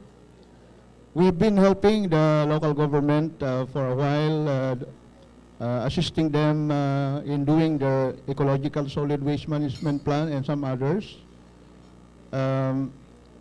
Because we are offering graduate programs in degree programs in environmental science as well as in resource management, our problem is, I think, extending our help to the local government unit. It seems there is no urgency in them in doing these different plans, ESWM plan and the LCCAP. Can we make a memorandum order, sir and ma'am, to give priority in formulating and developing their local climate change action plans? And then another question is, it seems it is a priority to have these LGUs to do their local change action plan, and it seems a priority for us also to make a proposal in climate change. Is there a window for us? Siguro po. Can we develop a window so that we can easily submit our proposal in this different window in your offices? Ganoon nga po yung ating pinag-uusapan na ang pagtulong-tulungan natin paano ang pagbuo ng LCCAP ng bawat LGU. Totoo din po yun na as I mentioned earlier na medyo i-context ko lang kasi nabanggit ko nga po kanina, kung tutuusin, may dokumento na tinatawag na LCCAP ang 1,114 LGUs. Pero yung quality po nun, paiba-iba. Okay. Number two, yung hindi naman siguro sa kawalan ng urgency, baka kawalan lang po ng eksaktong kaalaman kung paano ba gawin ang isang LCCAP. Kasi ang ating mga lokal na pamahalaan talaga ay hindi naman ho kagaya ninyo na marami talagang naintindihan sa science. Pangalawang balakid po yun. Pangatlo ay kung marapatin talagang baka kapos yung advocacy. Okay. Having said that, kahapon po ma'am, in the meeting of the the other day, in the meeting of the League of Municipalities of the President and the President of the Republic, kay President Duterte, nangako po ang ating LMP na gagawa at i-update nila ang lahat ng LCCAP nila. So pinangako nila sa Pangulo. So titingnan po natin kung kaya kailangan din natin maghanda, baka biglang maghingi ng tulong ang lahat ng munisipyo at kapos tayo upang tumulong sa kanila. So we will really pursue that commitment that LMP has manifested to the President, kay President Duterte in their convention the other day. And let's see whether they can deliver on this. But I'm sure they need all the technical help that is going to be needed to complete those LCCAPs. Maganda itong nangyari sa ngayong araw nito, sir, because we are offering degree programs sa masteral at saka PhD, and in the R&D thing, maybe we can ask our graduating students to do R&D in these different respects. Yeah. So we need, of course, maybe the areas of concern in the LCCAP thing as backup to the doing of the LCCAP to these different LGUs. From Isabela State University kami, but we are also helping other towns in Cagayan Valley doing their different plans. Okay. So we need lang yung, sometimes kasi mga LGU, they say they are inviting us, and then after a while malolos yung interest nila or yung urgency nila to move on. That's why nadidelay yung doing of the ESWM plan like that, and here we have again the LCCAP. As a matter of fact, I think LGU has a problem, and not all of them have been able to develop their LUP, and we are offering services to them, but sometimes it is unlimited service because of the urgency of these different local government units. Yes, we understand what you're saying, that not all LGUs are compliant, not all LGUs understand, not all LGUs would really give it time. So let's just get the low-hanging fruit. Sino ba ang meron ng basic na CLUP? Sinong may LCCAP na kailangan lang i-improve? Sino ba ang passionate, maaring walang alam pero gustong matuto? At iilan na lang dyan yung ayaw matuto. In fact, ayaw nila matuto o ayaw gumawa, siguro dahil hindi po nila alam na mahalaga sa kanila. Lahat ng hindi cooperative na LGU, sasabihin ng DILG sa akin, lahat ng hindi sumusunod sa inyo o ayaw magpatulong sa inyo, nag-aalok na kayo, sabihin din nyo sa akin. Katawagan ko lang, kakausapin ko, sigurado ako, when we make them understand the importance of climate to the economy of the local community, to their lives, that they must survive and thrive and do this and do that, they will understand and they will embrace it as their passion. In my 3 terms here, I've met so many local government leaders who first did not understand, did not listen, but when I speak and I tell them how it's relevant in their lives, oh, they're now climate warriors and they're one of the most passionate ones. So I do not believe that everyone that anyone will not be convinced or will not do what he or she is good for him or her family and their community. Hindi lang nila alam. So, we can persist. Pero umpisa natin yung madali, yung low-hanging fruit, o yung passionate, o yung meron na. Tapos yung mga wala, DILG can help. Kaya nga ginagawa po natin to. Then we can probably have a graph or a rainbow kung sino ang green na green, yan dark green na tinatawag nyo. Sino pa lang ang regular green, sino ang light green, at sino ang brown. Diba? Oo. Anyway, so ganun po. But we understand what you're saying. Maybe a reminder department order, unless meron na kayo. Diba? Paulit-ulit na yan eh. Reminding you, these are the plans. Kaya lang problema rin, kasalanan din namin eh, ang dami naming batas na ginagawa, hinihingi lahat ng mga plano. I'm partly responsible for that. Solid waste ESWM plan, di ba? Land use plan. May iba pa yung DRR plan at saka yung LCCAP. DRR plan and LCCAP should be one and the same. Kasi ang DRR tsaka CCA tsaka M, isa lang yan, di ba, Dr. Rosa? Isa lang yan. Hindi dapat pag may magsabi, hindi ka pa nagsapin ng LCCAP, DRR plan, hindi, dapat nagka-mainstream po yung DRR sa LCA. Thank you, Isabella. Siguro ma'am, may idagdag lang ako. Para lang makonteksto din natin sa case ng mga SUCs, we are really transitioning to making local planning, DRR, and climate responsive. At the moment kasi pinaghiwalay pa natin yan because there are two laws that requires it. But eventually, harmonize para yung sa mga familiar, no? In the early days, when you say you prepare a local plan, ay socio-economic profile lang yan. Padiretso ka na sa strategy. Ngayon, hindi na. Socio-economic profile, vulnerability assessment. Plus vulnerability assessment. Dinadagdag pa nga natin yung conflict ngayon. Kasi may mga lugar na kailangan mo talagang i-address ang conflict. There are 47 provinces na classified under conflict. Number two, with all due respect, sir, inuance lang po sana ng mga sa ating sa academe yung attitude ng ating mga LCEs. Wala naman ho kasing local government official dito, so I'll just take a little look at the things from their perspective. Ang napansin po kasi natin dyan, pag mga scientist na at mga dalubhasa at mga academician ang kausap, iba naman siyempre yung perspective po ninyo. You want to see the holistic, the integrated, the scientific, and the comprehensive. Yung ating political landscape po ay iba. 3 taon, short term, konting ira, kapos ang pera.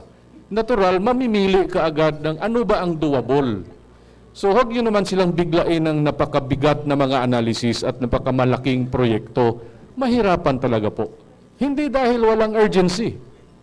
Hindi lang talaga kaya. In fact, that's where we need also your advice na, yeah, they're starting to do something like this, but ito lang ang kakayanin ngayon. Hindi kung may feedback tayo na mabuo, pwede natin silang matulungan, mahanapan yan.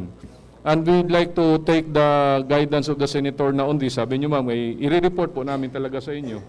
Para siguro, hindi naman sa baka yung mga national government assistance ay nakatali doon sa compliance nila sa... At marami ho kasing binibigay ngayon ang ating ang mga programa ng national government na pinupunduhan po ng ating legislative branch na pwedeng maging conditional, subject to compliance to things like what you're saying. Of course, that's just a proposal, ma'am. Of course. Okay, sir, and then you, and then, how many? Last 3. Okay, last 3 questions.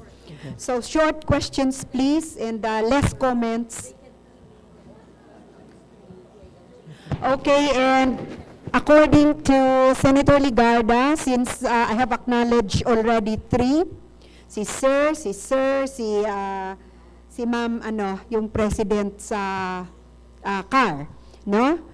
So all the others who wanted to ask questions, could you email the questions to the ILG? To Chieb daw. To Chieb, to Dr. Tessimana, so that they could be be evaluated, analyzed, and answers to your questions could be provided. So, sir, please. Madam? Yes. Okay, kindly email to info@ched.gov.ph. So that's under the Office of Planning, Research, and Knowledge Management, and we will see to it that we will receive and address your questions and queries. And CHED will share it, we'll share it with our office and USEC and CABSEC as well, Yes. NCCCOM. Okay. Good afternoon, everyone. I'm Dr. Agustin Nunez Arsenia from Guimaras State College. I'm the planning officer of the institution and the chair of the Disaster Risk Management and Climate Change Adaptation.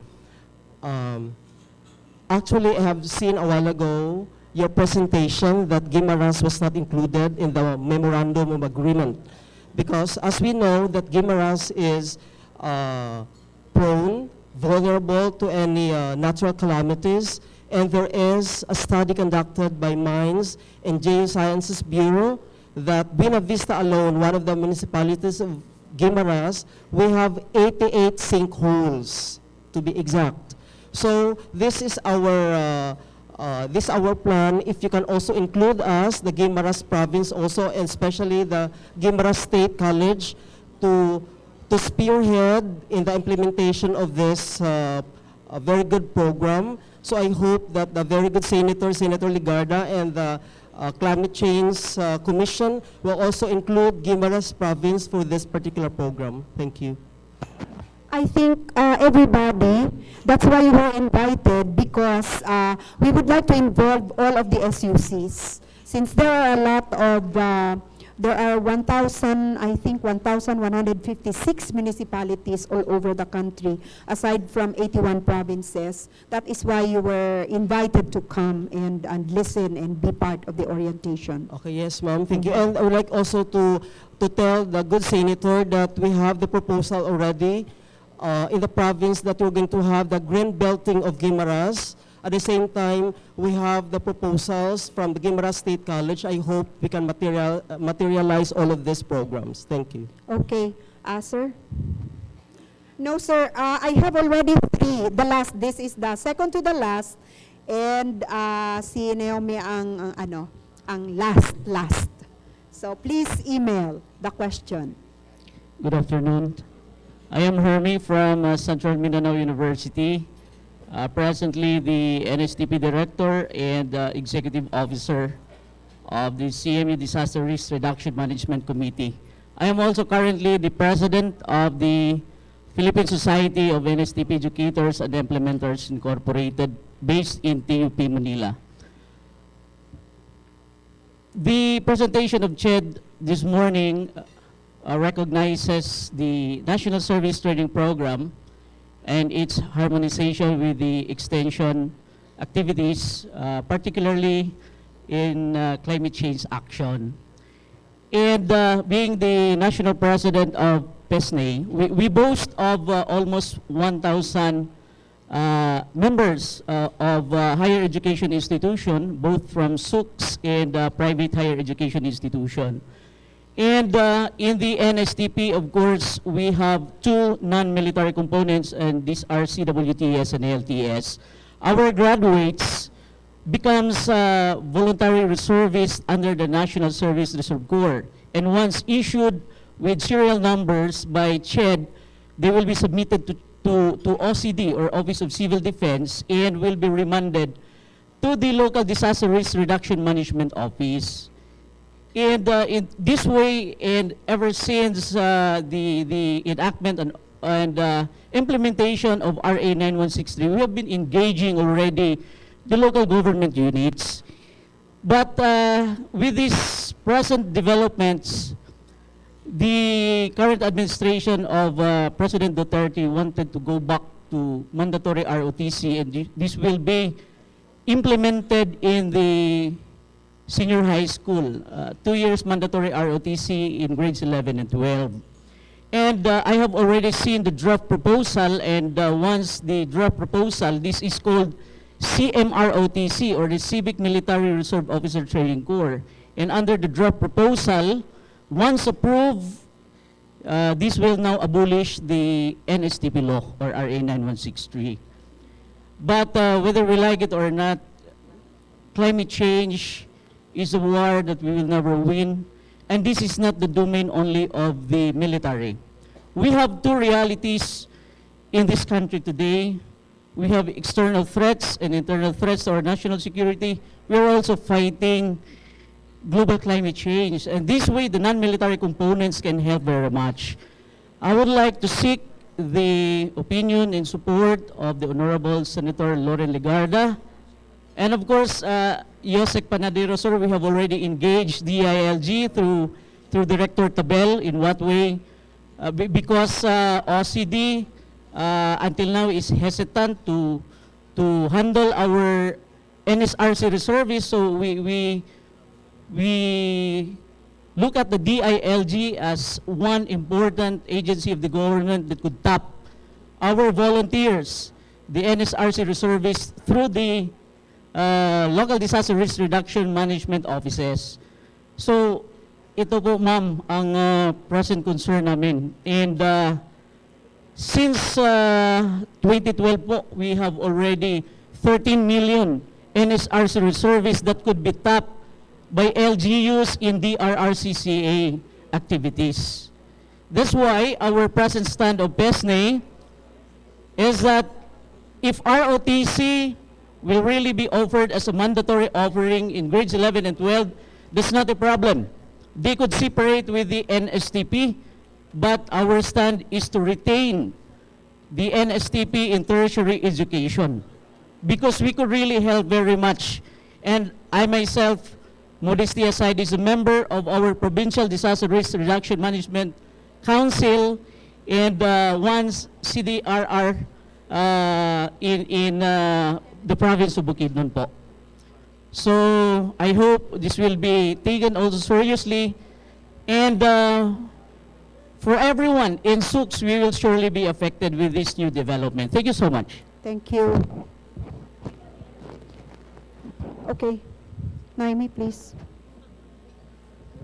Nieves Dakyon from Apayao State College, President, and President of the Cordillera Administrative Region Association of State Universities and Colleges, or CARASOC. Hearing from the proceedings of today's ILCAP meeting, I salute, of course, Senator Legarda, who had been consistent with her advocacy for not only climate change, but for life and sustainable development. Of course, all those who are members of the panel, the DILG CHED, the office, Madam Cruzada, Office of the Cabinet Secretary, and those all others. Of course, our President from PASOK. This meeting is timely with our ongoing assessment and planning at the Apayao Forest. At the Cordillera, Apayao is the last frontier of the Cordillera's forest, it being the biggest or the province with the biggest forested area. So it belongs to the last frontier provinces like Palawan, Cagayan. I'm happy that we are also given this. It's an accountability actually, because the vision of the province is to be an agroforestry and ecotourism center, and they advocate biodiversity.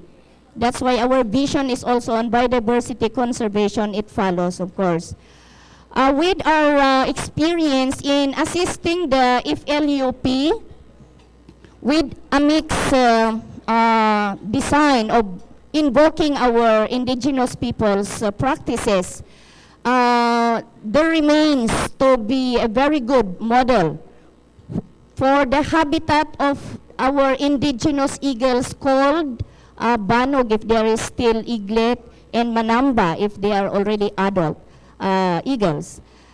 This shows that we still have a virgin forest in Apayao that we have to protect, and we are in partnership with the Philippine Eagle Foundation and the PTFCF and with very good convergence with our LGU, headed by our Congresswoman and our Governor and all others. With this, we found out indeed that our leaders lack the plans. And so it's easier for them to tell us, please be the one to make the plans. But of course, our desire is for them to be the one to be the main actors in making the plans. With this, we are so happy that you are now answering our problems that will sustain the initiative, and that may we submit our proposal by province, by SUK, and by region as Karasuk, like what we did under your assistance for the Guardian Forest book, and which was also started by the former Senator Angara on our the restoration of the cradle, the grandeur of the Cordillera. This is now the sustainability mechanism of all those which you have started, Madam Senator. And may I also request that we include in our proposal the lingering problem on additional manpower to do the extension and to do the research and the related task, staff works for climate change program within our region and within our respective SUKs.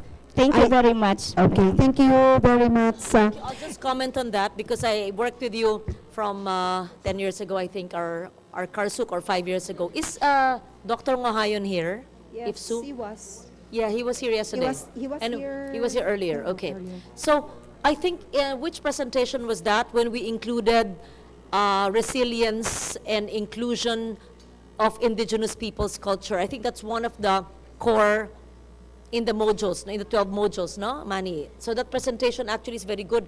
What you should do is to share that with all the SUCs, the ILG presentation as well, and Dr. Rosa's presentation.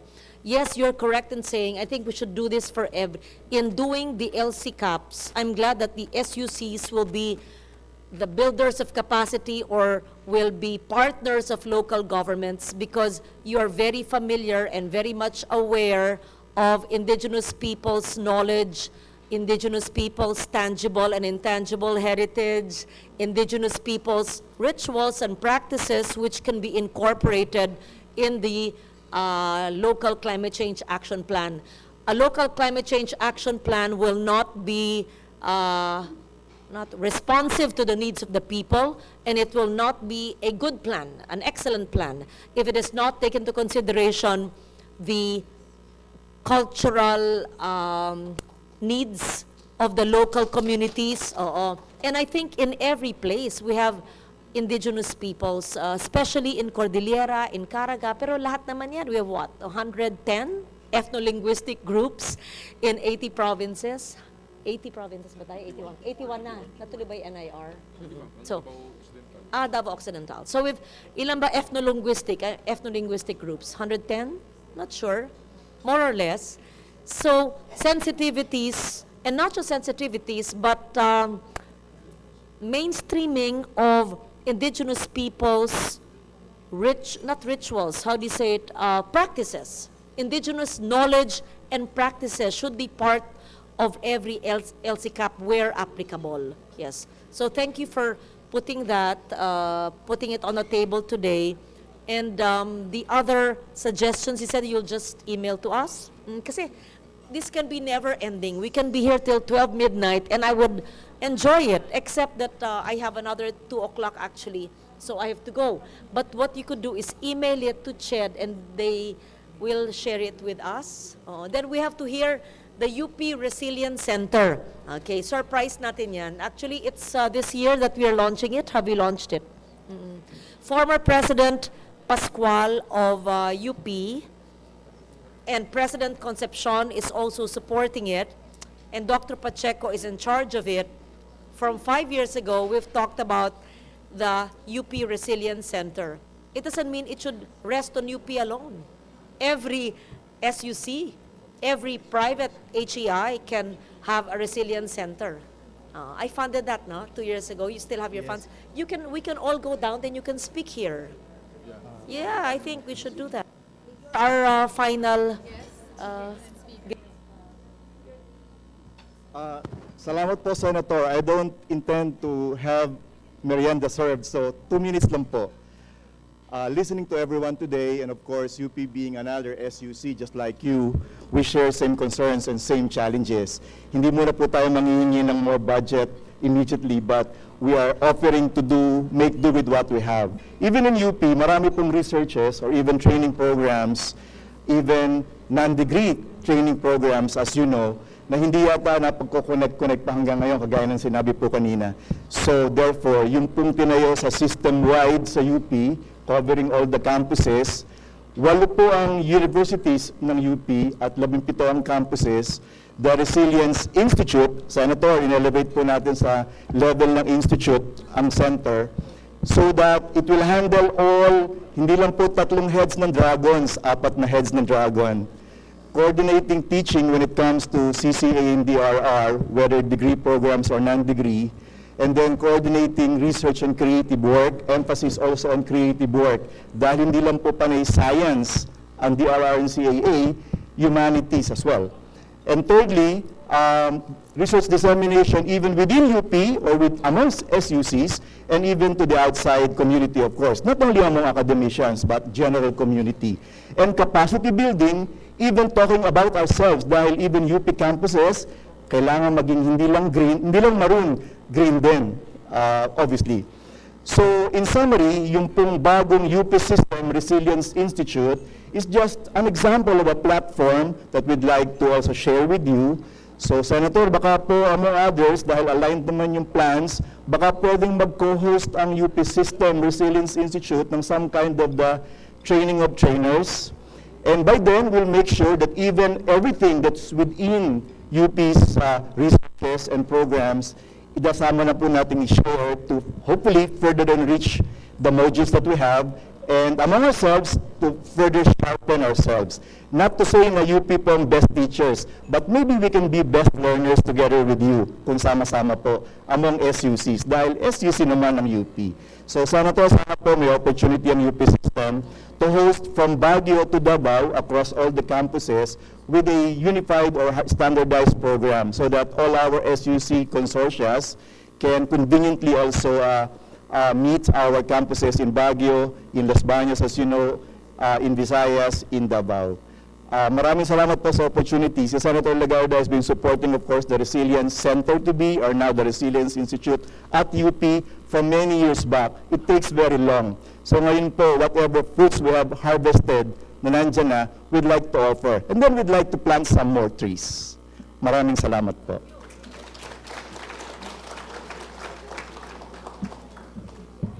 Thank you very much, Mr. Benito Pancheco. May we once again call on Assistant Secretary Cruzada to close the program.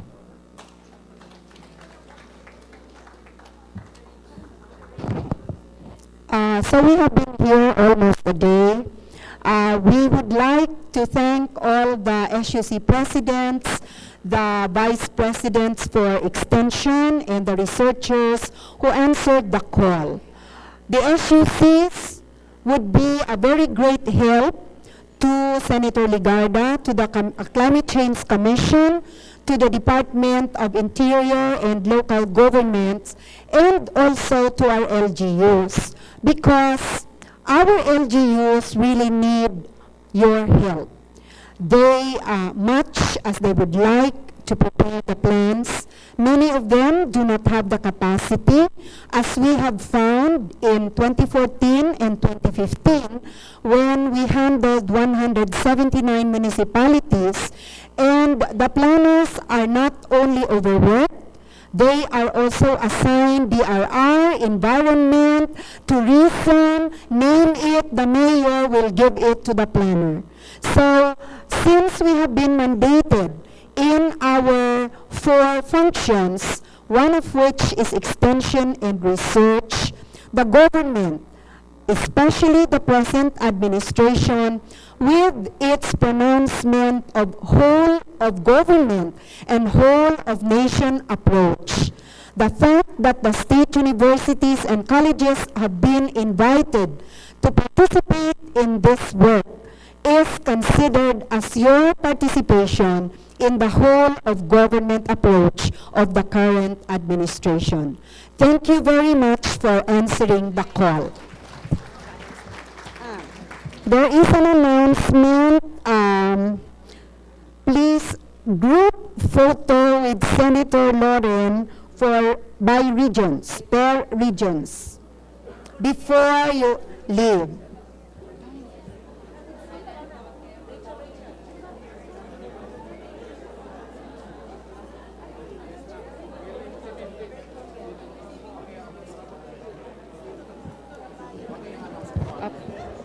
Okay. Thank you very much, Assistant Secretary Quesada. At this point, may we request everybody to join us for a souvenir photo. Can you please start with Region 1? Cordillera.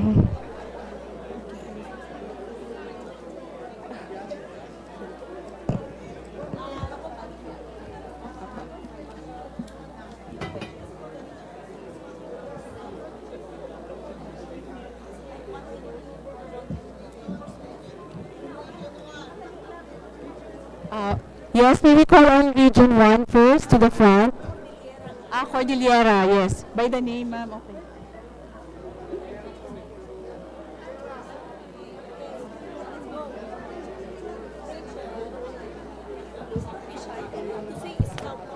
Yes, ma'am. Nandito po yung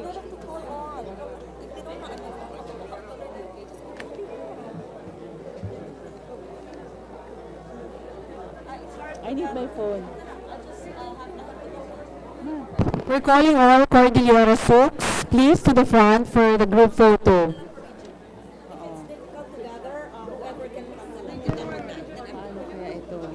Tinawag ko na po Region 1, ma'am. Ang tinawag ko na po, but we don't know where the seats are. Paano kaya? Since I have limited time, whoever wants na lang, I just have 1 minute. So, since it's hard to call per region. No, we don't know where they're seated.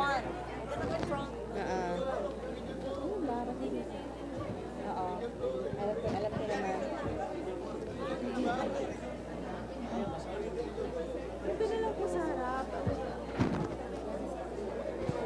All Region 1 Souks representatives, please, for the group photo, and then Region 2 here on the left side to be next. Because we only have 5 minutes for the photo.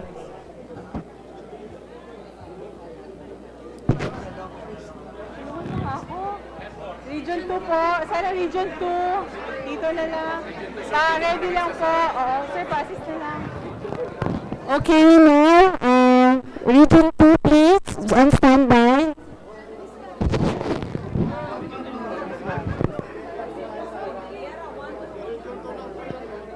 Opo.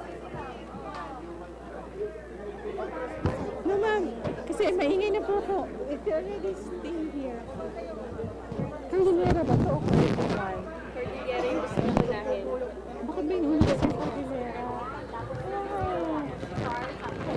Car daw po muna. Car, then Region 1, 2, 3, also.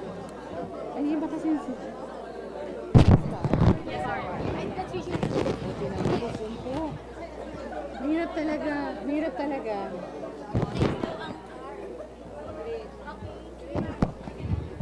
This is Region 2. Okay, this is Region 2, and next we have the car Souks, please, to the front. Cordillera Souks.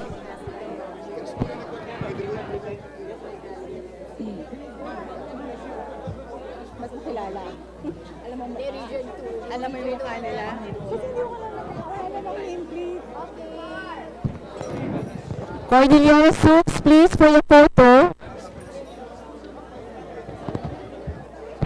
Region 1 na naman.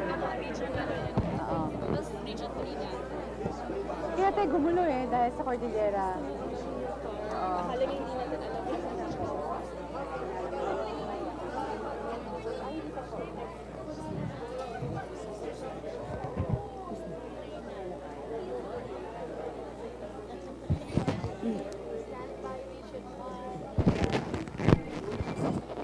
Next is Region 1. Tupo yung kanina.